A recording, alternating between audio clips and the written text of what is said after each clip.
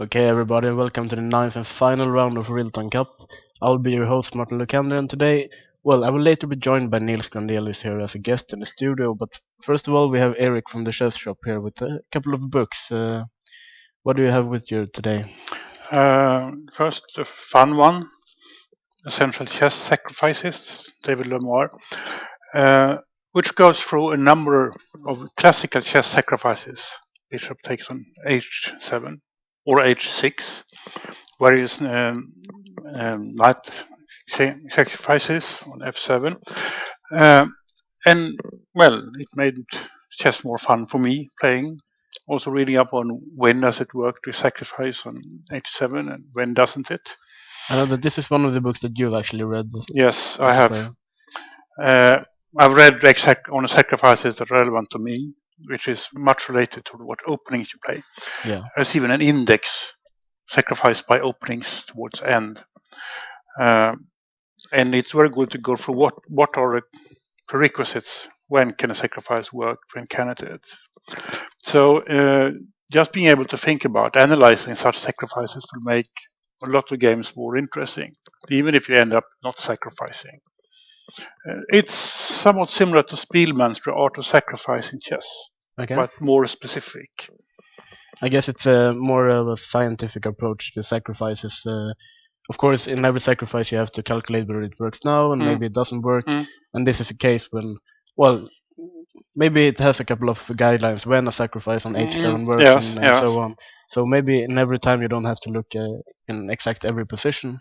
You have a couple of guidelines when sacrifices. The guidelines could be, for instance, that you don't sacrifice on h7 if there's black knight which can reach f6. Yeah. It's just one example. And I mean, if you play like openings like the Sicilian, you have to be aware of different like bishop take e6 and knight d5 sacrifice, knight f5 and so on. I'd actually like to show you the index of openings, where you can see a whole bunch of sacrifices relevant if you play Sicilian. If you play the Dutch, only 2 or 3. So the book is simply very practical, very relevant to how you play. And it might guide you in if you're about to switch openings. So if you like sacrifices or if you want to avoid them, either way, it's a good book. I mean, when you learn a new opening, I think it's very good to know practical ideas and what tactical motives there are in every opening, and I guess that's what this book provides, I suppose. Yes. So I like it, just like I like Spielman's book. But Spielman's book is more like sacrifice for initiative and for unclear consequences. Here, it's more specific sacrifice. If it works, you're likely to get to win, or this is material advantage fairly soon. So yes, I'd recommend it. Yeah. Okay. Had an interruption here. Yeah. Okay. So that's one of my book suggestions for today. Okay. And another one is a new one, or it came out in the fall. Chess Strategy for Kids. Okay. By Thomas Enquist. And that's a Swedish player as well. Yes, and a well-known Swedish trainer and international master. And it's from Gambit, so it has to be called for kids, and it has to have like these cute drawings and a specific. Did he make the drawings himself, or? I don't think so. I never heard of him actually drawing. But you got the number of chapters, just 2 pages each, and some pretty good examples. So I guess this is like every 2 pages is like a short lesson. I suppose, so it's 50 themes. Yeah, okay. And we're hands-on. Very good examples. We know quite a few chess books called for kids, but chess is simply chess. Yeah. If you can put up the fact that it looks kind of childish, it is a good book. Or if you're young enough, you might enjoy the drawings. I don't know. It's very much about positional chess, meaning very opposite of my first book. That's more tactical, I suppose, and this is more strategic. Yes. But I like the setup. I like his way of explaining things, and I guess it helps that he is a very experienced trainer, educator when it Yeah, comes he to has chess. been writing a few books lately. He wrote a book about Leonid Stein, I suppose. Yes, and Petrosyan, that was his first one. Petrosyan as well. Petrosyan move by move. Yeah, and then Stein, so he's becoming more and more active on the author front, I suppose. Yes. And well, for the Swedish players we have listening, we also can say that he has a blog right now that you used to run. Yes, he has schacksnack.se, Yeah. which I used to run a long time ago, but he's taken over.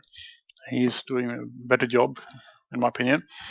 Well, he's quite active there, and he like commenting games and so on. So I think that blog is quite useful, and he's he's following the top events and doing some really good comments. Yeah, and also I like the fact that he is not just a guy who finds the best move, the best theory, but he knows about chess history, chess culture. Yeah, he's very academic in his approach, I suppose. I think he's a teacher as a profession as well. So yes, he's a regular job when he's not playing chess. He teaches Swedish. Yeah. Okay. So these are my 2 book suggestions for today. Well, considering the tournament, your favorite Kamsky can no longer win the No, tournament. I'm sorry, but I hope Sasekiran wins. You're rooting for Sasekiran, and why is that? Basically because he appears to be a nice person who appreciates good books. Okay. Which I know from experience by now. It seems like maybe he went by your bookshop at some point. He didn't actually buy the entire bookshop. Ah.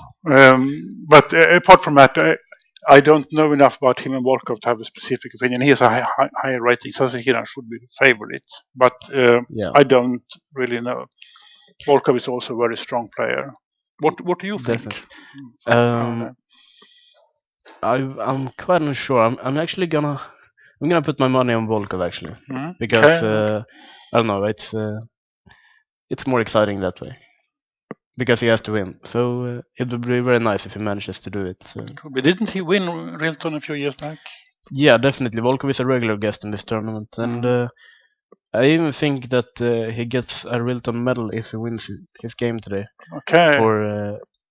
I mean, it's a kind of hidden point system, I guess. When you win the tournament by yourself, you get 3 points and so on. If you come in second place, you get 2 points, and the first player to reach 10 points, I believe, gets a Rilton medal.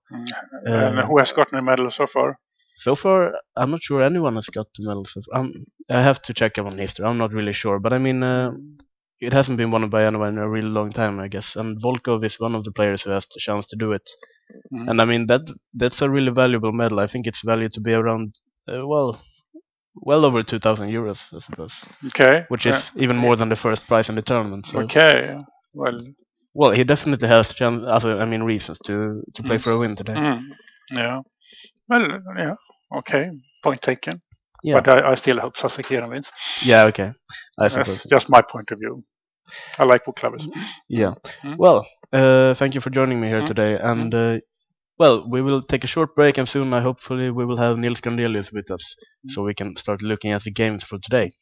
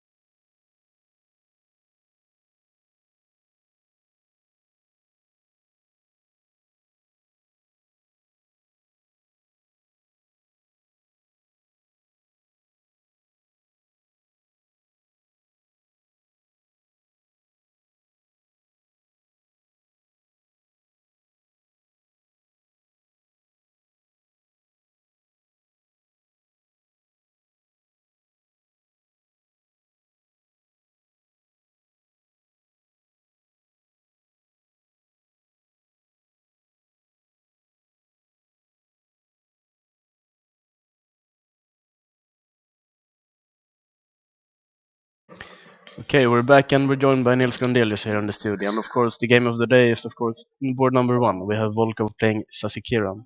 Yes. And, well, the game will decide the entire tournament. Either Volkov or Sasikiran will win the tournament. Sasikiran is leading now by half a point, but if Volkov wins, then he wins the tournament. So, Sure. anyway, do you think we have a risk of a short draw or anything like that? Or? No, definitely not. Volkov would like to win the tournament. He must play for the win. I mean, it's quite common for Russian grandmasters to see that, okay, maybe I don't have so big chances, so we'll secure some prize money, but you don't think this is the case here? No, had he been black, it would probably mean something else. Then he would, I think, play quite solid and be happy with a draw and the tied second place. But with white, I mean, there is also some moral obligation to play for the win. I think he really should push a bit. Well, I see here that Sasikiran plays the Grimfell defense, which is quite an aggressive opening. I mean, he only needs a draw. Why do you think he plays such an aggressive opening as the Grimfell? Well, mainly because it's his main opening.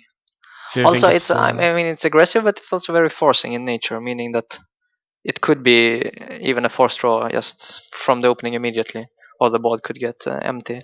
So it's not that simple. I mean, generally you have two different ideas: either to go for something very solid and often meaning a bit passive, trying to make a draw in the long run, but you also have this other idea to make a forced draw. And then the Greenfield suits this purpose very well because it's very forcing, and very often if black is well prepared, everything can just get off the board quickly. And I guess it's very risky to play, I mean, an opening that you don't play just for the sake of playing Exactly. for a draw. I mean, it's still a game of chess, and you should still be able to play as well as possible. So yeah. So I guess he's just sticking to his main. you should opening, normally do that. Yeah, that's the best. But Volkov, on the other hand, he's a very principled player who goes for the same line all the time. I mean, Yes. so he should definitely be well prepared here as black, and he only needs a draw. And well, he's playing this queen b3 line, the Russian system, I believe it's called. Yes. Which he Well, has it's played also one of the a lot of times. main tests nowadays against the game. Either you play this move 3 f3 or you play the Russian system. That's basically the choice Oh, okay. on a higher level. So I mean, I think Gelfand has played this a couple of times with Gelfand white. played it. Yeah. I mean, it's a bit interesting that Sasikirian is playing it with black because also Vishu played it with white. Oh, okay. For example, in the World Championship match against Magnus Carlsen, Okay. and he played it with black also against Gelfand himself. So, I mean, and Sasikirian is of course a long. I mean, he has been a second for Anand for a long time, so he should be well aware of this. I guess Anand has used many of the, I mean, Indian grandmasters as seconds, like Gupta and those as well. But we can count on Sasikiran on being very well prepared, I suppose. I mean, he should be. Yeah. I mean, if he checked this with Vichy for a World Championship match, it should mean that he knows. Yeah, really a lot. Do you think that Volkov's preparation for an experience of playing this opening so many times can, challenge his experience of analyzing this with Anand? Or? Yeah, because Volkov has a very practical style, so often he will go for some, maybe not the most critical setup, but a tricky one, and one that probably wasn't checked so much by the big theoreticians. So, I mean, he's generally not that afraid of being out prepared because he plays quite dodgy himself already. So I don't think he minds so much. Well, we see here on move 7. I mean, black has a lot of different moves to choose between, but he actually plays this move knight a6, which is it's one of the main lines, but it's not really the most common move. I believe a6. Yeah, traditionally a6, the Hungarian variation, has been. Yeah, and I guess absolute main move. I actually lost to Volkov in this line in Rilton Cup a few years ago. Yeah. After being much better, but nowadays it actually seems like knight a6 has taken over as the main. It's even more choice. popular than a6. I think so. Yeah. I mean, it's very sharp. Knight a6 was, of course, introduced by Kasparov on the highest level when he played against Karpov in their matches. But then it lost some popularity in the 90s and early 2000s. But last, I would say, 3-4 years, it's maybe even the main move again.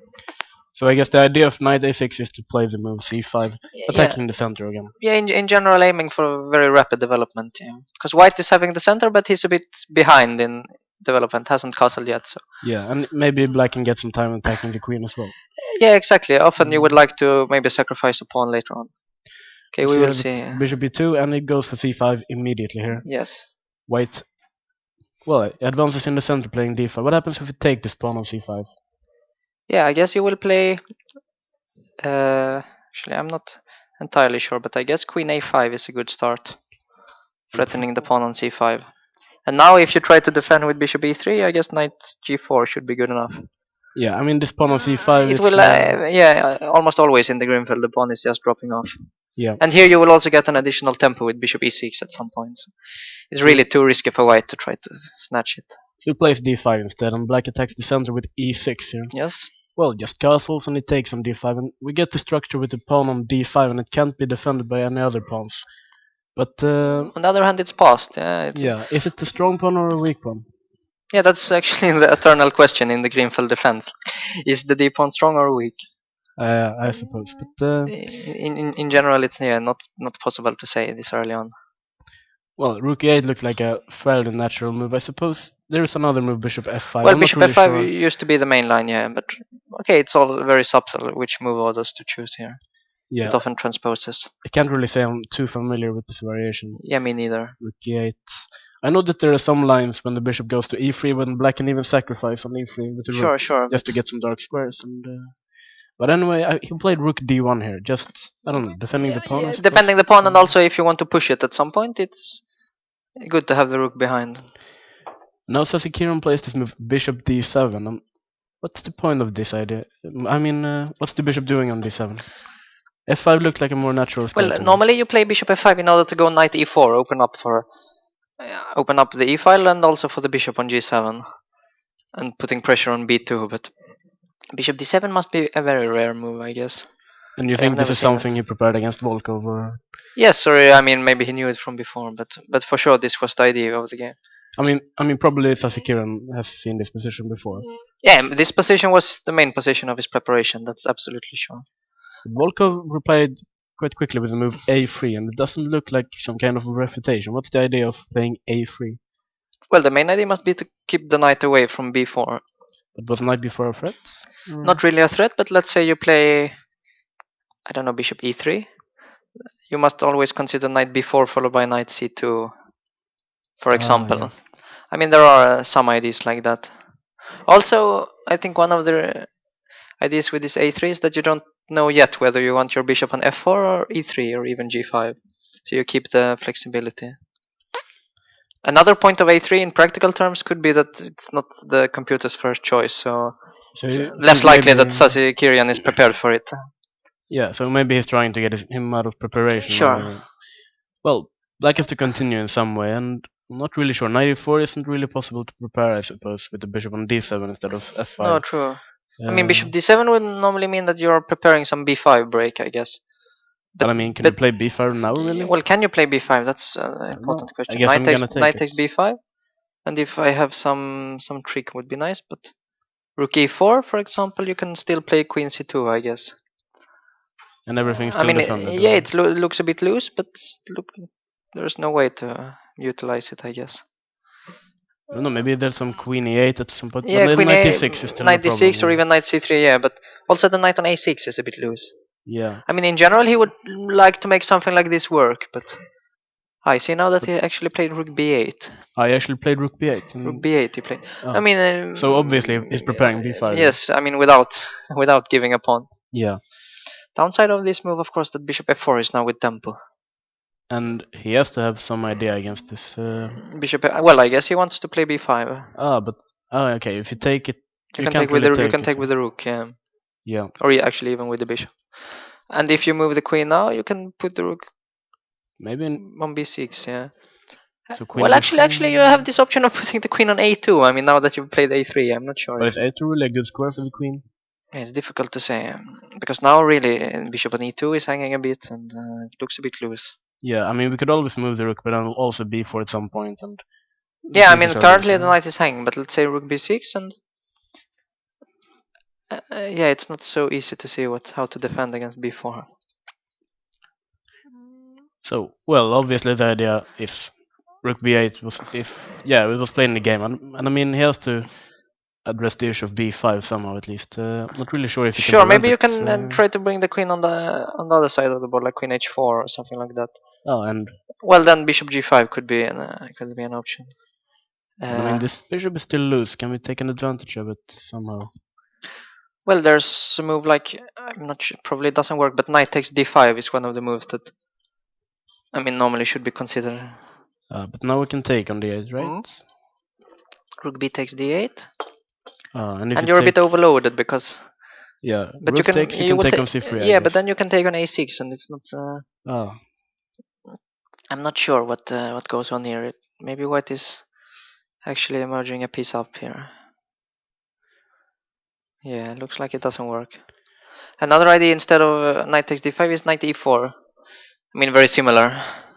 and if we trade the queens, then you. I will take back, and now The bishop on g7 is quite good. it's alive. Yeah, so knight takes e4, let's say, and rook takes. Yeah. And we're Okay, not really I mean, afraid of taking you here. don't really want to take there. I guess the bishop pair will be very strong here. Yeah, and the double pawns aren't really that weak. I mean. And this b2 pawn is an eternal weakness. Yeah. But if you don't take an a6, then what? Not really sure. I mean, you can always play a move like bishop d3. I guess kick the rook away, but. Yeah, should black really have any problems here? Let's say you go back here. No, it doesn't look very dangerous. I mean, and the thing is that if black doesn't have any problem, then he's not just fine, but actually better normally. I mean, now we can maybe you can, even play b5, b5, c4. The knight will come to c5. This looks like a dream scenario for black. So this idea with bishop d7, which is probably rare, might become popular. Well, a3 doesn't look like the refutation, at least, that's for sure. But okay, we shouldn't rule white's position out either. I mean, there's not too many things going wrong for him yet. So. Definitely. Well, maybe we should take a look at let's other keep boards on as moving. well. Even though the first board, of course, is where all the action is going to happen today. Sure. But he will probably also now think for quite a while. So. Yeah. Well, we have Kamsky, one of the favorites of the tournament. He escaped quite miraculously yesterday. Yeah, that was very surprising. Yeah, and he should probably have been completely lost. It seems like he was actually. I looked at the game, well, after I came home, but well, probably. His clear. opponent also thought that way. I actually spoke with Kulauts in the evening, and he said that he was expecting resignation at any moment. Oh, okay. But it never came, and suddenly it was a draw. So. I guess that's one of. Yeah. Okay. So should we maybe talk a bit about the moves here? Yeah, we have a Catalan, but black actually played this weird check on b4, and after bishop d6, he played bishop d6. Yeah, I mean the idea of the check is to get rid of the possibility of knight bd2. Very often you want to put the knight on d2 and the other bishop on b2. So let's say you go bishop e7 immediately, or even bishop d6, then I guess something like this, c6, let's say, and now you can play knight bd2, and the bishop will be very strong on b2. Yeah.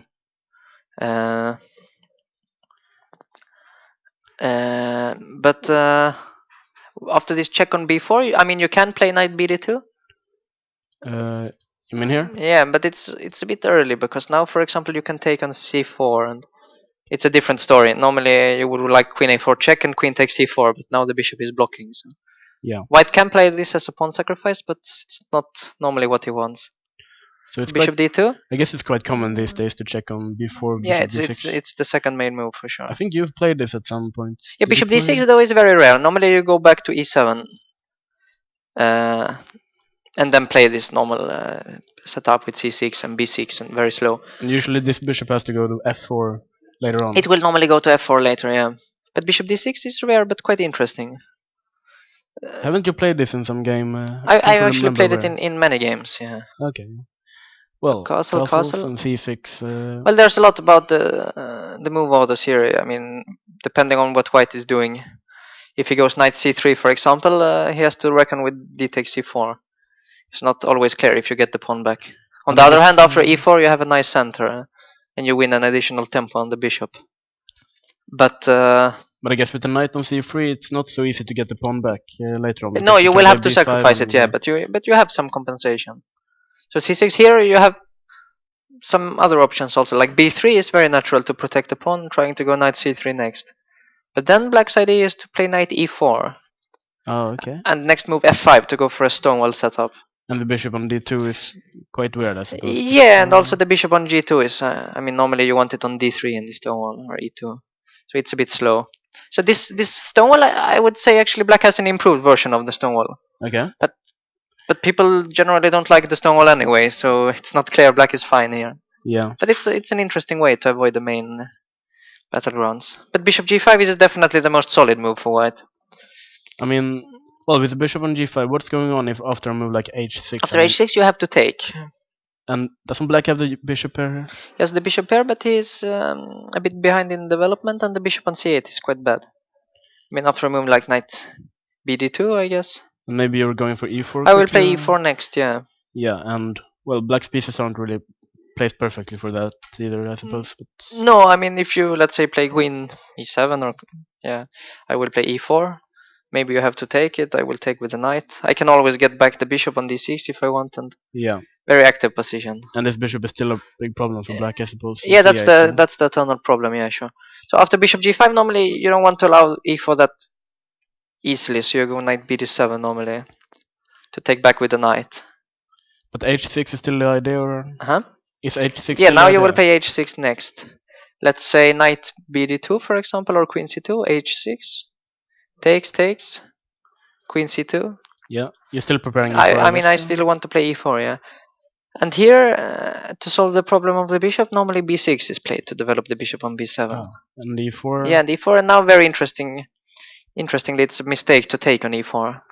Because after knight takes e4, knight takes, queen takes, bishop b7. The bishop is, I mean, the diagonal is open, so you will not be able to play c5. For example, knight e5. And there's a lot of pressure on c6. So after rook c8, I can play, for example, rook fd1. And I guess at some point maybe you can even I will play c5, c5 soon, yeah, to kill the bishop on b7. Yeah. So actually, but after e4, it's funnily enough, black can just play bishop e7. So you're just losing more time with the bishop. I'm losing more time, but on the other hand, now the position might get opened up for the bishops. This was played many times, and after normally white, because if white doesn't do anything, black will go bishop b7, rook c8, and try to push c5. So normally white plays e5, takes some space, knight d7, and now c takes d5. Precisely in this moment where you have to take back with the c pawn. I guess if you played something else than c takes d5, then bishop b7. Then bishop b7, and I can take with the e pawn at least. I can consider it, and then play c5. So takes. And okay, the pawn structure is quite symmetrical, but black is having the bishop pair, and white is having some space. And it's, I would say, rather solid for both. I guess this is quite a typical structure in the Catalan, I suppose. It's quite typical. But normally you have the dark square bishop as well for an additional knight. So this is arguably a bit easier for black to play.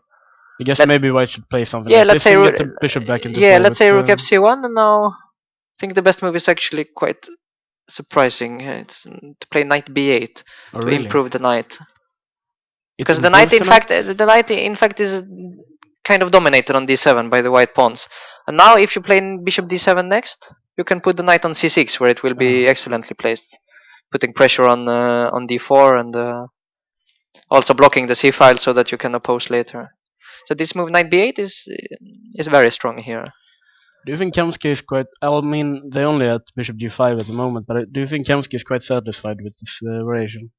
With white? Yeah, he should be. There's not so much theory and not. I mean, there are lots of pieces and lots of stuff going on, and very positional characters. So. Sure, I mean, I think black is completely fine, but Kamsky should still be happy. Just in general, yeah. Maybe we should take a look at board number 3 as well. We have the Norwegian player Frode Orkendal, and he actually faces the Trompovsky played by Swapnil today. One of my favorite openings, of course. But I never played the Trompovsky if I know that my opponent would play d5. Now I don't like the Trompovsky anymore. Yeah, d5 is definitely the best move. And I guess this was played in the World Championship as well. Carlson played it against Karjakin in game number 1. Karjakin played d5, of course, yeah. Yeah. e3, c5, but now... Yeah, now white took on f6. Yeah, which also Carlsen did, I suppose. Yeah. I actually never liked playing the Trompovsky if black isn't afraid of taking it. I mean, moves like d5 and, I don't know, maybe even g6 is, I think, is quite okay for black, because I never like to give my bishop anyway. Yeah, but then maybe Trompovsky is not the best opening if you want to give the bishop. Well, I just like people who plays knight e4 and stuff like that. I mean, it's quite fun. But well, it's also d5. Avoiding some theory. Yeah. Well, e3, c5, and it actually gives the bishop here. And g takes. And what's going on with the structure? I mean, white has a better pawn structure, I suppose, but black has the bishop pair. Yeah, and the position is very likely to open up. I mean, previously they used to play knight c3 here. And it's some kind of Veresov, I yeah, suppose. some Veresov it transposed to like knight c6, and now the move queen h5. And okay, e6, and you can decide whether you want to castle long or not. And in general, okay, white is trying to attack quickly. I mean, he has some advantage in development, but generally black was just fine in the games, even could possibly claim to be better. In fact, I think I tried this line once against Navarra, and then I didn't play this line anymore because yeah, no, Jabava exactly. just If black crushed knows me. its stuff, it's supposed to be very comfortable. Yeah. So instead, on the fifth move, d takes c5 has emerged as the main line in modern times. So what is he trying to do here? He's opening up the position, even though black has the bishop. Right? Yeah, but he's slightly ahead in development, actually. So after a move like e6, I guess. Yeah, you want to play c4, and now I guess black can't really allow this structure. No, this structure is horrible. Yeah, so he normally takes on c4.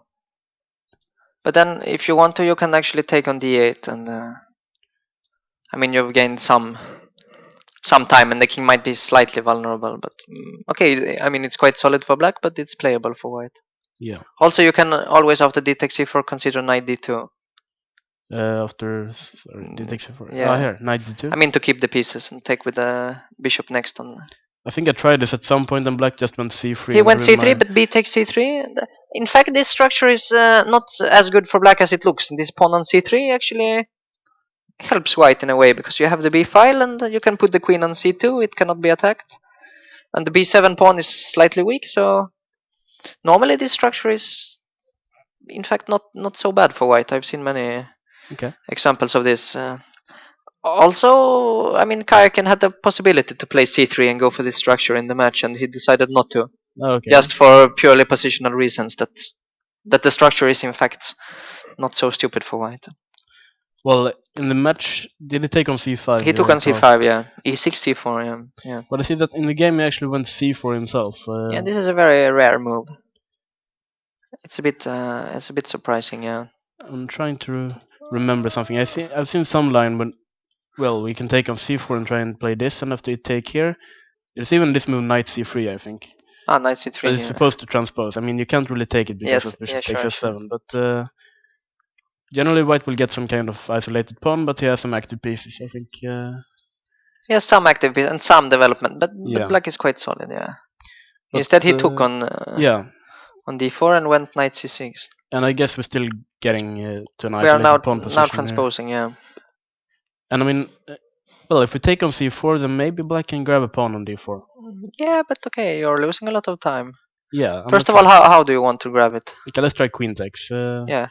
And I guess you're not going to trade queens, I suppose. No, I would not trade queens, but maybe I can play actually knight. Let's see, knight b5 or d5, let's say. Oh, knight d5, yeah. I mean, if you take on d1, it will be very difficult to cover c7 next. It will even be a threat of mate. And later on, I guess you will gain some time with knight. Yeah, I mean, you probably have to play queen e5 to protect c7. Yeah. I will play knight e2, I guess. And next I will, I guess, castle and play some f4 and try to. And I guess attack e6 or. Yeah, e6, f4, and now and I can't cover f6. Yeah, exactly. This pawn is hanging, so maybe you have to play some bishop g7, let's say. And now I'm not sure if I should play f4 immediately or maybe first castle. But white gain a lot of time at least. You have some development, yeah. And well, you're a pawn down, but it's probably some compensation, yeah. Well, it needs to be analyzed, of course. I think it's maybe too risky to take the pawn d4, but if you already took, then I mean, what else can you do here? I mean, I have the threat of playing d5, I guess. I mean, actually, in the game you could even play d5 here immediately, but then he could, but then you protect the pawn with knight e5. Yeah, and well, we could take on c4 still. You can still take on c4, yeah, but now you've traded quite a few pieces. Yeah. Let's say I go bishop g7 next, and I will just castle, I guess. And well, who would be the better then? I mean, you have the bishop pair, but maybe I have some space with the pawn on some d5. slight space, but in general, without, I mean, any bishop for white, it's difficult to imagine white being better. Yeah, I can't really attack anything, I guess. No, maybe you're okay with white, but better for sure not. No. Yeah. So okay, bishop takes c4 is definitely more critical. But in fact, maybe you don't have to take with c4 with black. Yeah, you have other moves, I guess. Also, the move before, yeah. Yeah, I mean. Here, I'm not sure exactly what. Even maybe e5. I'm not. Yeah. Taking some control over the dark squares. Also, bishop e6 is a move, if I recall correctly. Bishop e6, and if you take, you'll take just with the bishop. Well, I will take, and I will go e6 next. Yeah, and this pawn on d4 is not very pretty, I guess. No, exactly. I mean, you can win back the bishop pair, but then black is actually the one ahead in development. Yeah. It should be very comfortable for black. So I think bishop e6 is some not so bad move here. I guess maybe white shouldn't take on d5. Well, you can play c5, for example, but yeah.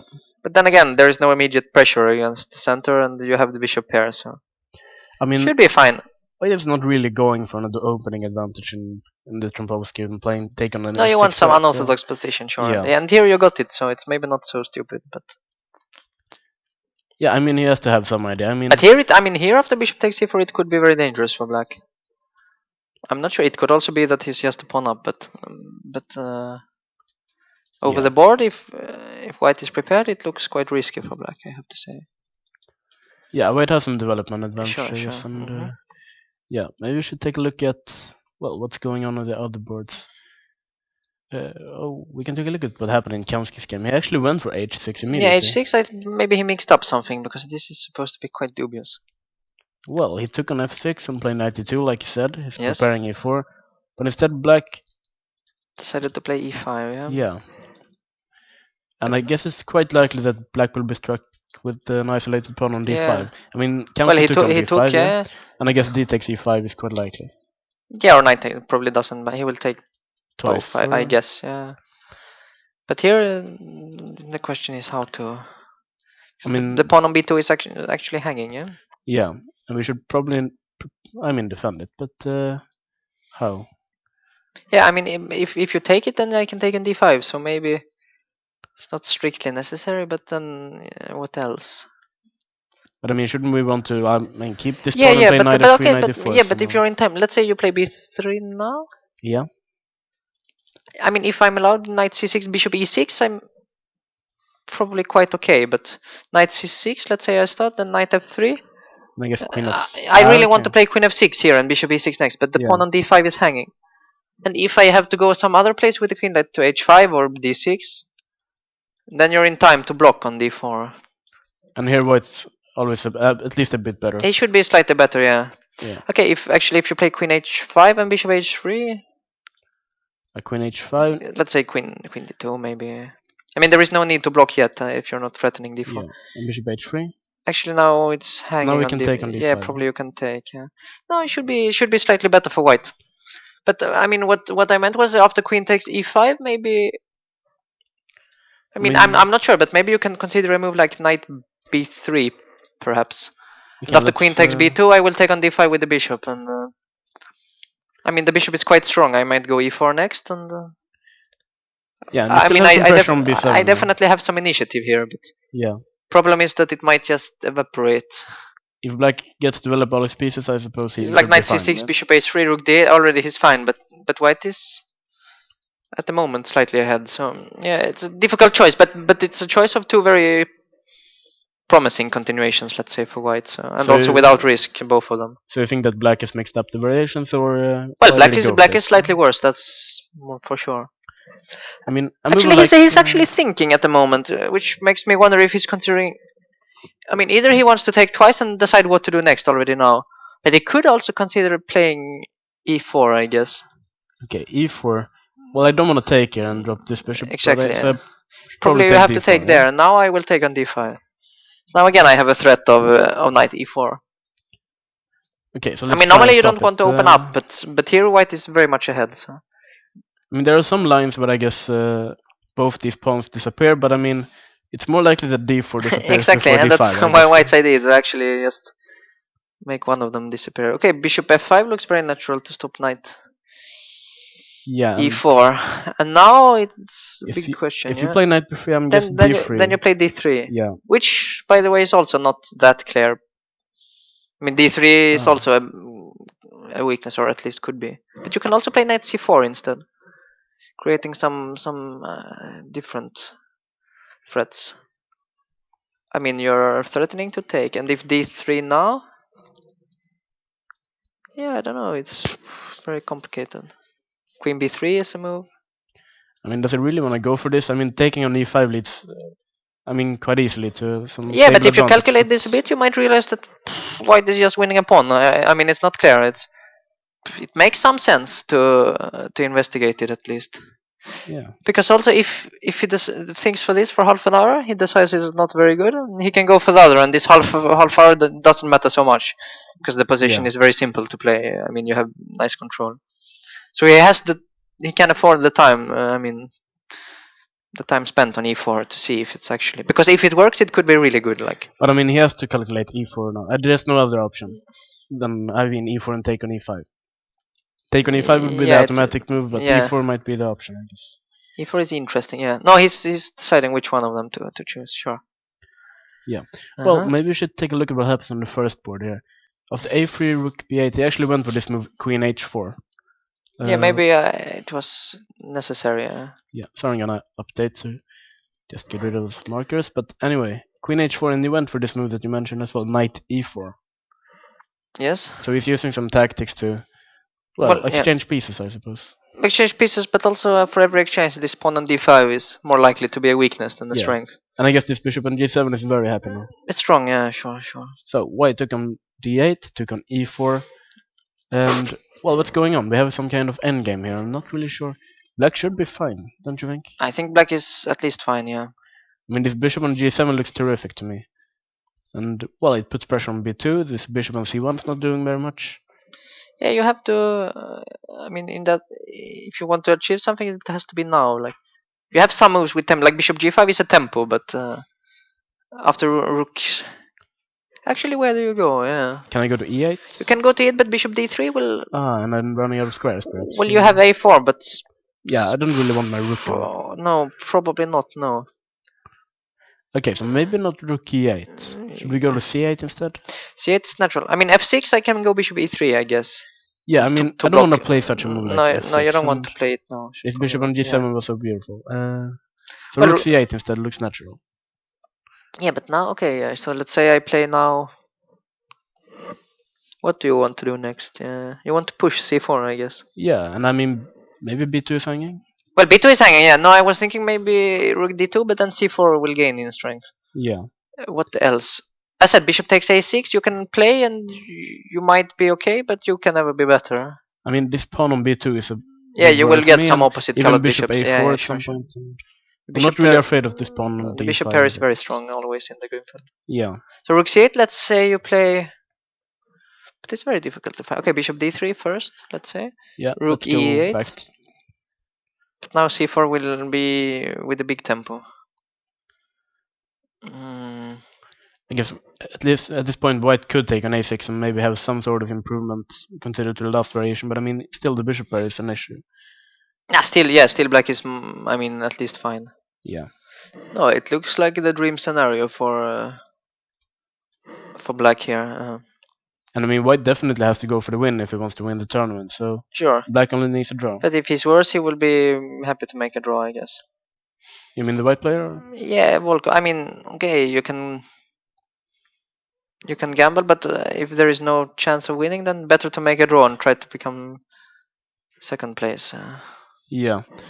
And well, looking at the times, it's obvious that Sasakiran is, well, he has prepared this variation at home, I suppose. Sure. Volkov has been thinking for quite a while. And yeah, I don't know. I mean, Sasakiran looks quite confident in Okay, bishop looking at the d3 camera. played, but I went bishop d3. yeah. And rook a8, I suppose, is very natural. Yeah. Well, at least now there is no threat of on b2. But I mean, what can it do? I mean, a move like rook b1 looks very slow. Probably bishop a4 is a threat, yeah. But okay, rook b1, let's say. Now with bishop a4, I can at least play b3, I think.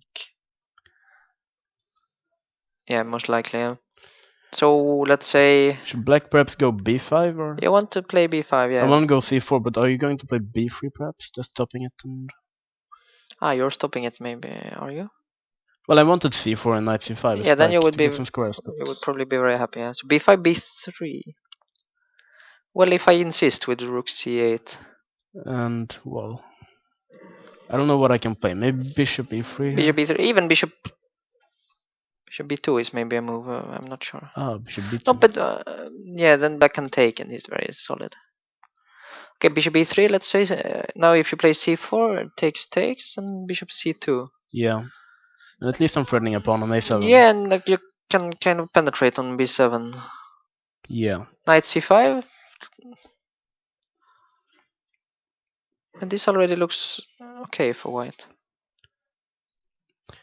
Rook b4 Okay, yeah. is a Rook move. b4, maybe you can. And c3, maybe you can play something with bishop d4. Even knight d4 just to keep it. I guess we wanna get rid of this bishop somehow. At least it's real strong on g7, But I mean, we are still speaking about the way for white to be fine or be okay, not to be better for sure. Yeah. Here. I mean, it's always a problem playing a player like Sasekiraan who knows his theory, I guess. Yeah, sure. And this new idea might I be guess you very have to try and beat him in somewhere else than the opening. Yeah, well, Volkov probably is still trying, but things are going quite well for black, I think. Okay, should we let him think? But well, on the third board, I see he went for d5 immediately. Actually, maybe taking on c4 is an interesting sacrifice. I don't know. Maybe it looks more challenging, I think. Well, he gets his pawn back this way, but like you said, he could take on c4, and well, he has the bishop pair, and he shouldn't be worse, I guess. No, he should be just fine, I think. Yeah, and yeah, I don't really know where white is supposed to attack here. No, I mean also black maybe doesn't have to play bishop g7 immediately. There is also rook g8 and creating some threats. Queen b6 is another move. It looks very fine for black. I guess one problem might be black's king. Where is he supposed to be? I mean, he has to well, be in the if you center, play bishop g7, you can castle and put it on h8. But here, probably you should stay in the center. And it's not too risky staying in the center, or what do you think? Possibly, but you have some concrete issues also. I mean, g2 is hanging. Your knight is still on g1. I will play queen b6, threaten on b2 and f2. Rook c8 will be tempo. Yeah. I mean, black has a lot going for him, I think, in this position. Well, maybe we should take a look at some of the other boards. We have, of course, Sokolov is playing black against John Paul Wallace, and I think actually if white wins this game, he's going for he can actually achieve a grandmaster norm if he wins this game, which would be quite an achievement, of course. And he's playing this. Well, it's some kind of reti, I suppose. Yeah, this is a reti for sure. But now he plays d takes c4, which is very strange. Normally, you don't combine bishop g4 with taking on c4.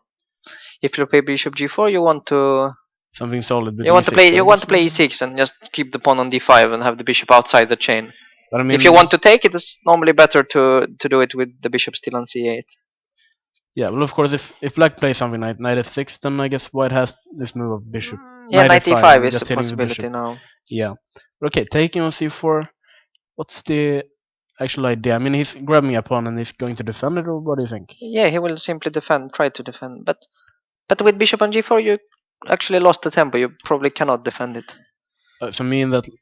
Well, let's say knight f6, c4, d takes c4. Here you can try to defend it. I mean, castle, so maybe or knight a3. Let's say it's very natural to try to take the pawn, but then you can play b5. And now, if you take on b5 and move the knight, you have knight d5 with black. Oh yeah, blocking the diagonal. I mean, this you really don't have in the game. I mean, there are some lines where you can defend it with bishop b6 as well. Bishop b6 right? is a move also, yeah. I mean, not here, but I guess that's not really the case, and when the bishop is no, now you lost the tempo, yeah. So knight a3 looks like a decent move. Now b5, I guess you can just take it. You can just take it. Yeah, I would assume so. Knight e5, and you will take the rook next. But I mean, in the game, he doesn't even try to defend it. He plays g6 here. And Sokolov has been playing quite, unusual variations the entire tournament. Perhaps probably this position is a new one, so he has that going for him at least. But generally, isn't white supposed to be a bit better in this type of position? Even without this strange bishop on g4, but now you have also that. Well, queen b3 is hitting the pawn on b7, queen c8. What's going on here? I mean, the bishop on g4, is it supposed to go to h3 later, or what? Yeah, but b7 will always be hanging, I guess. No, I think white will just develop, will castle, and probably knight f6. Yeah. Now he has to decide whether he wants his pawn on d3 or d4. What would you go for? It's very difficult to say. I mean, d4 is a bit more classical to try to grab the center, but Then the light squares are somewhat vulnerable. Nice thing with pawn on d3 is that you can then develop your bishop to c3. I mean, trying to play against the bishop on g7. Yeah. And then use the squares in the center for the pieces instead. I mean, white has an extra central pawn, right? It's Yes, yeah. I mean, long term he's trying to push this pawn, but there is no hurry. Also, very difficult for black to make any pawn breaks. And how are the endgames in this type of structure? Yeah, normally white would be slightly better. Yeah, he has this long term play. Yeah. No, in general, this structure is supposed to be avoided by black. So you think probably black is just trying to get him out of the book and play him by himself? And exactly. Yeah, he wants to hopefully avoid win, all and theory, and he doesn't mind accepting a slightly worse position. That's my guess. I have noticed that quite of the strongest players here, like Kamsky and Sokolov, they're both playing quite. I mean, the openings are quite harmless. Yeah, They're they trying to don't beat care if they them. are slightly worse. They believe that they can outplay their opponents. Yeah. In On the other hand, Sasikiran is also very well prepared, and Donchenko as well. I mean, I guess there are different approaches, even at the highest level. Maybe I should take a look at. Well, we have the young Norwegian Lars Oskar Hauge. He's playing for a Grandmaster norm, I believe, if he wins this game. Yes, that's right. But he has to win as white against a strong Russian Grandmaster, Goganov. Very solid player, yeah. And we see he's also going for a Catalan, and he also includes the check on before. Sure. Like we mentioned, he's trying to. But he drops the bishop all the way back to e7, Yeah. which is more solid. And I guess this is, all very well known. But here he plays this move knight c3, Hauge.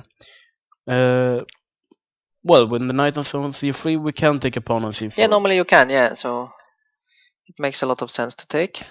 And now we actually want to move a4. Well, if he doesn't play, then black plays b5, and it's impossible to get the pawn back on c4. So with a4, he's probably trying to get the pawn.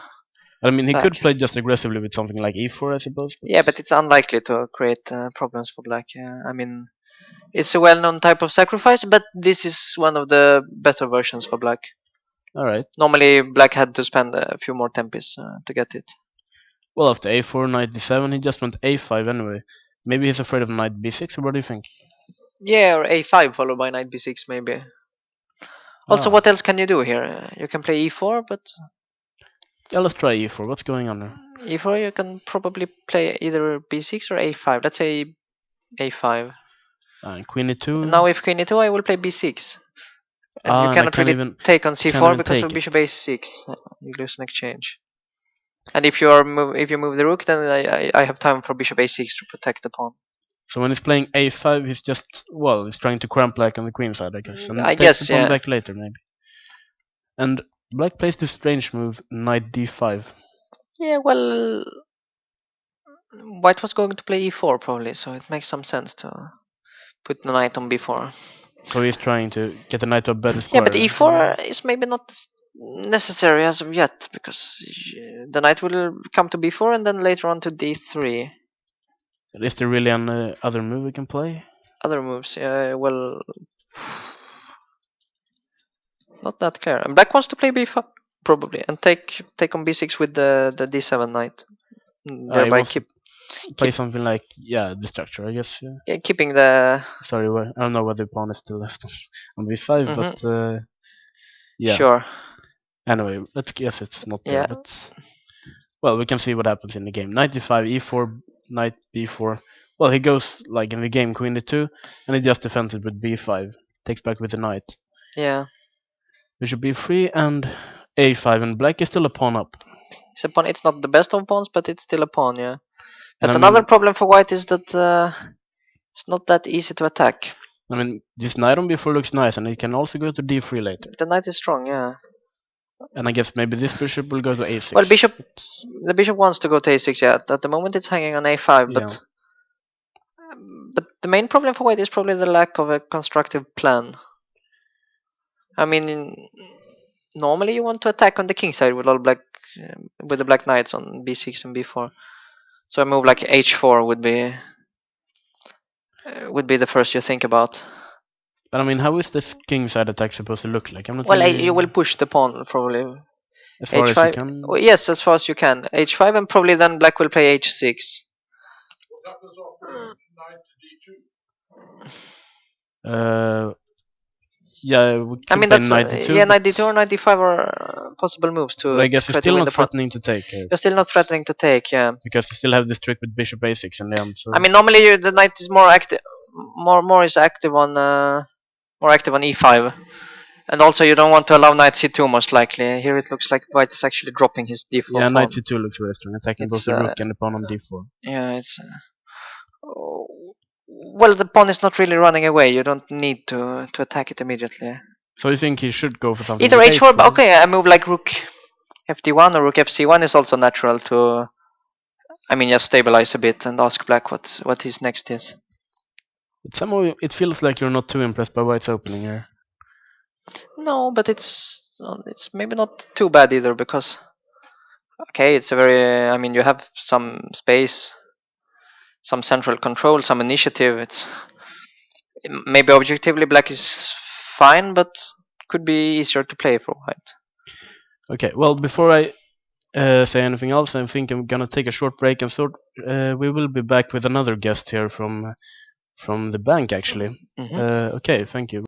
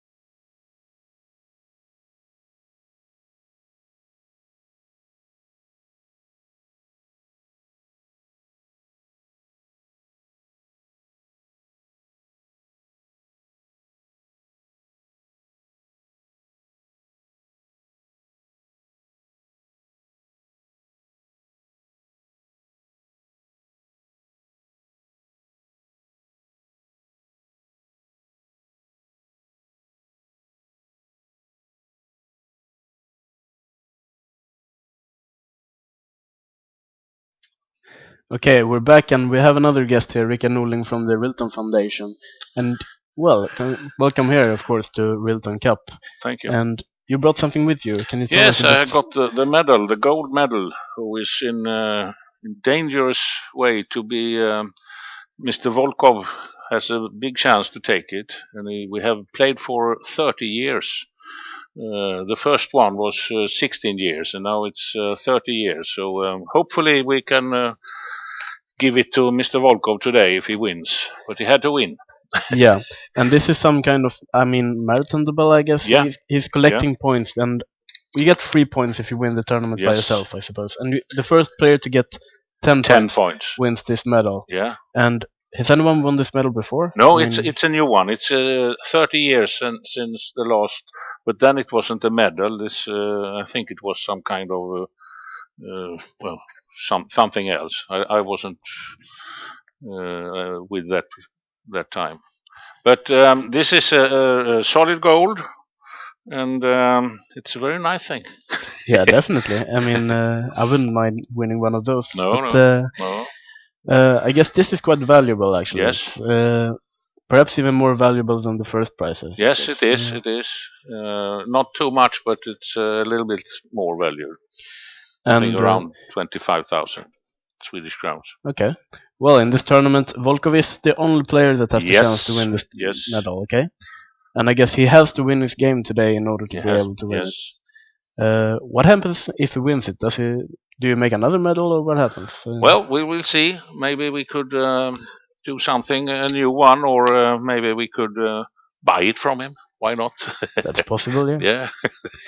It's very exclusive because you can't make a new one on the just the gold is worth a lot of money, but you have the handcraft is more worth. So And this is perhaps it should be the most prestigious thing you can win in Rilton, I suppose. of course. And it's 30 years since last time someone won.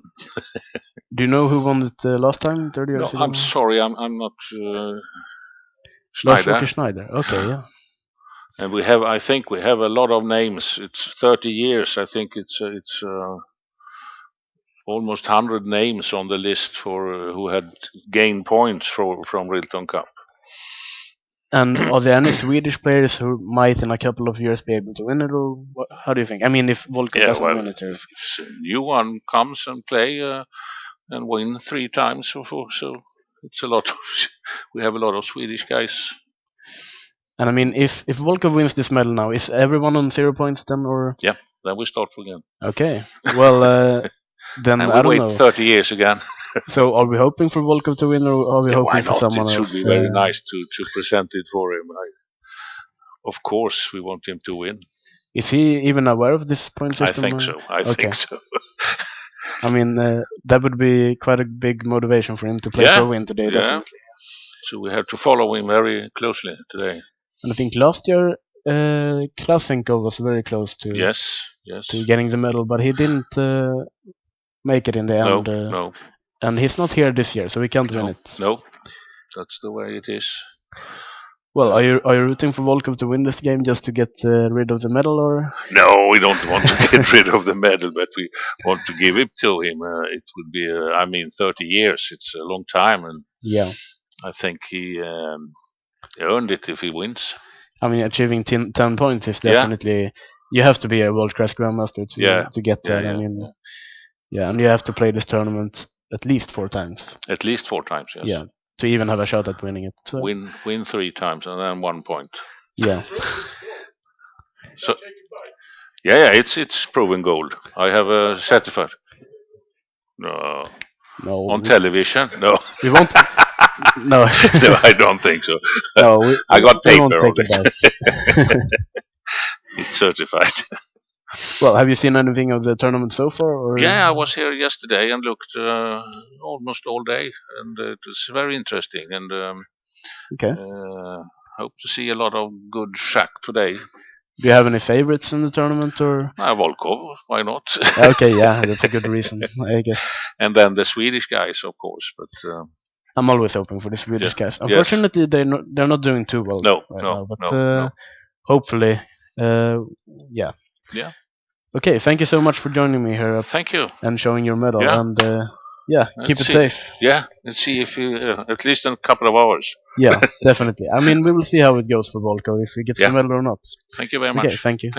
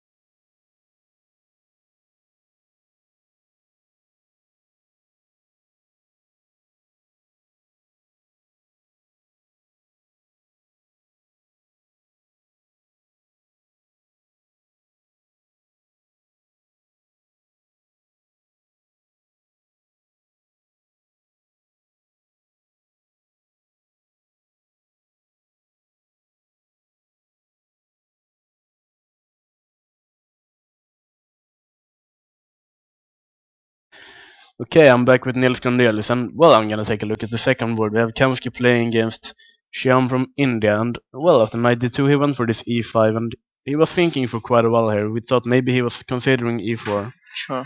But in the end he went for d takes e5, and instead of playing calmly taking on e5 and playing against the isolated pawn, he just went e4 instead. What's going on here? Well, he's trying to open up the position before black has developed. Were you to take on e4, I guess I just take back and even just take on e5 next. So you're trying to play for some Yeah, initiative. exactly. But Some the knight. bishop on g2 is The quite bishop strong. on g2 will now be very strong. Yeah. And the bishop on c8 is not really developed yet. No, so. this looks quite promising for white. I think. But So e4, but of course b2 is hanging, and he took it, which must be the critical move. And white just went rook b1, of course. What's the idea? The bishop on b2 might be a bit loose in some It's variations. a bit loose, yeah. And were you to move it, let's say, to a3, I think white will just take on d5 and start some knight jumps, and the pawn on d5 looks quite strong. And we have knight e4, Knight e4, knight c4, and I mean the queen on a4 or b3, and. So I think this pawn on d5 is stronger. It looks quite strong, yeah. And again, the problem of developing the bishop on c8 and the knight on b8. Okay, is there any way we can not give this pawn up? I'm just gonna keep a pawn. Can we take on e4? Well, you can take on e4. It must be the critical. Well, I'm gonna try, but knight takes, and we want this queen to defend b2, of course. Yes, but there are no squares to defend it. If queen b6, you are simply pinned. So queen d2 or queen e2 will. Yeah, and this bishop is just loose, I guess. But you can play maybe queen e7, for example. Ah, you can play queen e7. If you now take on b2, the knight on e4 is hanging. Can you play this as a sacrifice, or is it too much? I mean, no, you can knight d4, for example. I mean, white is not risking anything here, but maybe the drawing more tendencies are too high. I mean, if black maybe plays queen g6 here. I mean, you can take on b7 and you will be slightly better, but it's very little. Knight c6 and it should be a comfortable draw. But after queen e7, probably his idea is not to take, but to play something more aggressive. So he wants to play this as a gambit. Yeah, sure. Like maybe rook e1. Yeah, rook e1 looks very natural. Now the bishop is hanging. So let's move it a3. Let's say bishop a3, and now, well, let's say queen somewhere. Where can you put the queen? Queen d3 maybe. Queen d3. What's the idea here? I'm not sure. I mean, you're threatening knight eg5, and the bishop on a3 is still hanging a bit. But I mean, white has quite some. Well, it looks very dangerous for black. I mean, I wouldn't expect him to take on e4 now. So do you think this move e4 is quite good for white, or? Well, it looks very promising, but also simpler methods were promising as well. So. Yeah. I mean, let's say black plays bishop e6 here. Ah, okay. But then, yeah. So I mean, if you take with the bishop, I guess, and the bishop on g2 is not as strong as it used to be. Exactly, you can try to trade. So what else is there? Yeah, queen b3, and then d takes e4. Take on e4. It's not entirely clear. Take on b2, I guess. Well, you will take, and you will take on f3, and well, you will win back b7, but most likely it will just be a draw. So something like knight c6. c6. Rook takes b7 and rook c8 or something. It should be. Yeah. Should be drawish. But so so bishop e6. It looks like a critical move, I guess. But bishop e6, you can play simply rook e1, for example, or queen e2. Now you're threatening e5. I'm threatening e5, but knight c6 is still a move. Yeah. I'm not sure. It feels very loose for black, but. I mean, you don't really want this kind of stuff. No, it's also difficult to get out. But on the other hand, you're a pawn up, and I mean, for every trade, it will be very. I mean, it will be closer and closer to the draw. So. Would you have gone for the same idea with e4, or would you have taken on e5? Very difficult to say. Also, e4, the move before was very promising. I mean, also here. E4 here. Well, it's very difficult, very very complicated choice. Yeah. Maybe this one is. I'm guessing you would have spent quite a lot of time. Sure. Figure out this. Well, Kamsky also spent quite a while. He spent almost half an hour on this. But it looks unpleasant for black for sure. It will be. I mean, now black will think for a long time for sure. It's very very difficult to play. Yeah. Yeah. Are there any Swedish guys playing on the top boards? Maybe not the top boards, but at least we have them in the broadcast. Unfortunately, Blomqvist lost 2 games in a row, so he's not really on the top boards anymore. Sure. Well, maybe you can take a look at Tiger. He's always playing interesting chess. He's playing against the young Johan Solomon from Norway. Sure. And he's playing, well, it leads to some kind of symmetrical English. Symmetrical English now, yeah. Now he plays this move d6 here. I guess there are a lot of different moves. E5 is quite popular, I guess. Yeah, and E5 is one of the main, E6 and E6. even knight F6. I Well, knight believe. F6 is maybe the least accurate move because of D4. All other moves stop D4. Yeah. But Well, D6 is this was the very fighting move. popular a few years ago, and now I believe the popular move used to be Bishop F5. Yeah, last couple of years Bishop F5 was the main. Yeah, I think it main was, I don't know, Malakov or someone who used to play this all the time, and sometimes black just went Queen D7, Bishop H3, and Yeah, and also, I mean, you are delaying the development of the knight on G8 in order to stop D4 for the time being. yeah, sometimes it can even go to H6 It can and go to F5. H6, but also you will often go to F6 later on when white has already committed to D3. But instead of playing Bishop F5, he just went H5. Yeah, the idea probably is similar. That I mean, still white cannot play D4, and This you will looks simply wait. Also, you can play knight H6 later on. this looks like a tiger move. Sure. Well, he played E3, so he's probably preparing D4. Yeah, Bishop F5 would have stopped D3 because of Bishop D3. Yeah. But maybe he doesn't mind so much. Knight H6. Now, if white were to play D4, probably. Actually, what was his idea? Maybe you can take. So He takes and maybe play even H4 here. Oh, H4. Trying to claim that that the center is a bit overloaded. I can't really take with a knight because yeah, D4 is hanging. Okay. And if you play D5, I'm not sure if I want to play H3 or if I just want to play knight E5 maybe. You can play this as a sacrifice. As a sacrifice now, I'm not sure which move. Maybe knight F5.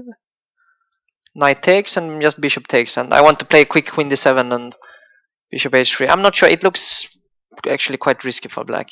Maybe it's not entirely sound. It looks like something like this. It looks like something Tigger would yeah, perhaps sure, enjoy. sure. Yeah, sure. He would. But queen E2 is a bit surprising because E3 must have been played with the idea of D4.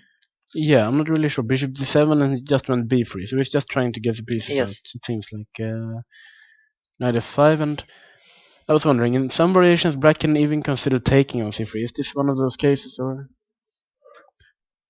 is this? Well, probably. No, I guess white. I mean, H5 knight H6 really makes the dark squares quite weak. Yeah. So it would probably not here. No, I don't think so. Yeah. Okay. E4 and. I mean, E4, E5, or E4, and just. Yeah. So in this case, it's probably not a case to take on C3. It looks more natural to play knight F5. Yeah. Bishop B2, and now he went H4. Yeah. And white just ignored it with D3.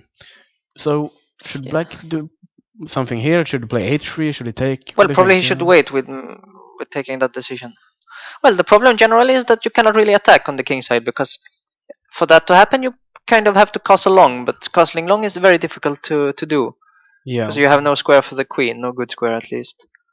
I mean, you can play queen A5, but from A5 the queen will not deliver mate. So, but on the other hand, what can you do otherwise if you have your pawn on H4 already? I mean, well, if a move like H3 is played, I don't know, a pawn like this can become rather strong, but sometimes it just drops off, I guess. Yeah, it doesn't do too much. Well, black has to decide where he wants to put his king. That's the main question. And I mean, this queen doesn't really have a lot of good squares, I guess. Bishop on D7 is not really doing. Well, the whole setup is somewhat. I mean, if you have your knight on F5, then normally it means that you want your bishop on B7 and have D7 for the queen. Now with the bishop on D7 and the knight on F5, you cannot really play queen C8 IDs at least. And then where are you going to put the queen?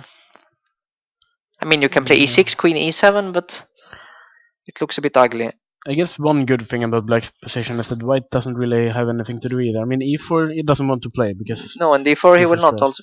But I guess he will play knight E4 or knight D5 quite soon. Trade the bishops and then see. You think? Well, I simply don't see a move for black. Okay, so let's just make a move. A6 perhaps. Let's say okay, I go rook FD1, let's say. So you're just going to wait, so I run out of moves, I guess. But A6 doesn't really help him, I thought. No. I will play knight E5 or knight E5 or knight E4, sorry, soon.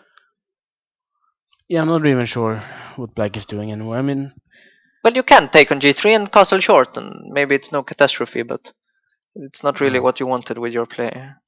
I mean, take here and just castle. But then for sure you're slightly worse. So you're not too impressed by Tiger's opening? No, something went wrong. Some combination that was not really what he should have done. I think he's a bit worse. Yeah. Okay. So what's going on? We'll try and update to see if we have any moves on the live boards at the top. Seemingly they're not doing too much. I mean, okay, on this board he went for this rook g8, attacking g2, and he just went g3, which can't really be a move you want to play as white. You would prefer to avoid it. Yeah. And queen a5, went knight e2. Yeah. I guess black has quite rapid development, but yeah. Well, rook c8 looks natural. Rook c8 looks natural, but then queen. Maybe Can you queen go to d3 maybe and to attack the pawn on h7? Yeah. Yeah. So should black go something like f5 He to could put play the f5, bishop yeah, on g7? Okay, white probably wants to castle short and then put some pressure on the e file. Like Okay, bishop. so let's bishop is Yeah, rook e7. fe1, let's say. And now Also you want knight- something like knight d4. Knight d4, yeah. Okay, let's try queen b6 then. Queen b6, yes. Yeah. Yeah, the pawn on b2 is probably. Is it hanging? Maybe it's hanging. Yeah. Maybe. Difficult to say. And if you play b3, probably. I mean, you don't want to play b3. But it's a possible move. I'm not You really can play sure what rooks- black is doing. I mean, this bishop doesn't do much on this. This queen. I'm not sure why he played queen a5. It's a bit strange in my view. You think maybe queen b6? Queen b6 looked more natural, yeah. Alright. Because I don't really see why. I mean, what white would play. I mean, if we were to trade queens, black would probably just be better. You think the endgame is just very good for black? Or? Well, then you have the bishop pair, and the white pawn on d5 is more likely to be weak than strong if pieces are traded off. I guess this king on e8 is risking more than the king on e1. I mean, yeah, white I mean, you will be able to castle short, and it looks quite safe. Yeah. But queen b6 maybe simply knight g2, and possibly you can't take on b2. Because rook b1 and b7 would be hanging, I guess. But still, it's a more natural square for the queen. Yeah. Well, could it be that he's considering to play b5 with the queen on a5? Knight e2 and b5 here? b5, it looks a bit strange, but... okay, you want to push b4 as well? Or? I want to push b4, yeah, gain some kind of initiative there. Okay, I'm gonna put the queen on d3 here. Yeah, b4? b4 and... Yeah, you're just gonna... Are you going to play b3 as well, or...? No, probably not, no. Okay, knight d4 then. Yeah, let's see. Now I have some ideas, like for example, queen b5 is a move. The endgame but queen e3 looks possible. Now we have quite a threat. Yeah, quite some threats, and well, I'm not sure. Maybe I just lost time with this b pawn, as I can anyway not take on d5. It's not so simple for black to. I mean, it's still an interesting game, I believe. Maybe I will try this next time someone plays d5 against me. But, yeah, it looks like a possible idea. But also this pawn sacrifice on d4 that we discussed was quite interesting. Yeah. But here, yeah, black has to play some good moves. Maybe rook g8 was unnecessary. Bishop h3. Yeah, I mean, yeah, knight f4 looks natural. Yeah, probably you have to just go back now, yeah.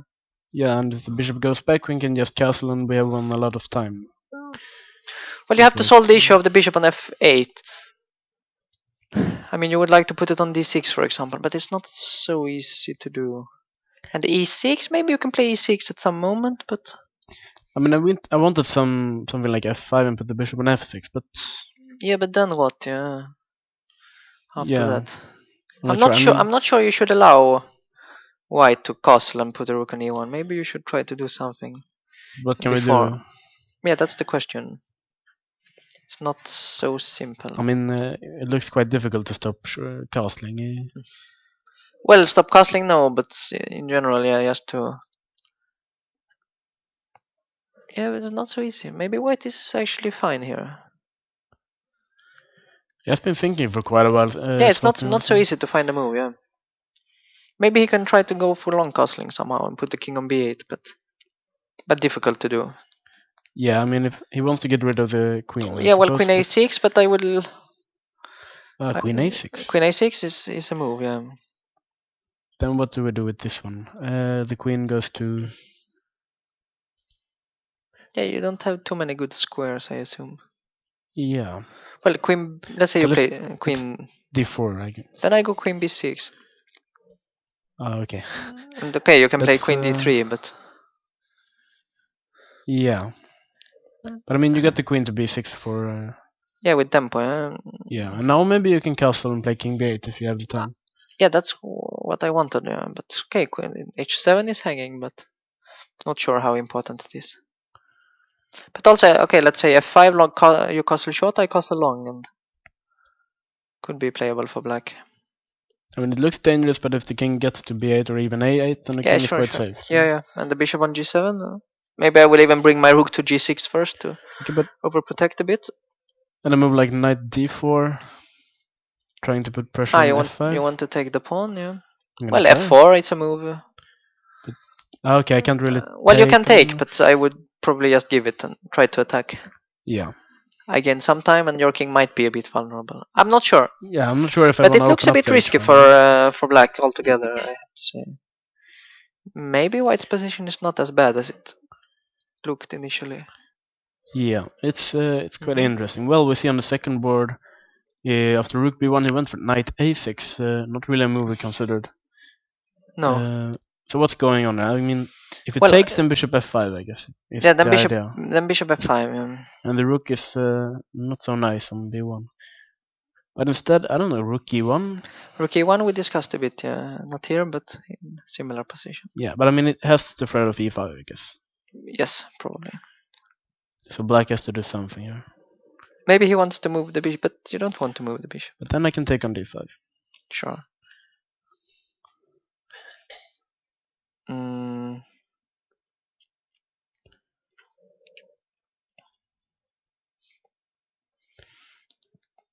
what else can you do? I mean, you can move the bishop, and after e takes, still play bishop f5.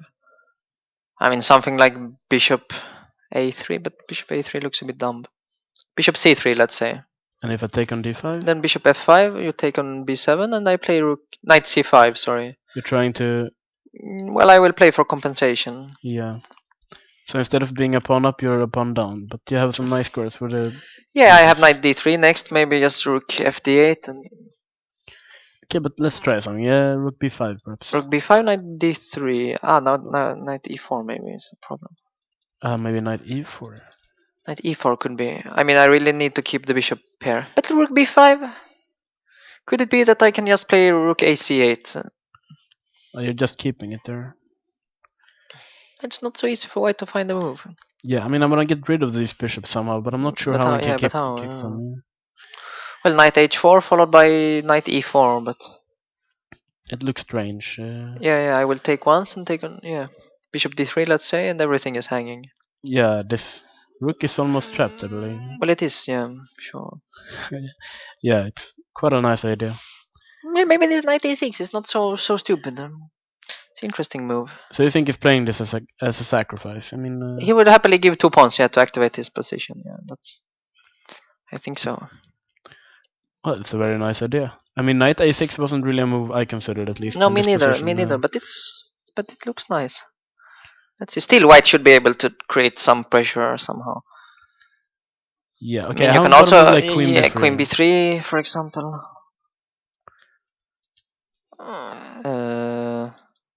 Can you play bishop c3? Maybe.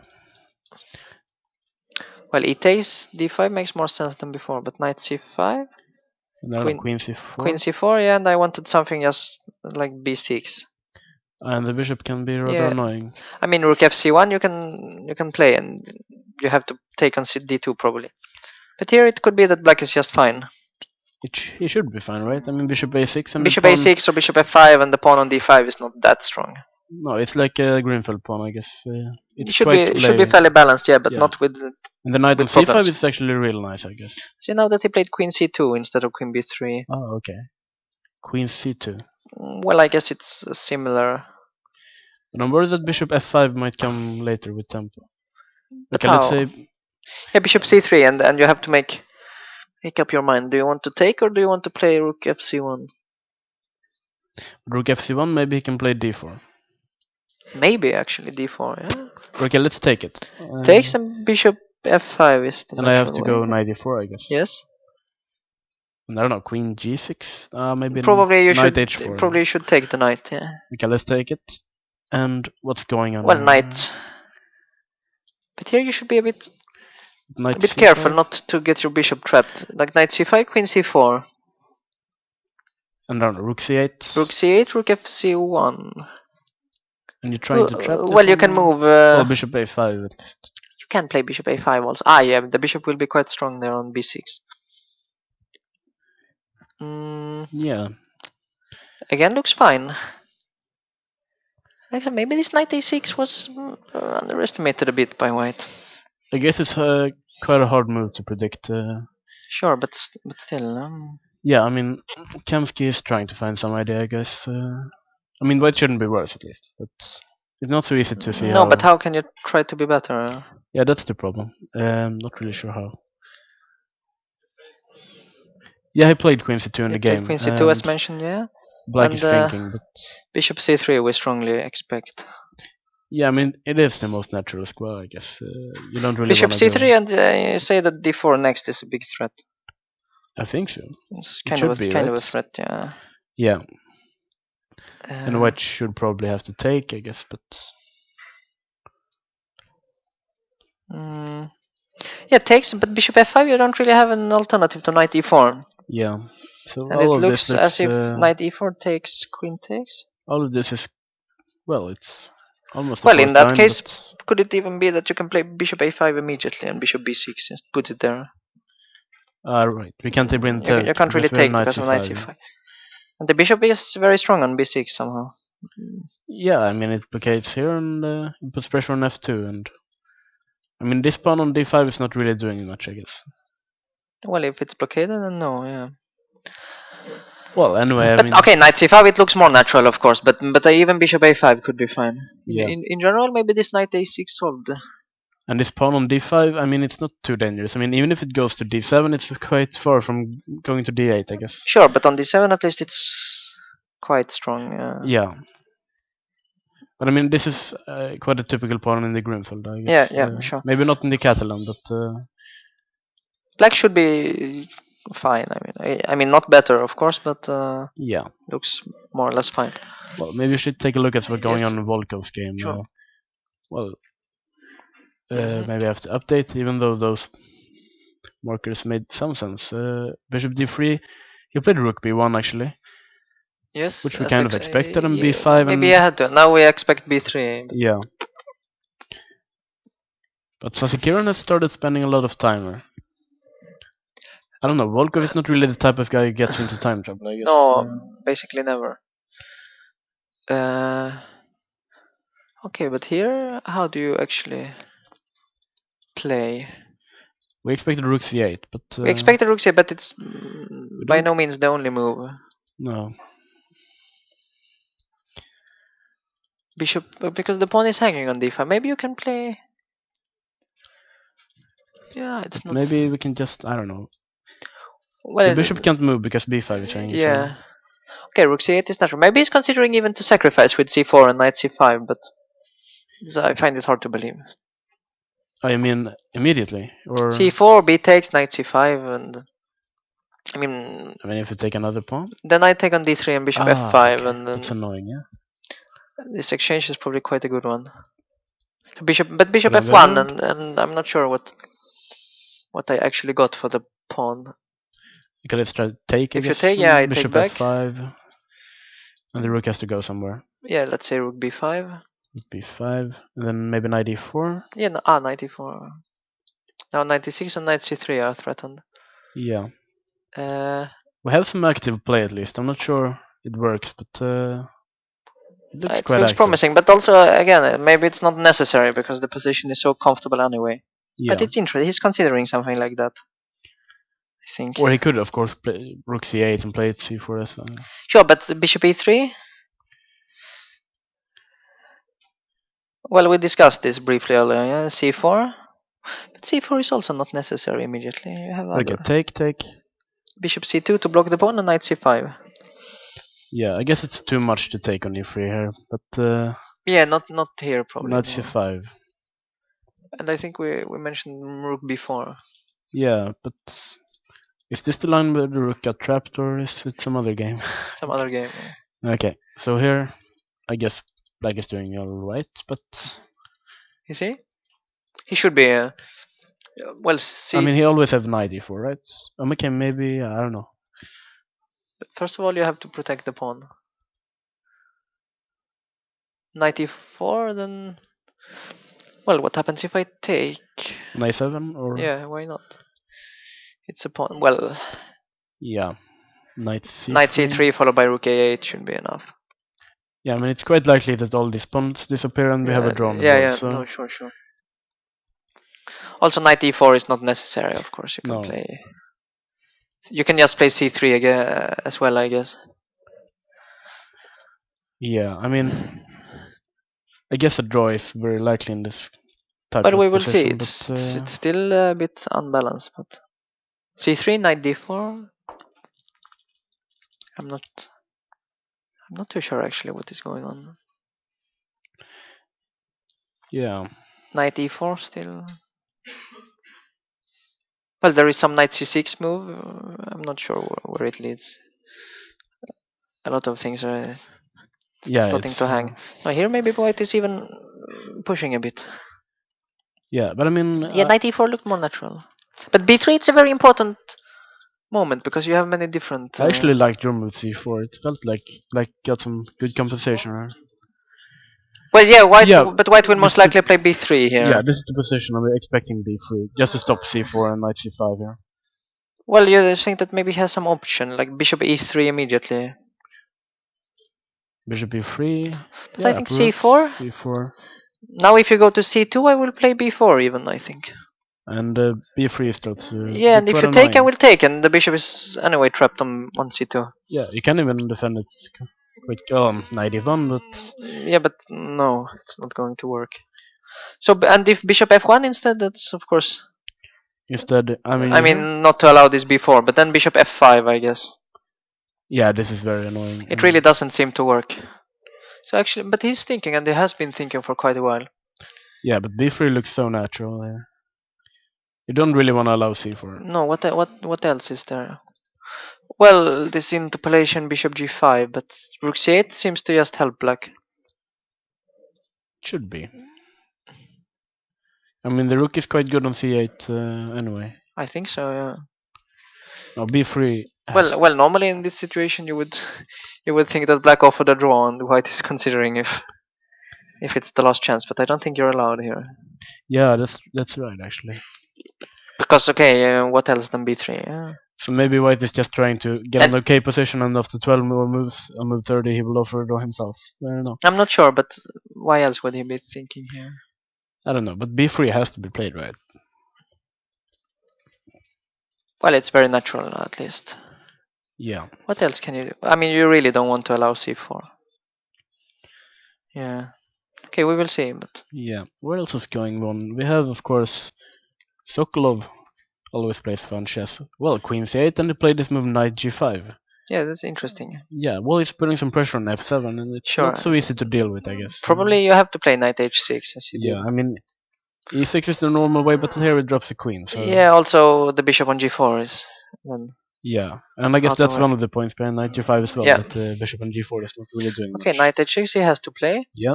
So h3, bishop d7, and that's not a really good square for the bishop, I guess. It's not, but probably he's intending a later c5, and here the bishop can come to c6. Yeah. Well, d3, castles, e4. But very very strange play from white also. I guess white is trying to use his extra central pawn, but sure. Well, the knight is now very stupid on h6, I guess. But on the other hand, c5, and he has to square d4, and yeah, if he allows the knight to d4, it will be. Well, he played bishop e3 and then b5. Sorry, yeah. Actually, even knight c6 should be considered here as well. And if we take on c5, then knight d4. So you're playing this. I mean, just play a pawn down and with a strong bishop here, though. maybe it's too much. Maybe knight f3. Knight f3 followed by even d4. Yeah. Probably it's too much. But it's the kind of things you have to watch out for with white. Well, after bishop b3, he went b5. Mm-hmm. Very aggressive. But knight d2. This pawn on c5, I'm guessing it can be attacked with rook c1 or something later. It could be weak, yeah, sure. And I'm not too impressed by this knight on h6. Sure, but also it's not so easy for white. If he castles, then h3 is a bit vulnerable. Yeah, but how is he going to get rid of the knight on g5? I mean, you don't want to play f6, no, probably not. Maybe you're not even Well, allowed I say, to play. well, he played He played a5 even. played a5, yeah, to get the knight to a6 and protect the pawn. But it's very aggressive at least. I mean, castles now looks natural. A castle, and let's say I play knight a6. Knight a6, and now I don't know. What is black's next move? I guess queen b7, rook c8, or something like that. Yeah, At some okay, point, so at some maybe rook point, c1. yeah. Okay, so now, do you really want to take on c5 if I move my queen? I'm gonna try if I'm allowed to. I want to take this pawn. Well, let's say I play a strange move like king h8. So you're just going to go f6 or? Well, I might go f6. I might go Okay, at then some point f5. let's go king h2. Yeah, now you're protecting the pawn. Yeah. Let's see if I have some nice tricks or not. Well, the passive way would be to play rook a7, rook c7, but I mean, it doesn't look like what you want to do. Yeah, well, if I play f6 now, Knight and after f3. knight f3, I play e5. And Well, I can bring my knight back, and yeah, this is quite annoying. I'm not doing too much with my pieces now. you want to put a knight on d5, but you're very far from there. Yeah, I was thinking maybe I would like to have the time to go f4 and knight f3 if I had the time. But you don't, yeah. Well, no, probably you cannot sacrifice the pawn on h3. Yeah. So rook c1 is possibly a bit too slow, yeah? Yeah, maybe we should try something else. Well, f4 is a move, but Okay, let's try it. okay, I go king h8 anyway. King h2. And now let's see. I mean, I also have this. Yeah, it's not so easy. If a4, Queen d1. queen d1 simply, yeah? Well, I didn't really want my queen on c2. No, because of knight b4, yeah? Yeah. Now you want to put it on e2. But and if I take on b2, it's you're not afraid of losing this pawn, or Uh, I mean the knight is vulnerable on h6, but well, it to be seems honest, I difficult. blundered the pawn, but Yeah. I'm not really sure. It looks dangerous, but maybe it just works for black. I don't know. Well, if you played queen c2 instead, after all, allowing knight b4. But Yeah. knight b4, you have to go queen b1 to protect Yeah, everything, this and is then not very pretty. And then a3. yes, a3. If b takes a3, I will of course not take the rook, but just take back. Okay, maybe I have to go e5, but then knight f5 is just. You really don't want to play e5, yeah. Yeah, but this is very annoying pressure for it. I can't really play this way. No, this looks like too much. Okay, so But a5. black has some ideas there. In fact, then you have this idea of playing just a5, a4, a3 immediately as well. That's true, yeah. So rook c1 is natural then. Maybe I should play queen c2. Okay, maybe not immediately. But... Well, knight a6, and you have to do something about knight b4. Okay, let's. I don't know. A3? Yeah, a3, a3. Yeah, this makes sense. But now f6, and I should have a very nice impression of this. f6, knight f3. And e5. I didn't have to waste time on king h8. Yeah.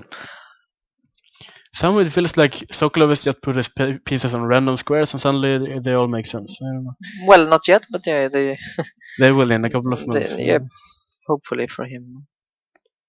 And well, rook c1, knight a6 played. Yeah. It's not so simple to make a move from white. Maybe you can play a3 and put the queen on a2, but it's also a bit strange. Yeah, I mean, this can't be right. I mean, a for queen a2. Yeah, king h8 again, yeah. Yeah. f4. f4. Yeah, okay, maybe we can play this. No, I'm not sure, but I mean, if you manage to keep the knight on a6 out of the game and stop f6, e5. might not be too bad for white. I mean, I would like to believe that white should be fine in the position. I mean, But I knight think h6 and he king should be. h8. Yeah. He should be. We shouldn't exaggerate the black position, but I mean, I would be very worried if white was just worse in this kind of position, but no, sure. I don't think he. I mean, even a3 the slow way should be okay. yeah. That's my guess. But this bishop on g7 is quite strong actually. And, It is, yeah, but the knight still on h6 and a6. White has more central pawns. yeah, and this knight on h6 really bothers me, but I can't really. Well, you have this king h8, but yeah, no, it takes some time. White Yeah. must be fine. At least I see that. But very complex fight, probably suiting both players. Yeah. Well, yeah, I actually went for a3 in the game, but He went, yeah, a3. yeah. And I can also see that Volkov played b3 in his game against Asakiran Yeah, as we sure, expected. as expected. We can take a look at Urgedal, how he solved his problems. Knight d2 and they went for this b5. He went for b5, yeah? Yeah, queen d3 and he put the rook on d8. So he's obviously playing with the king in the center. Let's see, so probably white should castle, yeah. Yeah. But now b4? b4. Are you trying to play bishop b5 or? Maybe bishop bit, okay. Okay, knight d4. There is knight d4. Maybe I will not play bishop b5, but bishop e6 to block. Bishop e6. Well, I need to block. I mean, bishop e5, not queen e3 is threatening mate. Yeah, this Knight is what I intended. Yeah, knight takes f6 mate. But But bishop e6 actually blocks the d file. That's a very annoying move. And can I protect d5 anyhow? Sorry? Can I protect this pawn somehow? I don't know. Well, if you play knight f4, I guess I will just take it. Yeah, but I don't Take see twice. I don't see any other way. I mean, No, but on the other hand, maybe you have nice compensation. The king is stuck after all in the center. yeah, okay, so let's try this and maybe rook e1. Yeah, rook e1 or rook d1 even. Rook a d1. Rook a d1. That's nice. Well, you can move your bishop and it's not hanging on d8 just yet, but... Yeah, but I mean queen e3, I guess. Yeah, sure. We have some really... It looks very unpleasant for black, I think. Very dangerous. He did castle in the game, actually, so... Yeah. Well, b4, knight e4. What else can you do? I mean, I don't know, bishop h6? Bishop h6? To stop queen e3, you mean? Yeah. Maybe I have this square for the king as well. You have some square there, yeah? This also f5 you have at some point. Maybe we can even have this idea at some point. Take on f6. Immediately or... I don't know, let's try. Take on h7. Rook g6. And now let's see. Knight. Can you play knight? No, knight f4 not. Then you will take and run away. But knight d4 simply? maybe. But you can just take on bishop e6, I guess. But then I will... then g6 is long. The rook is hanging. Knight d4, let's see. So my threat is to give a check on e1 and then queen h8 check. Yeah. And then take on h6. Yeah, sure. So can you play... Well, there is a move like bishop g7. I no longer believe in this sacrifice, but... Why not? Instead of knight d4, you can have a check on You can also give the check, yeah, sure. Yeah, and I guess... Yeah, the problem is if the king reaches d6, then... King e7, and I don't know, rook e1, king d6, and I don't... Oh, sorry, the queen is hanging. Well, normally you want... the queen is... well... Yeah, that's not really comfortable. But knight d4 looks quite strong, I think. How do you defend? The move before. Knight d4. Knight d4 here. You mean that... I mean that it's extremely dangerous. You mean after bishop g7 you have knight e6 idea? So... No, just queen g8. Oh, you even... okay, this is very... Again, king e7 though. But now rook e1, king d6 and the pawn on f7 is hanging. Should be very promising. Yeah. Looks like a complete collapse for black, actually. Okay, let's try and defend. This is an interesting piece sacrifice. Rook g6 and just to call knight d4. Yeah, well, not so calm, threatening mate, but... Yeah, I suppose, but... Okay, I think it looks just winning for black. For white, sorry. You think it's that bad? Also, it's 2 pawns and not the material investment is not that huge. Yeah. Okay, I wanna try.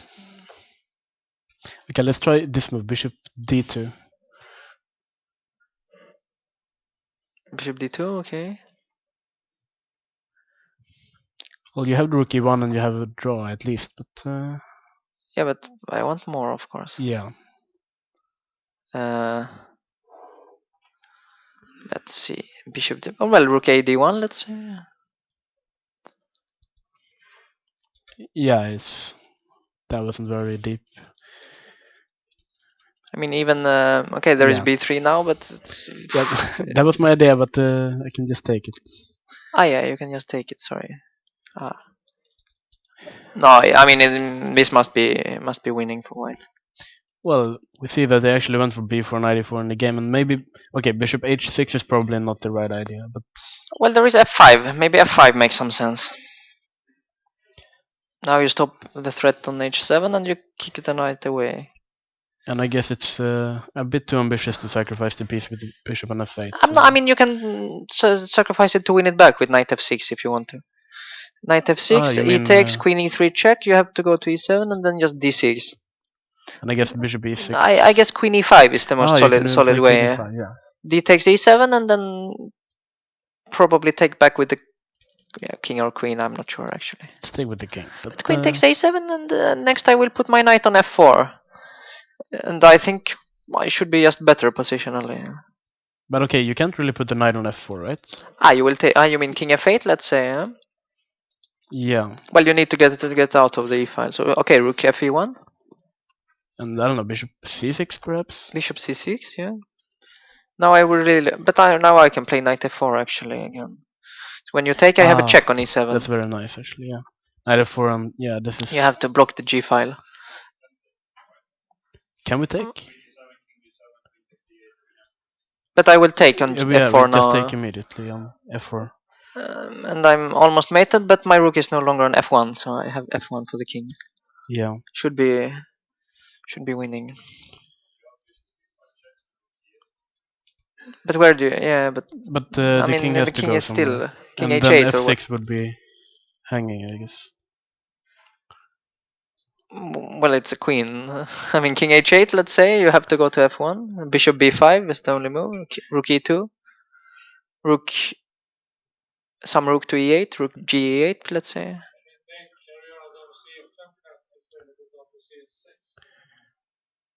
Sorry, at what point? But this was also just queen up. But I mean, in general, this looks completely unplayable for black. And here, sure, also. Actually, what? No. No, queen c5 doesn't really work. No, queen d6 there is. Yeah. But the other line was actually just the queen. Yeah. Well, I mean, f5, but knight f6, yeah, I mean, at least black there is not getting mated, so. I mean, black has to find some move. I mean, I think black has to find some good moves not to get mated instantly. This is. But queen, okay, let's say queen b6 to stop queen e3. Now with knight d4, maybe I can play f5. I guess we don't really want to go back with the pieces. So. No, but you have to probably. Yeah, but yeah, okay. But then bishop g7, I guess. Bishop g7. Now you got some. Okay, but f5. I don't know. Okay, Can I take it? Probably you can. Yeah, unfortunately. Queen g6. Take on g7. Take on g7 with check, and it's at least a pawn. Yeah. Yeah. Okay, but you can also protect on f5, I guess. You can play queen f6. But really, white should just be much better here. Yeah? I mean, the king on e8 is a big worry for me. Well, it's quite an interesting opening. I'm gonna it's try very and play interesting, this and white, I mean, black has to be very careful now not to be mated. This move rook d8 is quite weird to me. It's not really sure that this pawn is so weak on d5. No, and you would also happily sacrifice it. Yeah. See. Well, he has to find a couple of good moves for sure. But I'm not sure they exist any longer, actually. So you think that white is maybe just better here? White could be just better, yeah. Well, it's dangerous for black at least. And with not that much risk for white, I mean. Could take a look at what's happening on Well, in this game he did play bishop c3 and he took on d5. No, he will play bishop f5 most likely. Yeah, and I guess knight e4 has to be played. Still, knight c5 was also possible, I guess. Immediately, yeah. So bishop f5 is a threat now. Yeah, I mean rook fc1 you probably have to take on d2, and we get similar position but with tempo down. But bishop f5, knight e4, we could just get this, and like you said, bishop a5 or knight c5. Yeah, I mean this is very solid. Yeah. You think black is just fine? Black should be fine. Yeah. But okay, I mean it's not over. White is still playing, of course. Yeah, I mean, it's not a catastrophe for Kamsky if he doesn't get an advantage out of the opening. No. Yeah. Well, in this game, yeah, b3 is still thinking as Asakiron. It's down to the same time as Volkov. But it's a very critical position. I mean, here you can probably even calculate towards the end. I mean, till everything disappears. You mean like lines with rook c8 and c4? Or Yeah, or c4 immediately. I mean, if you just find the right way, it could be just a draw immediately. So, I mean, So it's a good moment to spend time, I guess. I think it's a very good moment to spend time. Yes. What else do we have? Oh, okay. In this game, well, after a3, he went rook a7. He went rook a7, yeah. Then white actually went d4. Yeah, he was allowed to play d4. Yeah. And I'm guessing, well, if black plays c4, then we just go with the queen back. Probably to d1, right? Sure. And now you have to... But it's not so easy. I mean, you can play maybe e5, but you might just take it. I'm not sure. Well, I guess we have to solve this. It's a stupid knight, yeah? Always this knight. So f6 well, f6, now? knight f3, knight f7. Yeah. Let's try this. Okay, I will castle short. Okay, and you play some rook c7. But now I can take h3, right? Ah, you can take, yeah? Yeah. But also this. I mean, I will take back and play a4. You can... Or a4 immediately, maybe. a4. Yeah, this is... I mean, I'm breaking this chain, but... Should not be worse at the very least. But okay, let's take on g2. King takes. And, I don't know... Queen somewhere. Queen b7. Yes. And I guess take. Yeah, takes. Queen takes. Knight takes. White should be slightly better, but he has the center, and the bishop on g7 is still a problem. But I mean, after d4, probably he's considering c takes d4. I guess. It should be. I mean, c takes d4, rook takes c8, and I will just take back on c8. Could it be a possibility, or is it too much? It's... I don't know. I mean, rook c1 is on the agenda, and also I mean, he's just taking back the piece. You should get the piece back, right? He will bishop get the f4, piece. e5, yeah. Maybe you can play bishop f4 and after e5 castle. Okay, e takes f4 and g takes. But I wouldn't be surprised if black was more or less rook okay. and piece and yeah. But do you think this is okay for black? Oh, it shouldn't be, but I think he's considering it anyway. I think Tiger would like this, but... Well, knight c5, I mean, what do you actually play? Because b2 is weak. Okay, I want to put it on d5. But then knight d3 and you have some problems defending the pawn on f4. But okay, if I cannot... Well, I will take on f4. Take on f4, take on... Okay, I can't take on d4. You cannot take on d4, yeah.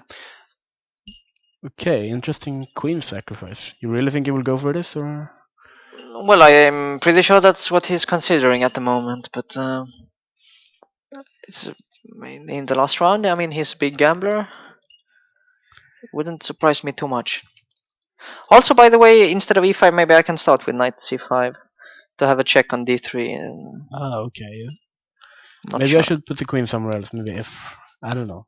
Queen f3. Well, b2 is a bit weak, and the only problem is this stupid knight on h6. It's always very annoying to look at. Yeah. But in general, no, I think it's maybe not even that bad. I mean, in a practical game. I mean, if someone is considering it, I guess it would be Sokolov. Yeah, he likes to sacrifice like that. Well, d4 he can also play rook c7. I guess the boring way.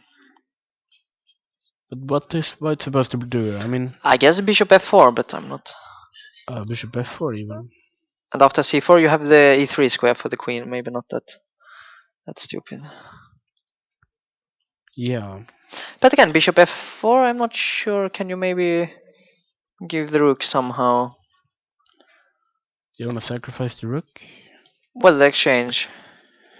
Can I take, if I take with the bishop, again, my knight is very vulnerable. You will maybe play knight gf3 first. I mean, all kinds of sacrifices look strange with a knight on h6. I mean, Yeah, but on the other hand, if you play c4, you're probably just a bit worse. yeah, probably. Okay, if you play it, you should play it immediately, but queen d1 and this a4 idea is quite annoying. Is there any way to stop this a4 idea then? Well, you can put a4 yourself, but But okay, let's go rook c7 rook here. c7 is more. So we can play b4 if we go a4. Yeah. Ah, so you mean now after if I castle, you will play f6 and take the pawn? Yeah. Uh-huh. Let's see.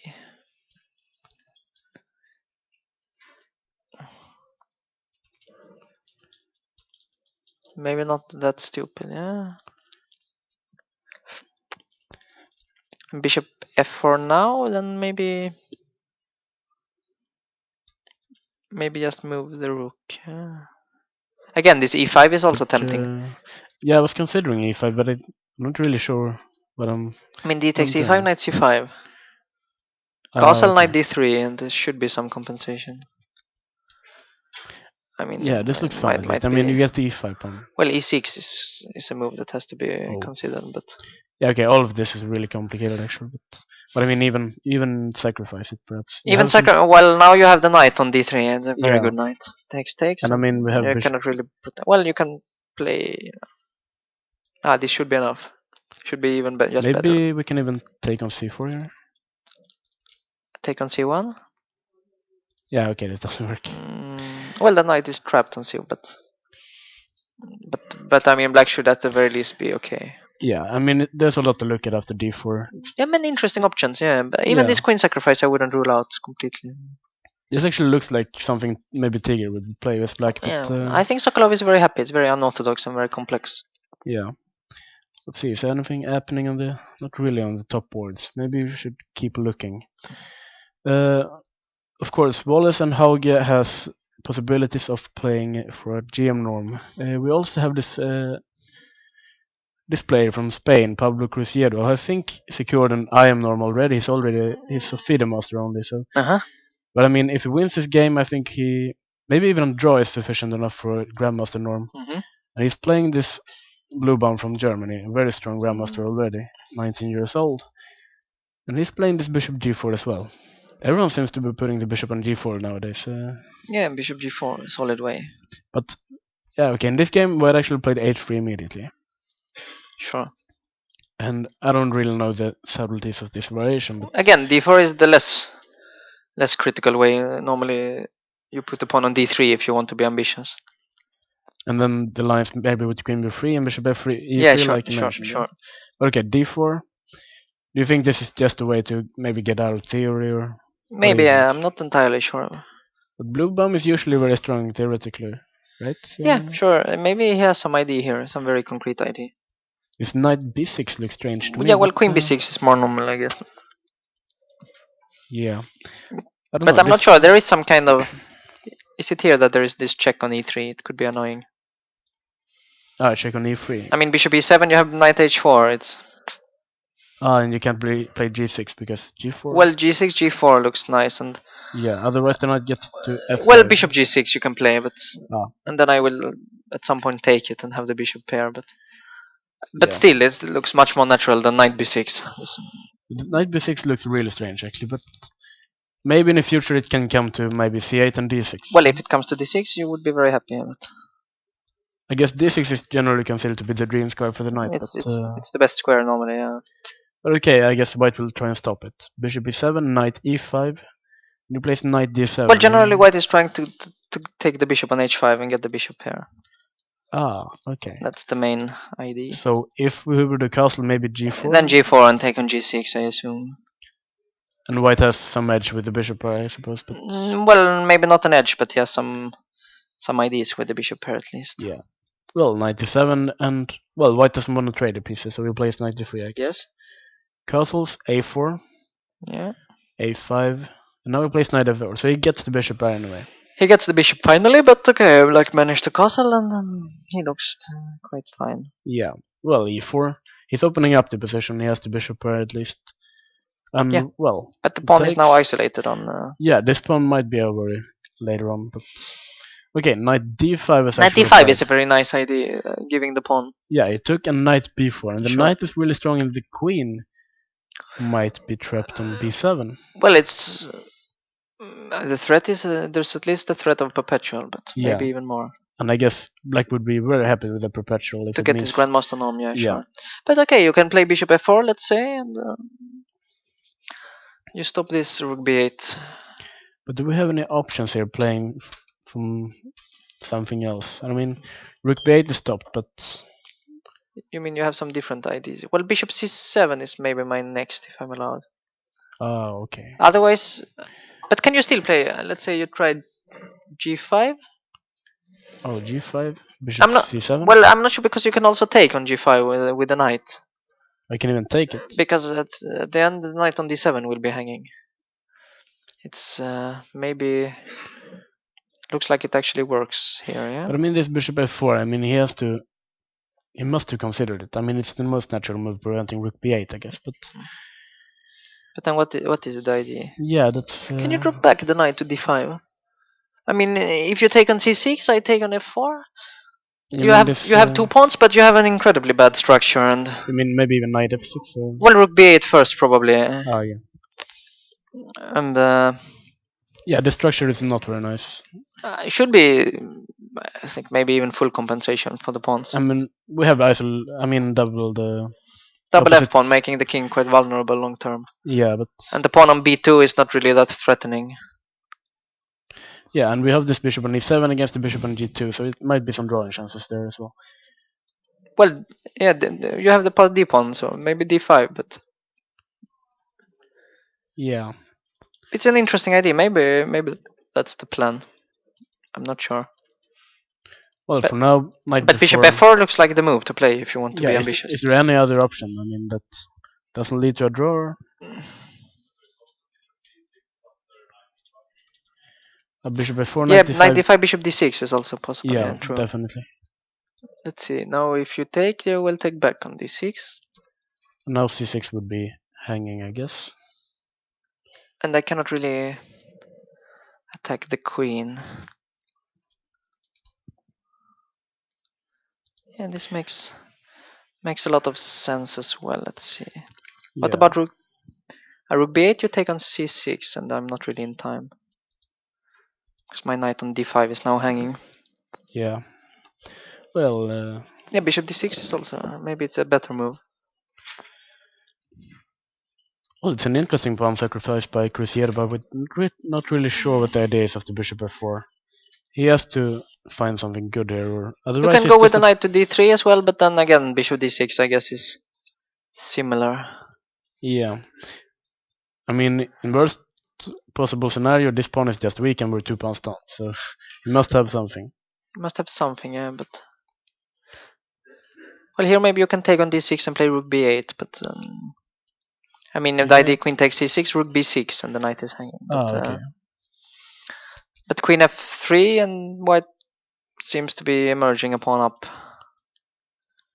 I mean, you can take on b2, but then I move my knight, so... Yeah. Well, of course, drawing a player like Bluebum isn't very easy. Well, it's now very concrete. He will play bishop f4 most likely, and we will see what the black idea is. Yeah. I should perhaps mention that early in the tournament he played Sokolov, I believe, in round number 4. And he didn't play very ambitiously at all with white. He just went for a draw, and Sokolov punished him quite severely for it. But now he's playing very ambitiously. Yeah. Sacrificing pawns and everything.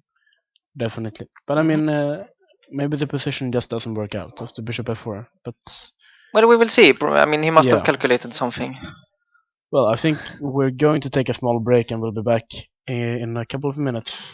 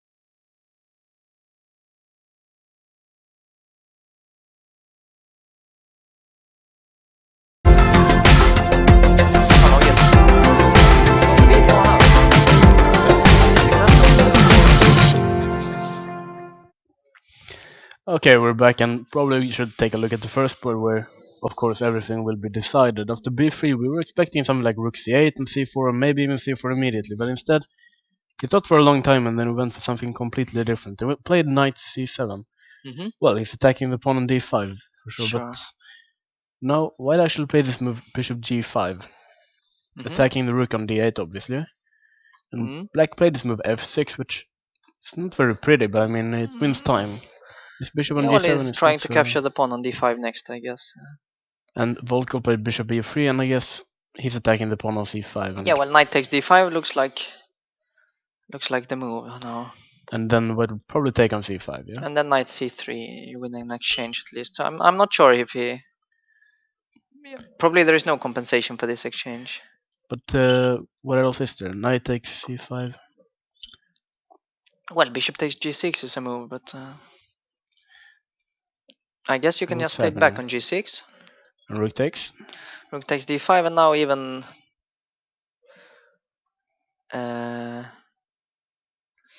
bishop f5 or bishop e6.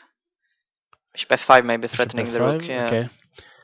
So we have to. Well, if you take, I will take back, and I think I am very comfortable here. Rook c1. Rook c1, even rook d3, and I mean, in general, the bishop pair will be extremely strong in this kind of position. So, well, we have to try something else then. Well, bishop f5, you can play rook bd1, and at least you have some kind of activity with the rooks. Like rook takes d5, rook takes d5. Okay, and I mean, it's difficult to protect these pawns. Should you play c4 or should you just try and... Well, probably c4, otherwise you're just losing the pawn. Okay, takes on c4, b takes. Now maybe rook c5 is a move. And I don't know, bishop d3? Yeah, bishop. Rook c7 I thought to create some prey. But it's very hard to believe that white can be pushing here. I mean... Such a bishop pair. Even in endgames where maybe what's a piece, a pawn up, I mean, if we have 3 yeah, against I mean, 2, for it's example, very difficult to win, for example, rook c8 instead of bishop d3. Sorry. Rook Here. c5 and just rook c8. Okay, you can take on a7, but it's not going to be better for white for sure. Well, he's a pawn up, but it's very difficult to win against the bishop pair, yeah, in the very worst case, you will get 3 against 2, which should be an easy draw. So you think that Sasikiran is... Well, I can't really see why not just to take on d5. Yeah, I mean, he could play something else, right? Maybe bishop f8 or... Bishop f8 is a move, but then you're possibly in time for bishop c2 to protect the pawn.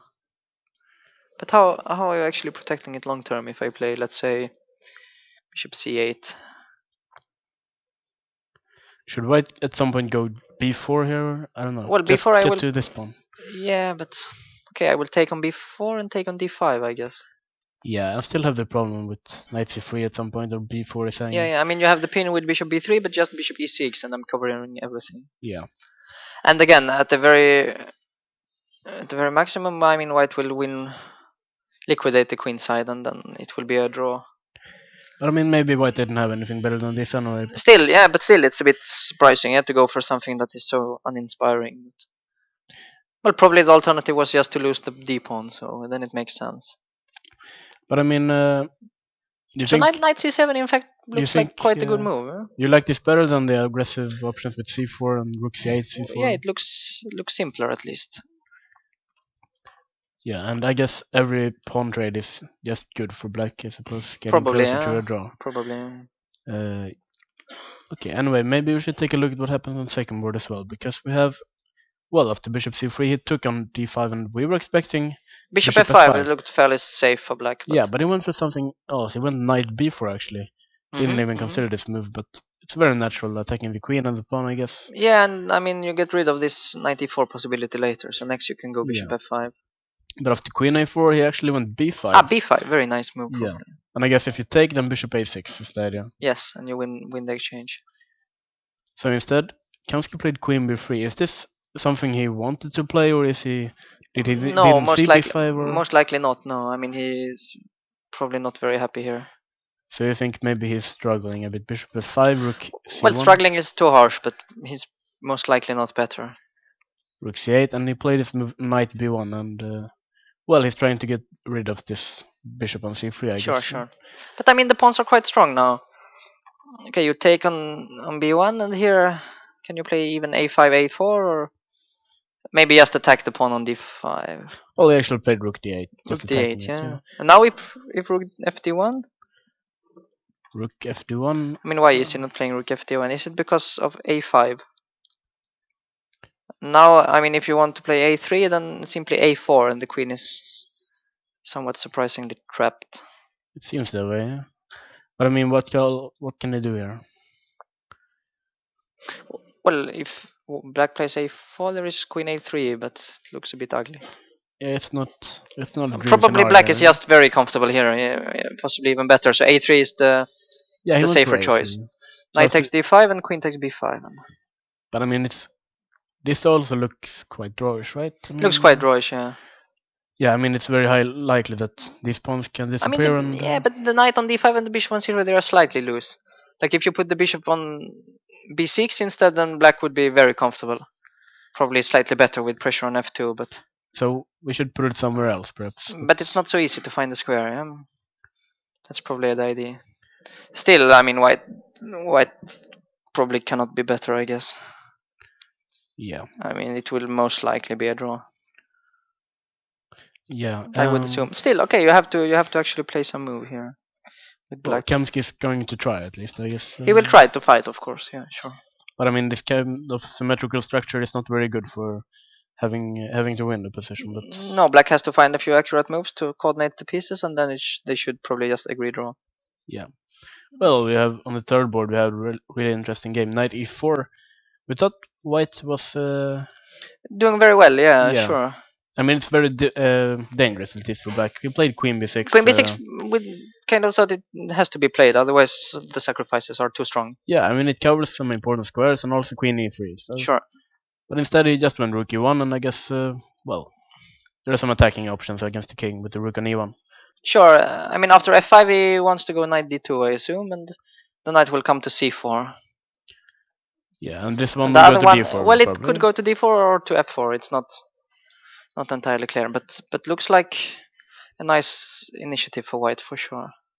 Also, black is now spending a lot of time. And yeah, I guess you still think white is doing rather well here. White is, yeah, it's very unpleasant to be black, for sure. And this king is a constant worry for black. Yeah, definitely, and not a lot to compensate for that. I mean, you have the bishop pair, you have a potentially slightly better ending, but not more than that, I think. Yeah, and before the end game, there's the middle game, and the king is just weak. Yeah, I mean, probably he will not get to the ending. It's very unlikely. Yeah. So what else? Did Sokolov sacrifice his queen or not? Where is Sokolov? Here it is. No, after d4 he actually went a4. He went a4, eh? Yeah, and white went for queen a2, and then he went b4. b4. So again, after Very queen a2, it was again interesting probably to play cd4, but yeah, but I mean, but b4 is also kind of nice. Yeah? Is he going to play b3 here? I guess b3 or rook c7 immediately, but probably b3. Yeah? Okay, so queen b1. And now rook c7. And I guess this structure is very nice, at least in an endgame, because these pawns are very weak. Yeah, especially combined with the bishop on g7, it's very weak. I mean, the pawn on b2. So I guess for black everything would be fantastic if it wasn't for this knight on h6. Sure, but also this knight, yeah, it's not. It can be improved later on with f6. Can we do something drastic with f6? Maybe even f5. Maybe, but I mean, I don't think black is the one who needs some drastic measures. Probably white needs to do something quite quickly. Yeah. Okay, but what can he do? I mean, the pawn on c5 is going to be hard to defend. Yeah, maybe you can try to apply some pressure along the c file, but no, difficult to imagine. And I mean, still castles, then maybe f6 and the pawn just drops. So. Well, you have to choose which pawn to take. Maybe you should castle here. Okay, let's try f6. Knight f3. Well, let's try and take h3. Take. Bishop takes, let's say. Queen takes. Rook. No, let's say queen d3 now. I mean, I think actually the pawn on c5 is more important than the pawn on h3. Because I wanted the pawn so I can get the knight to g4, but maybe... you want to deliver mate, but I think maybe I'm not in time white is solid enough, I think. Yeah. And once the pawn survives on c5, the a4 and b3 pawns are weak more rather than strong. So let's take this one instead. Probably it's more natural to take. Yeah. Now, what to do? I mean, knight c4 is one move. Trying to go knight b6. Yeah, maybe I have some bishop b5 ideas. Sure, that's why I wanted quickly knight. Okay, so let's knight try to knight b6. c4. Yeah, knight c4. Should I try and Well, you have to this? address the threat of knight b6. Maybe queen a6? Queen a6 is a move. And now, what do I do? Bishop b5 looks like a threat, actually. Yeah. So let's say rook. Well, I'll probably play bishop b5 anyway. Well, yeah, rook fd1, for example, and after bishop b5 I have knight e5, but Knight e5? sure. Wow. You're attacking this one. Yeah, so if you take, I will take on c5 with the rook, most likely. But are you even better here? Oh, better probably not, but maybe I'm not worse anymore. Yeah. Actually, maybe I'm better because you didn't solve the problem of your knight. Yeah, this is always an issue. Okay, let's try something else. Maybe after rook d1. I'm not sure about this a4, b4, b3 business. It looks a bit slow.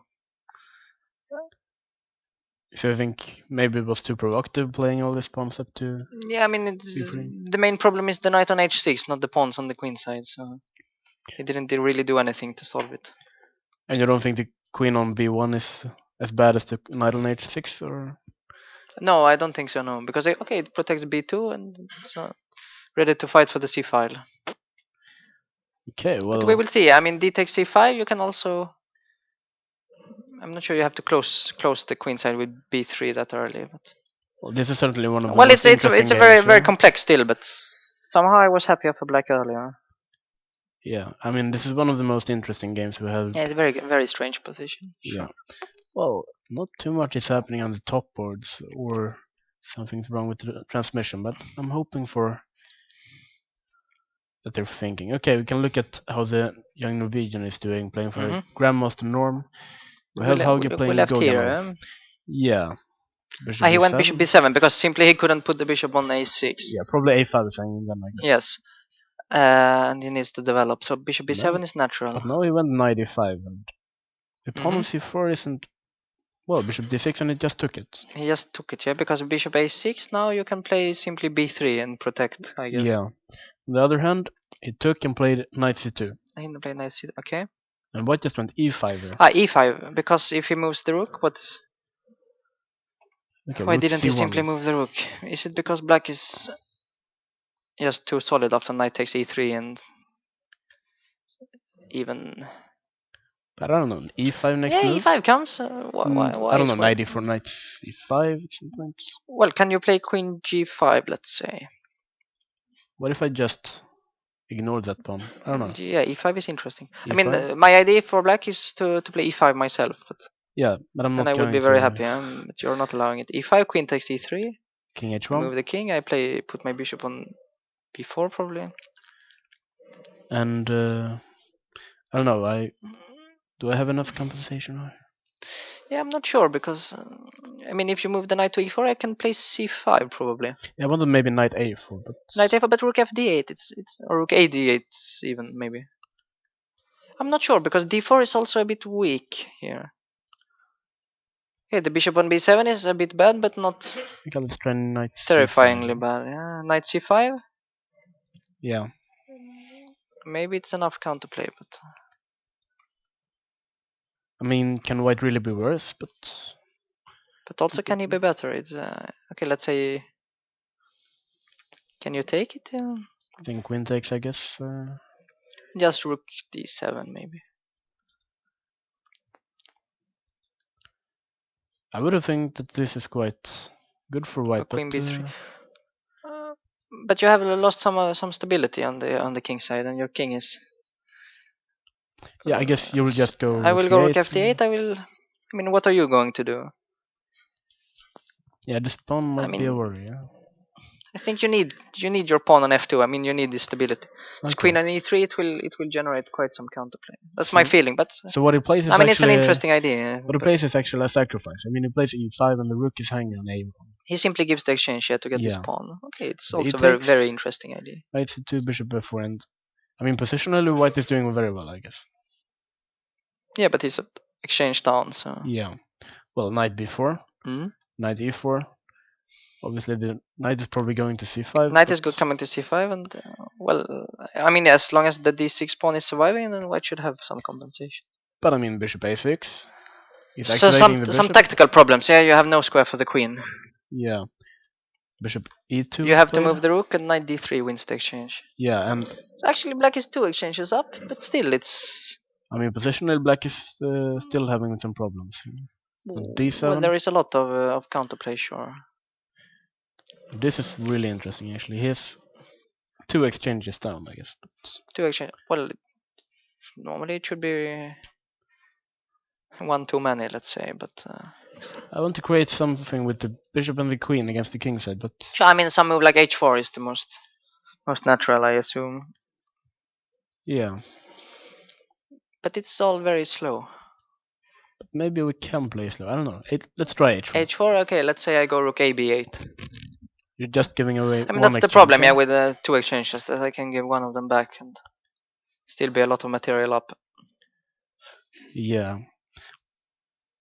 Okay, let's. Okay, you will take. Yeah, rook takes. But now I have no threat with black, so you can continue to. Should I play b3? I don't know. Even maybe b3. Yeah, sure. Well, I wanted to play queen f4, but then I might consider. Maybe you can take on b2. But then queen c7. Okay. Okay, try queen f4 okay, then. queen f4. I mean, I really wanted to take some, but it's not possible. I mean, if I have the time, I will maybe play even g4 at some point. Yeah, g4 and h5. Oh, maybe I'm even threatening. Yeah, to probably take, Yeah, you're right. So that's quite a nice trick. Yeah. So can you play, let's say, h6? h6. I mean, now if you take on b8 and knight b7, I will take on b7 and. I mean, as far as I can see, black emerges a pawn up. Yeah, we don't want to do this, I guess. Take on a5, take on b2, take on c6, take on d4, and. Yeah, queen c5, bishop, queen b1, and bishop e4. I mean, white is fighting for a draw for sure. Maybe successfully, but he can never win.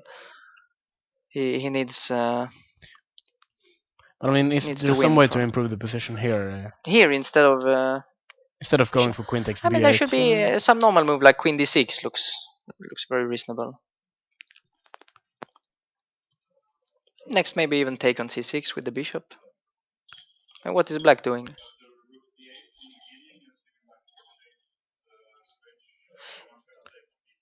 Yeah, sure. So after h4, black should come up with some more constructive idea, possibly. Like, can you play rook fd8 and rook a7, trying to win the pawn like that? Rook a7. And okay. Also, e5 is a possibility. Maybe not currently because of bishop takes and queen g5, but as an idea. Yeah. Okay, let's try maybe h5. I guess you don't really want me to play. Well, if you play, h6, if you allow h6, then it's really very dangerous. So h6, let's say. Yeah. Now, what happens, for example, if you take on h6? I mean, you're lacking quite a bit of material, but okay, let's say takes, queen takes. But I don't really. If you take on b2 here. Well, take on b2, I would. You want to take on d4 next? Let's see. Yeah. I mean, if I get to play the queen takes and the queen gets back to the defense. So. Yeah, sure. Let's say I play queen f6 then. You have some idea like bishop, let's say bishop g4. And now if I play h6, looks like mate, but queen b1 and queen g6. Yeah. That's not quite enough, fortunately. I mean, this sacrifice on h6 looks strange to me. I want to keep this bishop. But then, I mean, you have to address this rook a7 idea. Yeah. But can we do it some other way, perhaps? Well, I thought it was quite interesting to sacrifice, but. But I mean, what else do we have? If we take on b2.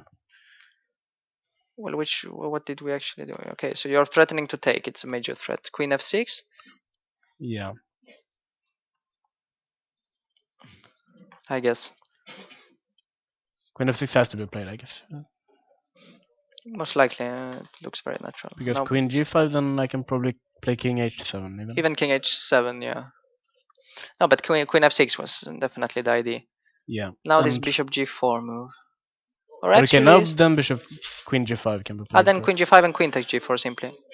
Yeah, but maybe we can. Should we play? Oh, you mean you want to play it this way? Well, this allows rook g8.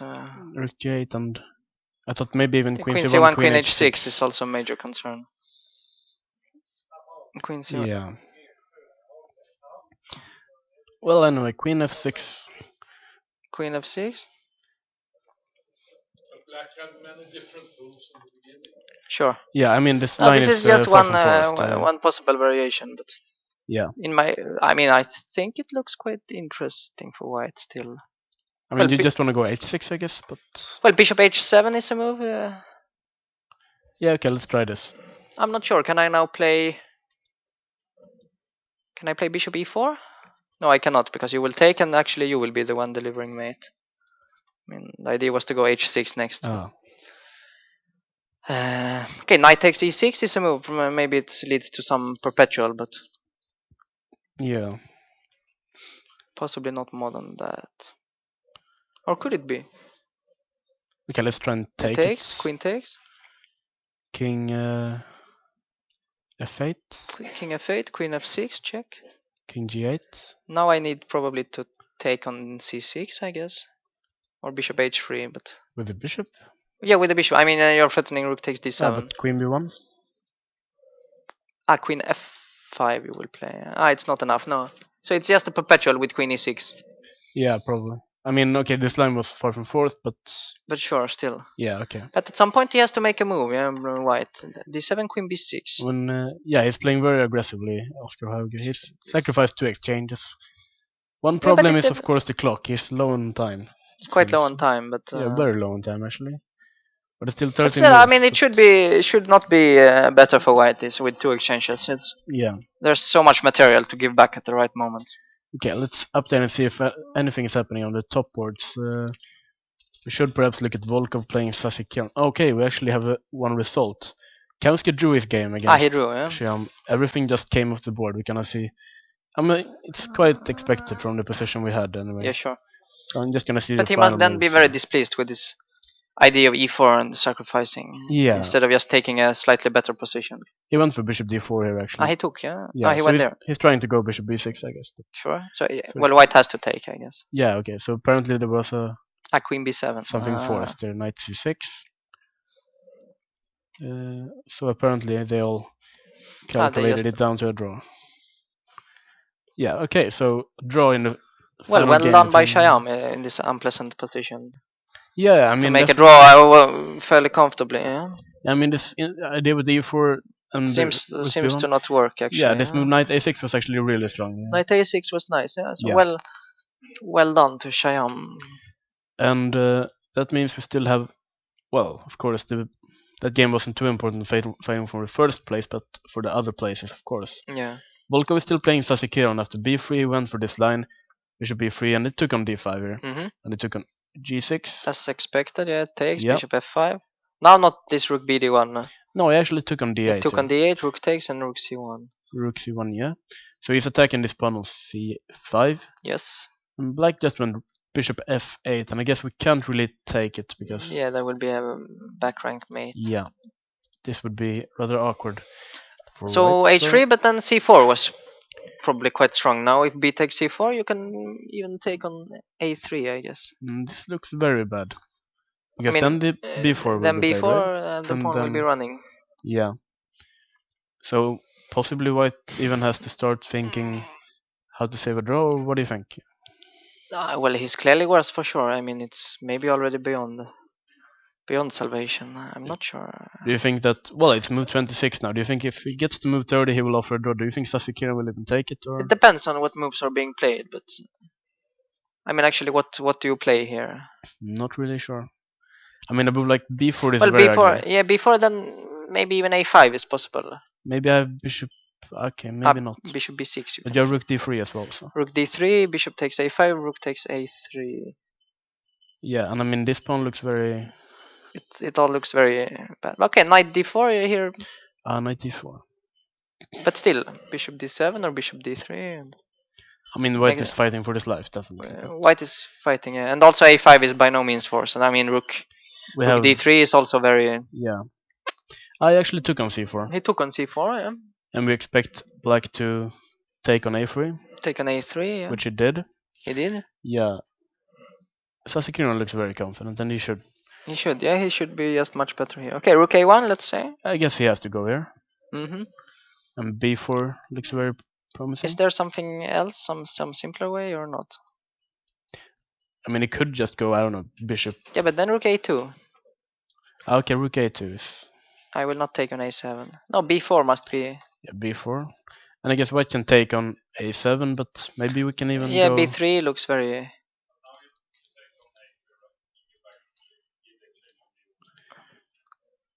Yeah, and then I mean this this ending should be drawn, of course. We can give the exchange here. Yeah, sure.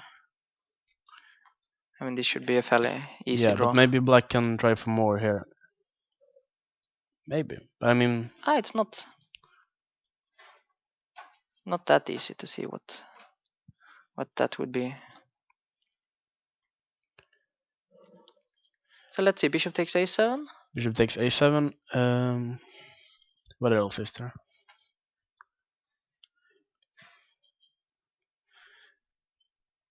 But I mean, it looks very likely that Sasikiro will win the tournament at least. At least win the tournament, yeah. Yeah. I mean, probably not.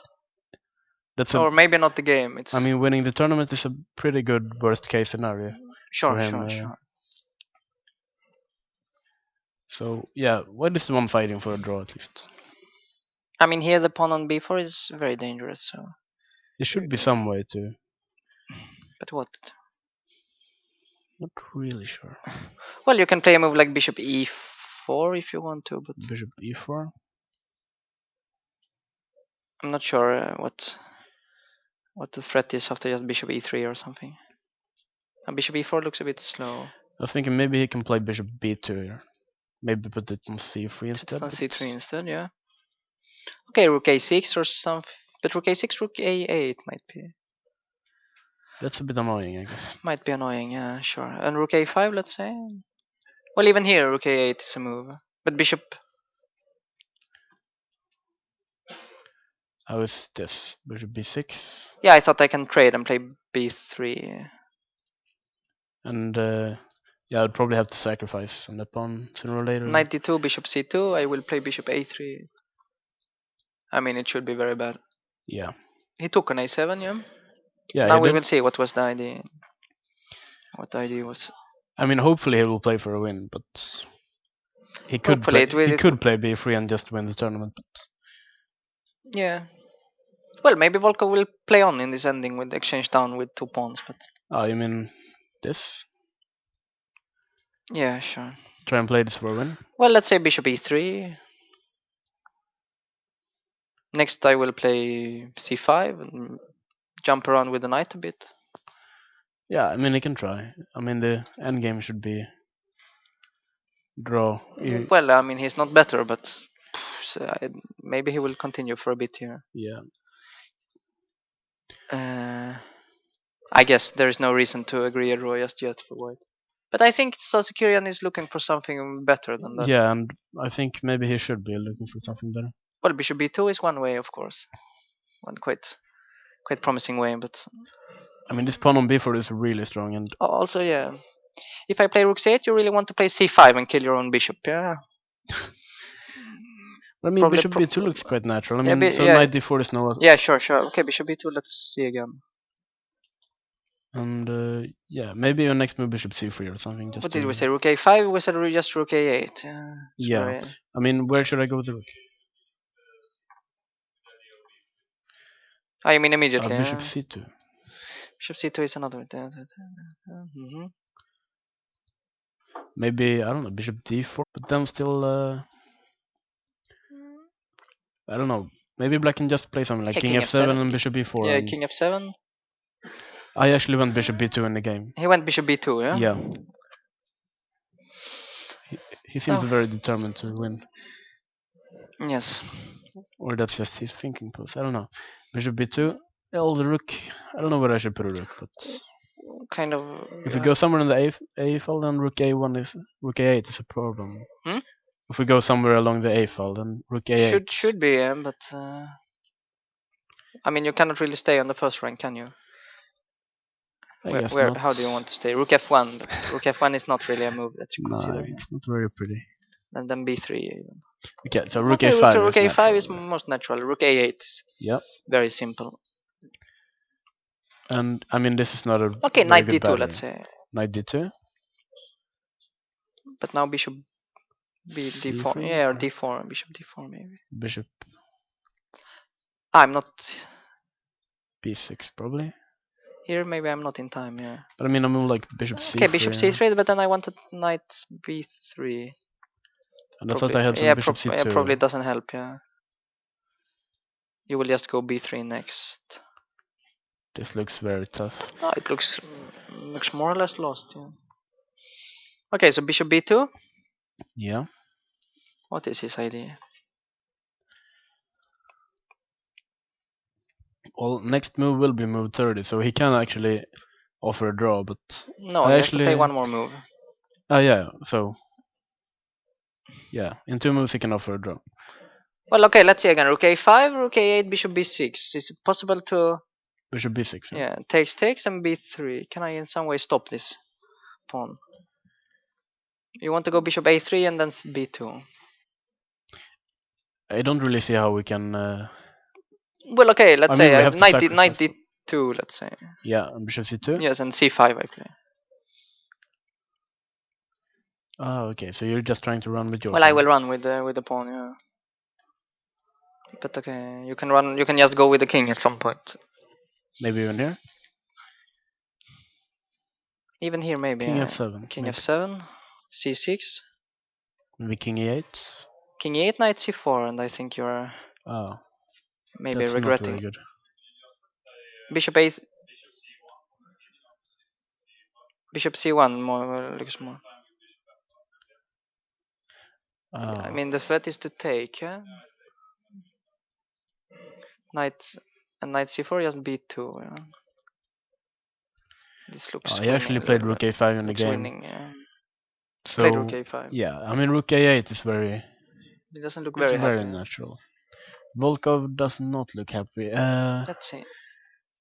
No medal for him, it seems. Okay, rook a8. Let's see. What else? I must have some kind of move. What if I start to push immediately? c5, you play b3, yeah? Yeah. Ah, you play b3. Can I?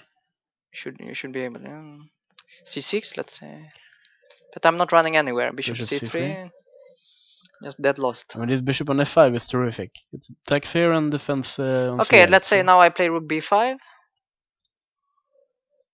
Well, just b2. Yeah, it's unpleasant. My idea was then check on b8 and rook b7 check. That's my final trick, and I will promote actually. But and of course I fell for it. But okay, b2. Yeah, but no, still maybe black is surviving. But okay, there is absolutely no need.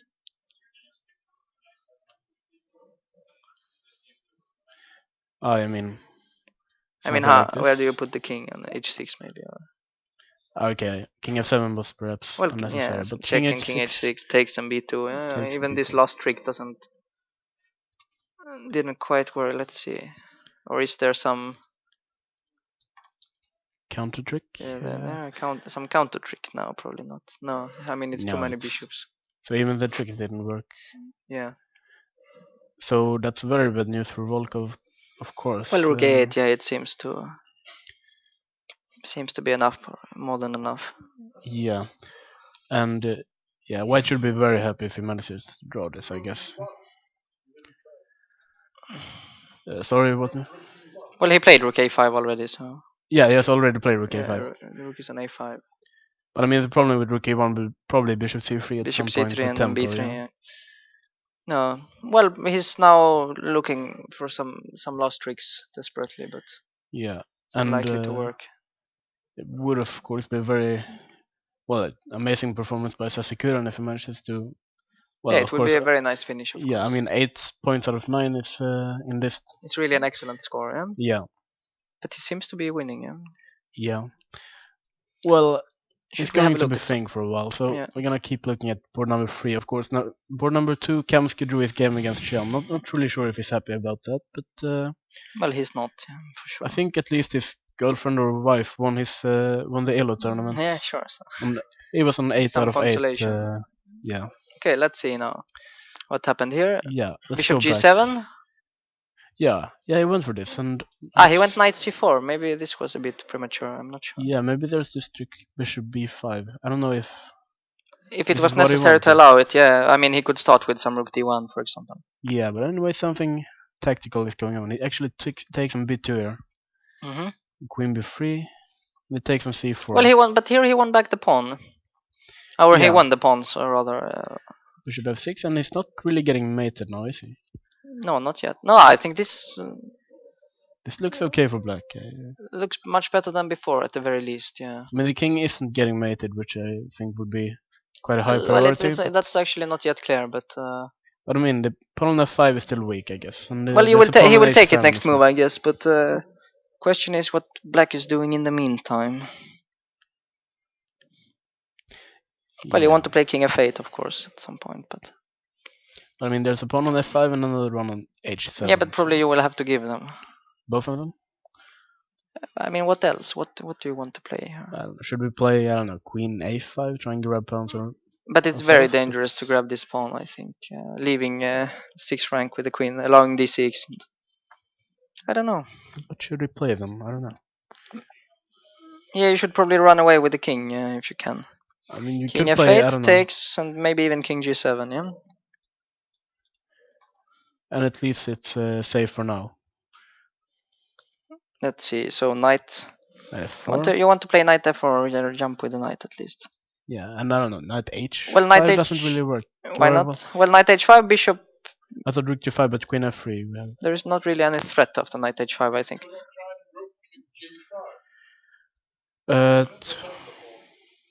At what point? Immediately rook G5. Sorry, here rook G5. Rook G5, it's a H5. move, but H4 and yeah, but you're losing a lot of time here. Well, let's say okay, rook G6 probably is a decent move. Now knight F4 is not possible because of rook takes G3. Ah, that's a nice trick actually. There's some kind of pin, but I will play. What actually? Can we just maybe play a call move? I don't Well, know. you can play King F1. But King F1 is a bit ugly. But yeah, maybe King F1. I mean, we can't really. But also, just Queen takes F5 should be. I mean, you've won quite some time. Bishop takes H4, and now probably knight somewhere, knight D4. Yeah. Well, once the knight reaches C6, it's bad news for black. But it's a possibility actually. Now let's say Bishop F6 and. I mean, knight C6 looks promising, but. Okay, I don't know. In knight C6, rook takes J3, king H2, and a lot of rooks are hanging. Have they played it? I'm gonna update to see if we have any moves. Yeah, rook G5, H4 played, that's right. Yeah, rook G5, H4 is played. So, rook G6 probably. It's likely. I mean. So you want to play this king F1, but king F1 is a bit slow. It's very slow, but it's threatening a pawn, I believe. Well, you just want to take the pawn. Yeah? I'm very greedy. And queen B5, you play queen takes F5. Yeah, I mean, there I want some trick, maybe E6, but okay, it's also very unlikely to work. Not with the king on E8, right? Yeah. So king F1, but very slow move. But okay, knight queen takes F5, then knight F4, and yeah, not that nice. Yeah, maybe it's possible to play.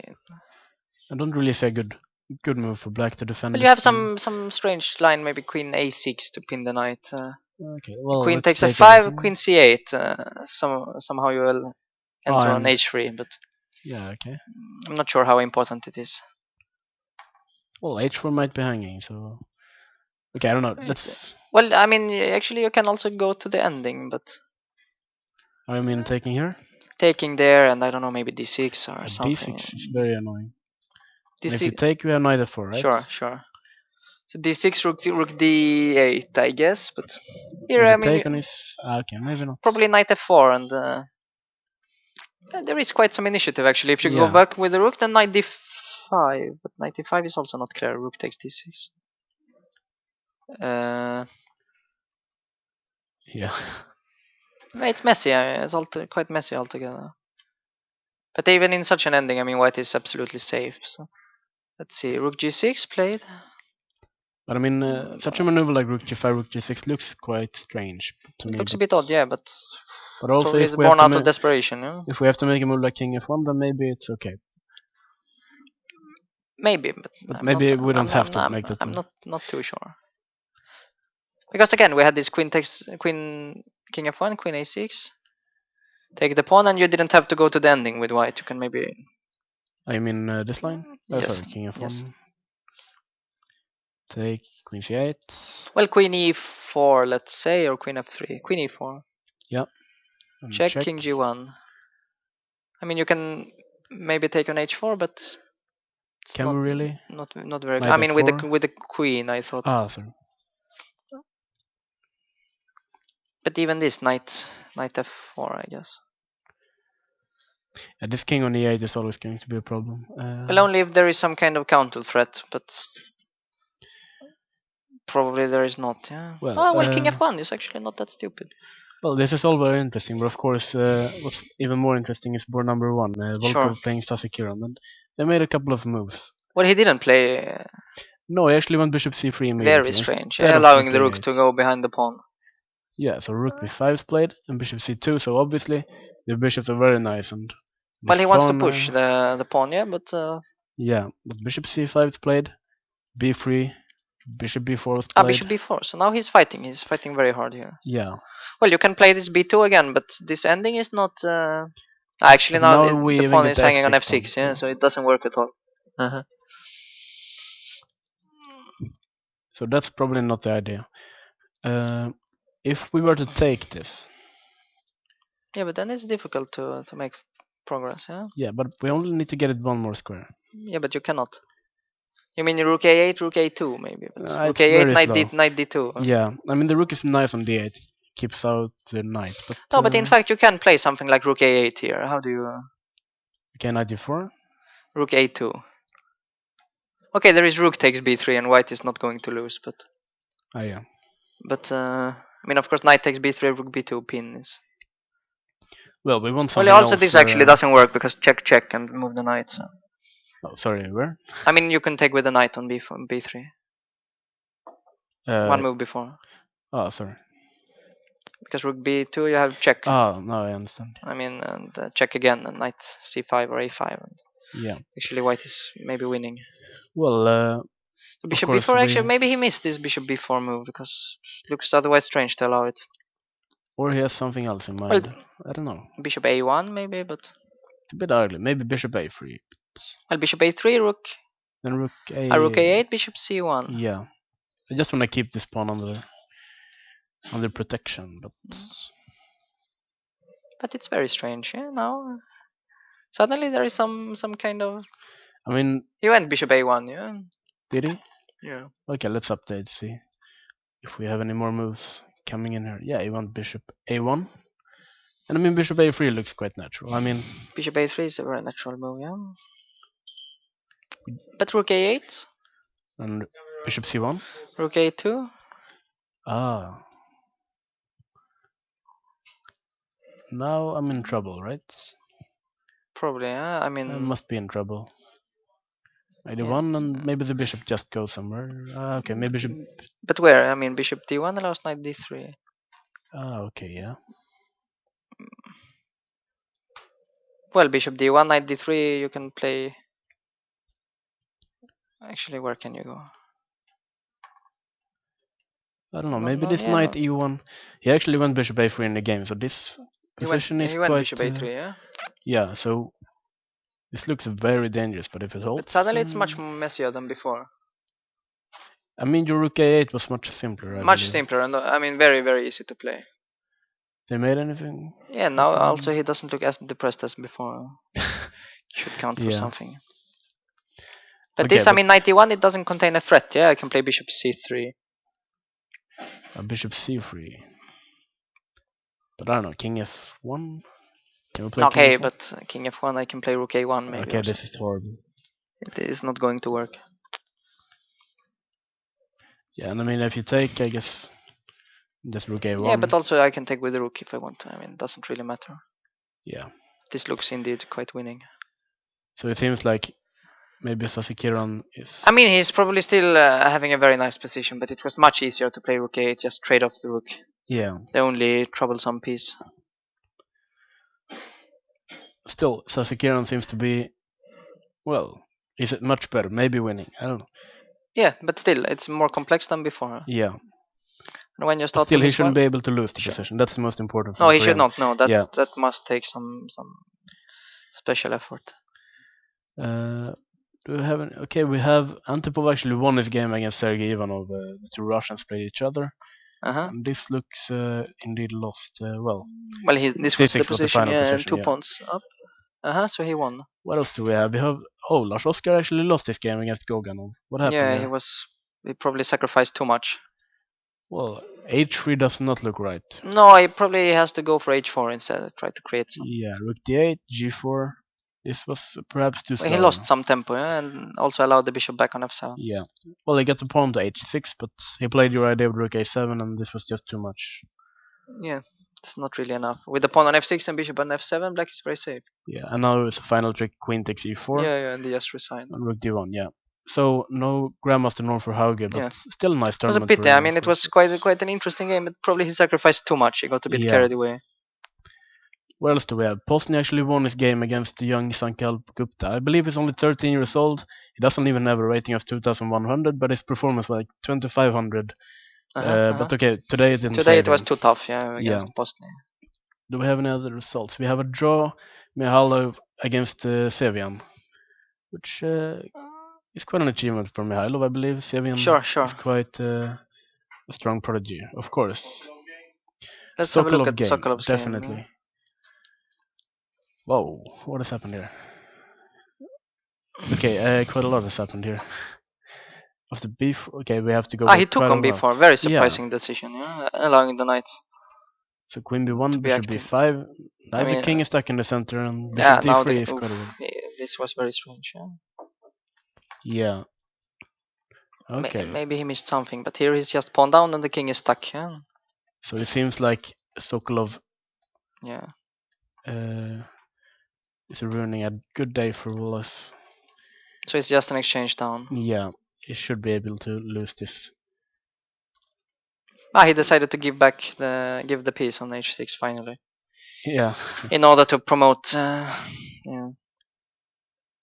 I mean, he is probably winning in this. It seems to be completely over, Yeah, and of course. But at the very least, it will be an exchange up 4 against 4, which is also easily winning. Wallace also had a chance of getting a Grandmaster Norm if he won his game, but he cannot really be said to be close. Yeah. To have been close. We have another player who can score in Grandmaster Norm. Where is we have a Spaniard here. He's playing Bluebaum, and he doesn't seem to be winning his game either. He needs to win to score a Norm, No, maybe even a draw is enough. Maybe even a draw, but also that seems impossible. Yeah, I mean, he's losing this pawn. And it will be some rook ending 3 against 3 and an extra a pawn, Probably. But with this structure on g7, g6, f6, it should be winning. Okay, probably. It's really a terrible structure to have. Let's try this. And probably check. Right? Yes, check. So the king has to go back. And I mean, just push on the king should come at some point, I guess. Yeah, but much easier than normal, because normally black can have his king, for example, on f6 or and then king e6 and create some counter chances. And now it's just. I mean, it is very difficult to create create counterplay with this structure. Yeah. It's a very bad structure. So Well, I probably, mean, it is not yet over, but must be winning theoretically speaking. okay. So well, let's try something like this. I don't know what black can try. I mean, king h7 probably. King h7. Put rook a8 maybe. And I mean, now, another problem is that you're even in Zugzwang here. yeah, we can't even move the king because we're mated, right? Yes. So Well, g5. I'm not sure if I want to take or if I want to. But even if I take, it's yeah, you can take or maybe even h5. well, h5 right? is interesting, yeah, because the king is trapped. Yeah. Should probably be winning. I mean, it's for sure winning somehow, but I mean, difficult if we to have tell. this type of position and we put the pawn on a7, can we just walk with the king over it? Yeah, but where do you want to walk? That's the problem. Okay, I guess we're not doing very much if we get to f7. No, probably not. No. Okay, still some work done. Well, you should normally keep your pawn on a6 so that you can hide the king. Yeah. I mean, then you have a square for the king once the check starts. But I mean, usually with the pawn on a6 and the king starts running, you want to be able to check from this side, right? But you want to check from this side, or you want to take on f2 and give the rook for the a pawn and be quick enough. But here it's yeah, okay. But you really are not, yeah. It takes some really long time to take all of these pawns, Sure. and these pawns aren't really that quick, so it shouldn't be enough. Well, the king, you can never activate the king as you usually can, so yeah. Yeah. He should be much faster than usual. Okay, let's take a look at what's happening here. So I'm gonna update. So anyway, something is going on Rikidal's board. We have well, bishop f6. We had this maneuver with h4, rook g6, and he actually played king g2 instead of king f1. Black took on h4, and I guess his idea is he will play rook h1 and take on h7 at some point, but yeah, or just take on f5 back. There is also knight f4. it's quite a dangerous pawn to take, actually. Well, knight f4 maybe first is even more. Even immediately? Yeah. Well, you have to stay in the g file, which could be unpleasant. Yeah, rook h1 is also an option we mentioned, but definitely an option. But knight f4, I mean, where do you go? Yeah, okay, let's go all the way back or something. Okay, queen takes f5, I guess. This is starting to look bad, right? Also, you have very little to show for the. Yeah, I mean h7 is weak, but that might not even be the biggest problem. The king is under king attack is stuck. as well. You can just play even doubling on the e file probably. Rook e4, rook d1. Yeah. It's yeah. No, it looks very bad for black. I did actually play knight f4 in the game. So the rook has to go somewhere, and rook, well, g7 might. G7 looks very strange also, but yeah. Maybe he can play bishop f6. I mean, try to give the exchange. I'm trying this. But it's unlikely to work. Also, I don't have to. I can just take on f5 first if I want to. You have to move the rook anyway. Yeah. No, this is a very unpleasant situation for Ukidala. Yeah, it seems like Swapnil is sure, definitely having some initiative on his board. Sure. What's going on in this game? Board number 1, of course, Volkov Sasakiran. Bishop b4, bishop a1. Yeah. And they seem to repeat the position. Ah, they are repeating. But are they repeating enough? I don't know. I mean, Sasakiran should play for the win, right? At least we want him to play he's for the win. securing the victory with a draw, so it actually makes some sense. I mean, it's not that strange a decision to make a draw here. If he doesn't find any clear-cut way to play on. I mean, is he really risking anything playing on here? Depends, no. Probably, I mean, normally not, yes, he's better, but... Okay, at least... Well, we will see, but I wouldn't be too surprised if he actually makes a draw. Yeah. Well, at least we're hoping for him to play rook a8 and fight on, yeah, sure. But, we will see, it's very difficult to say. Yeah. It seems like in this game he was kind of outplaying Volkov anyway. Sure, yeah. And he will definitely he came with this very interesting idea in the opening. And yeah.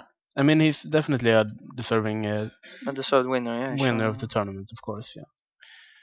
Mm-hmm. And what else is going on? We have Kulouts is playing Pavlovich. I haven't really looked at this game, but we can just look quickly what's going on here. Yeah, black is slightly worse, I guess, with the pawn structure, but He has some holes, and this yes, isn't perfect. the pawn is isolated, but it's not the catastrophe it should be. And he probably wants some counterplay, maybe queen e4. Sure, but even that, yeah, is not too dangerous.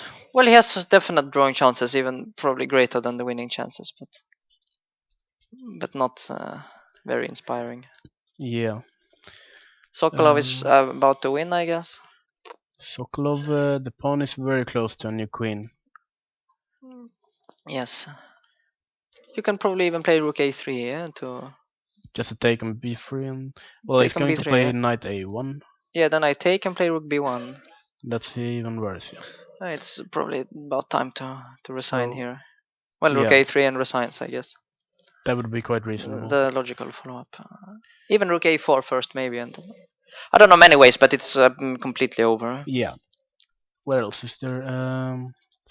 Okay, we have Ralf Åkesson is actually playing Kravtsev, and yeah, it looks very bad for him. Huh?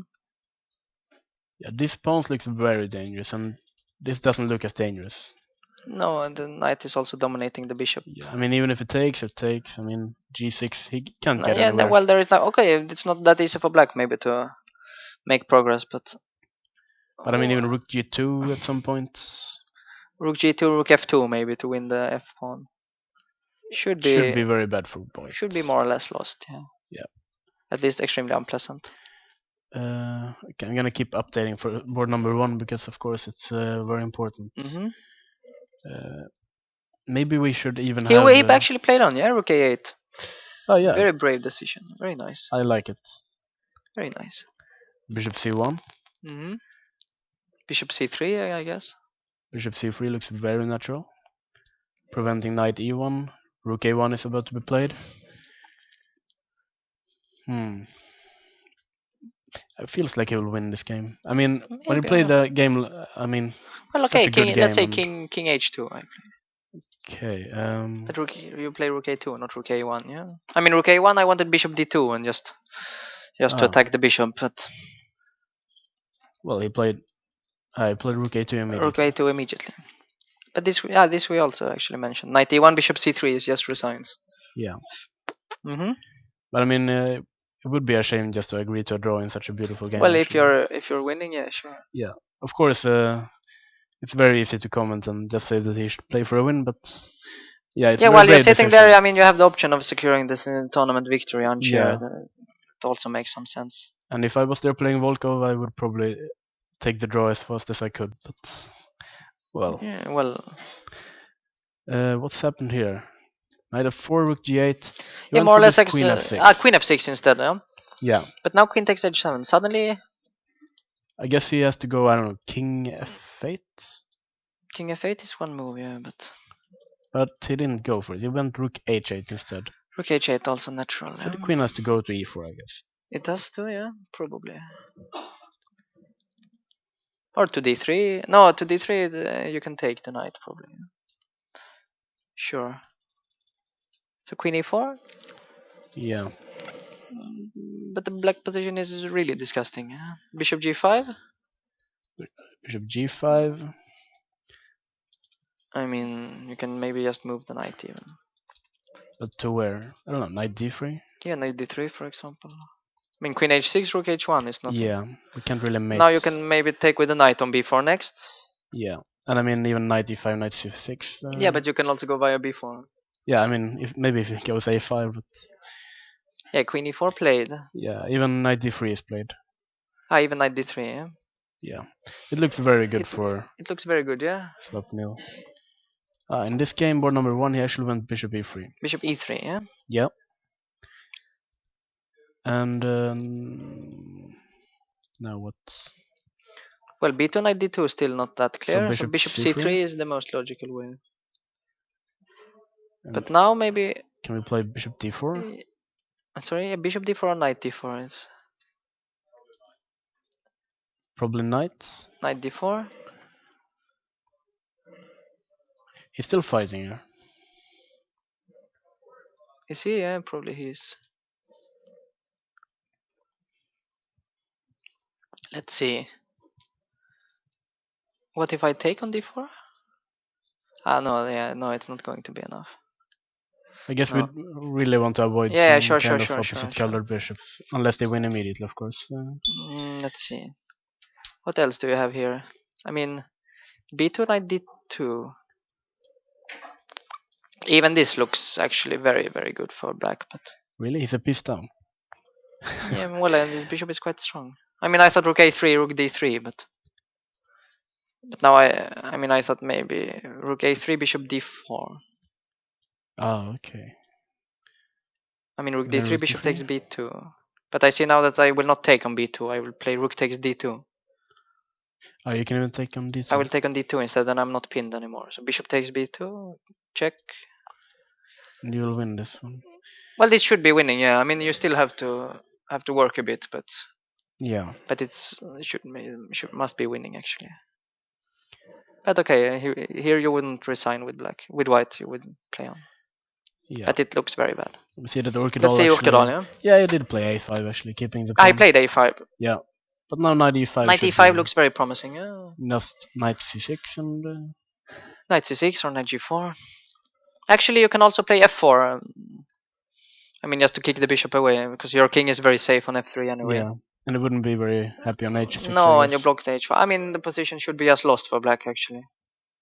Yeah, and that's, well, too bad for the Norwegian fans, I guess. But well, Swapnil has actually been playing quite good in this tournament. Yeah, in this game, I think he played pretty well. He understood that the black position was more dangerous than it looked. Yeah. Yeah, not so bad.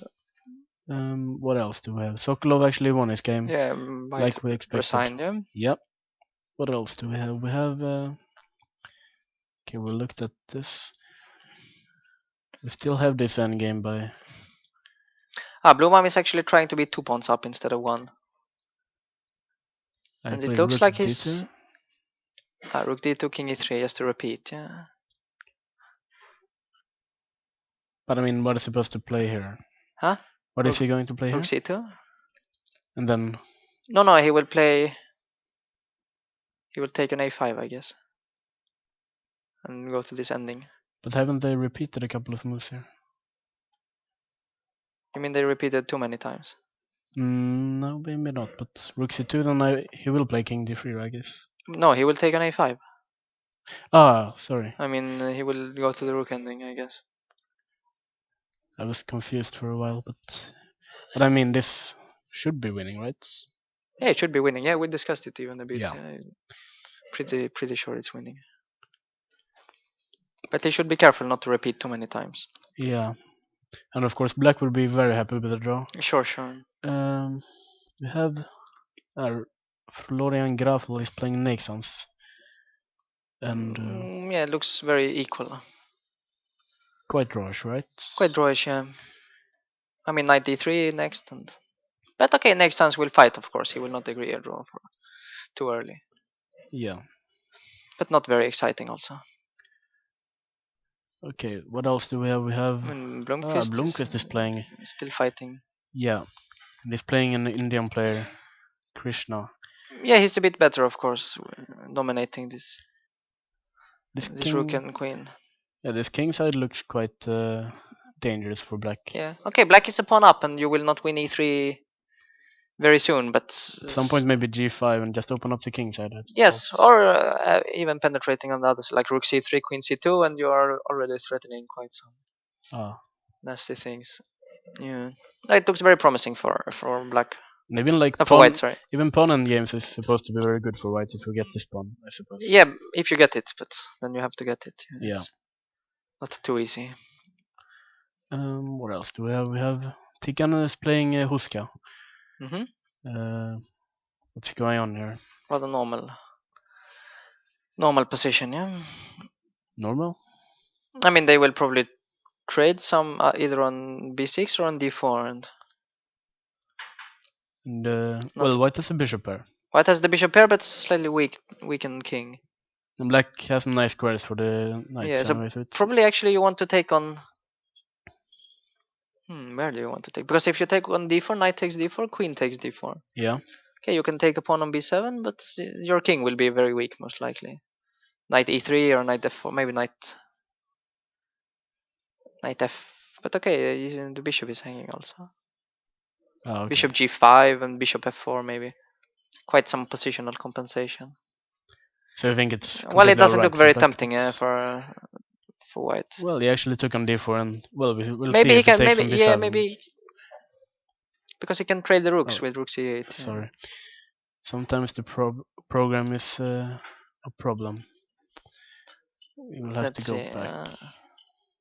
What else? How is Tiger doing? Tiger, what's He's happening here? Quite a passive position he has, Yeah,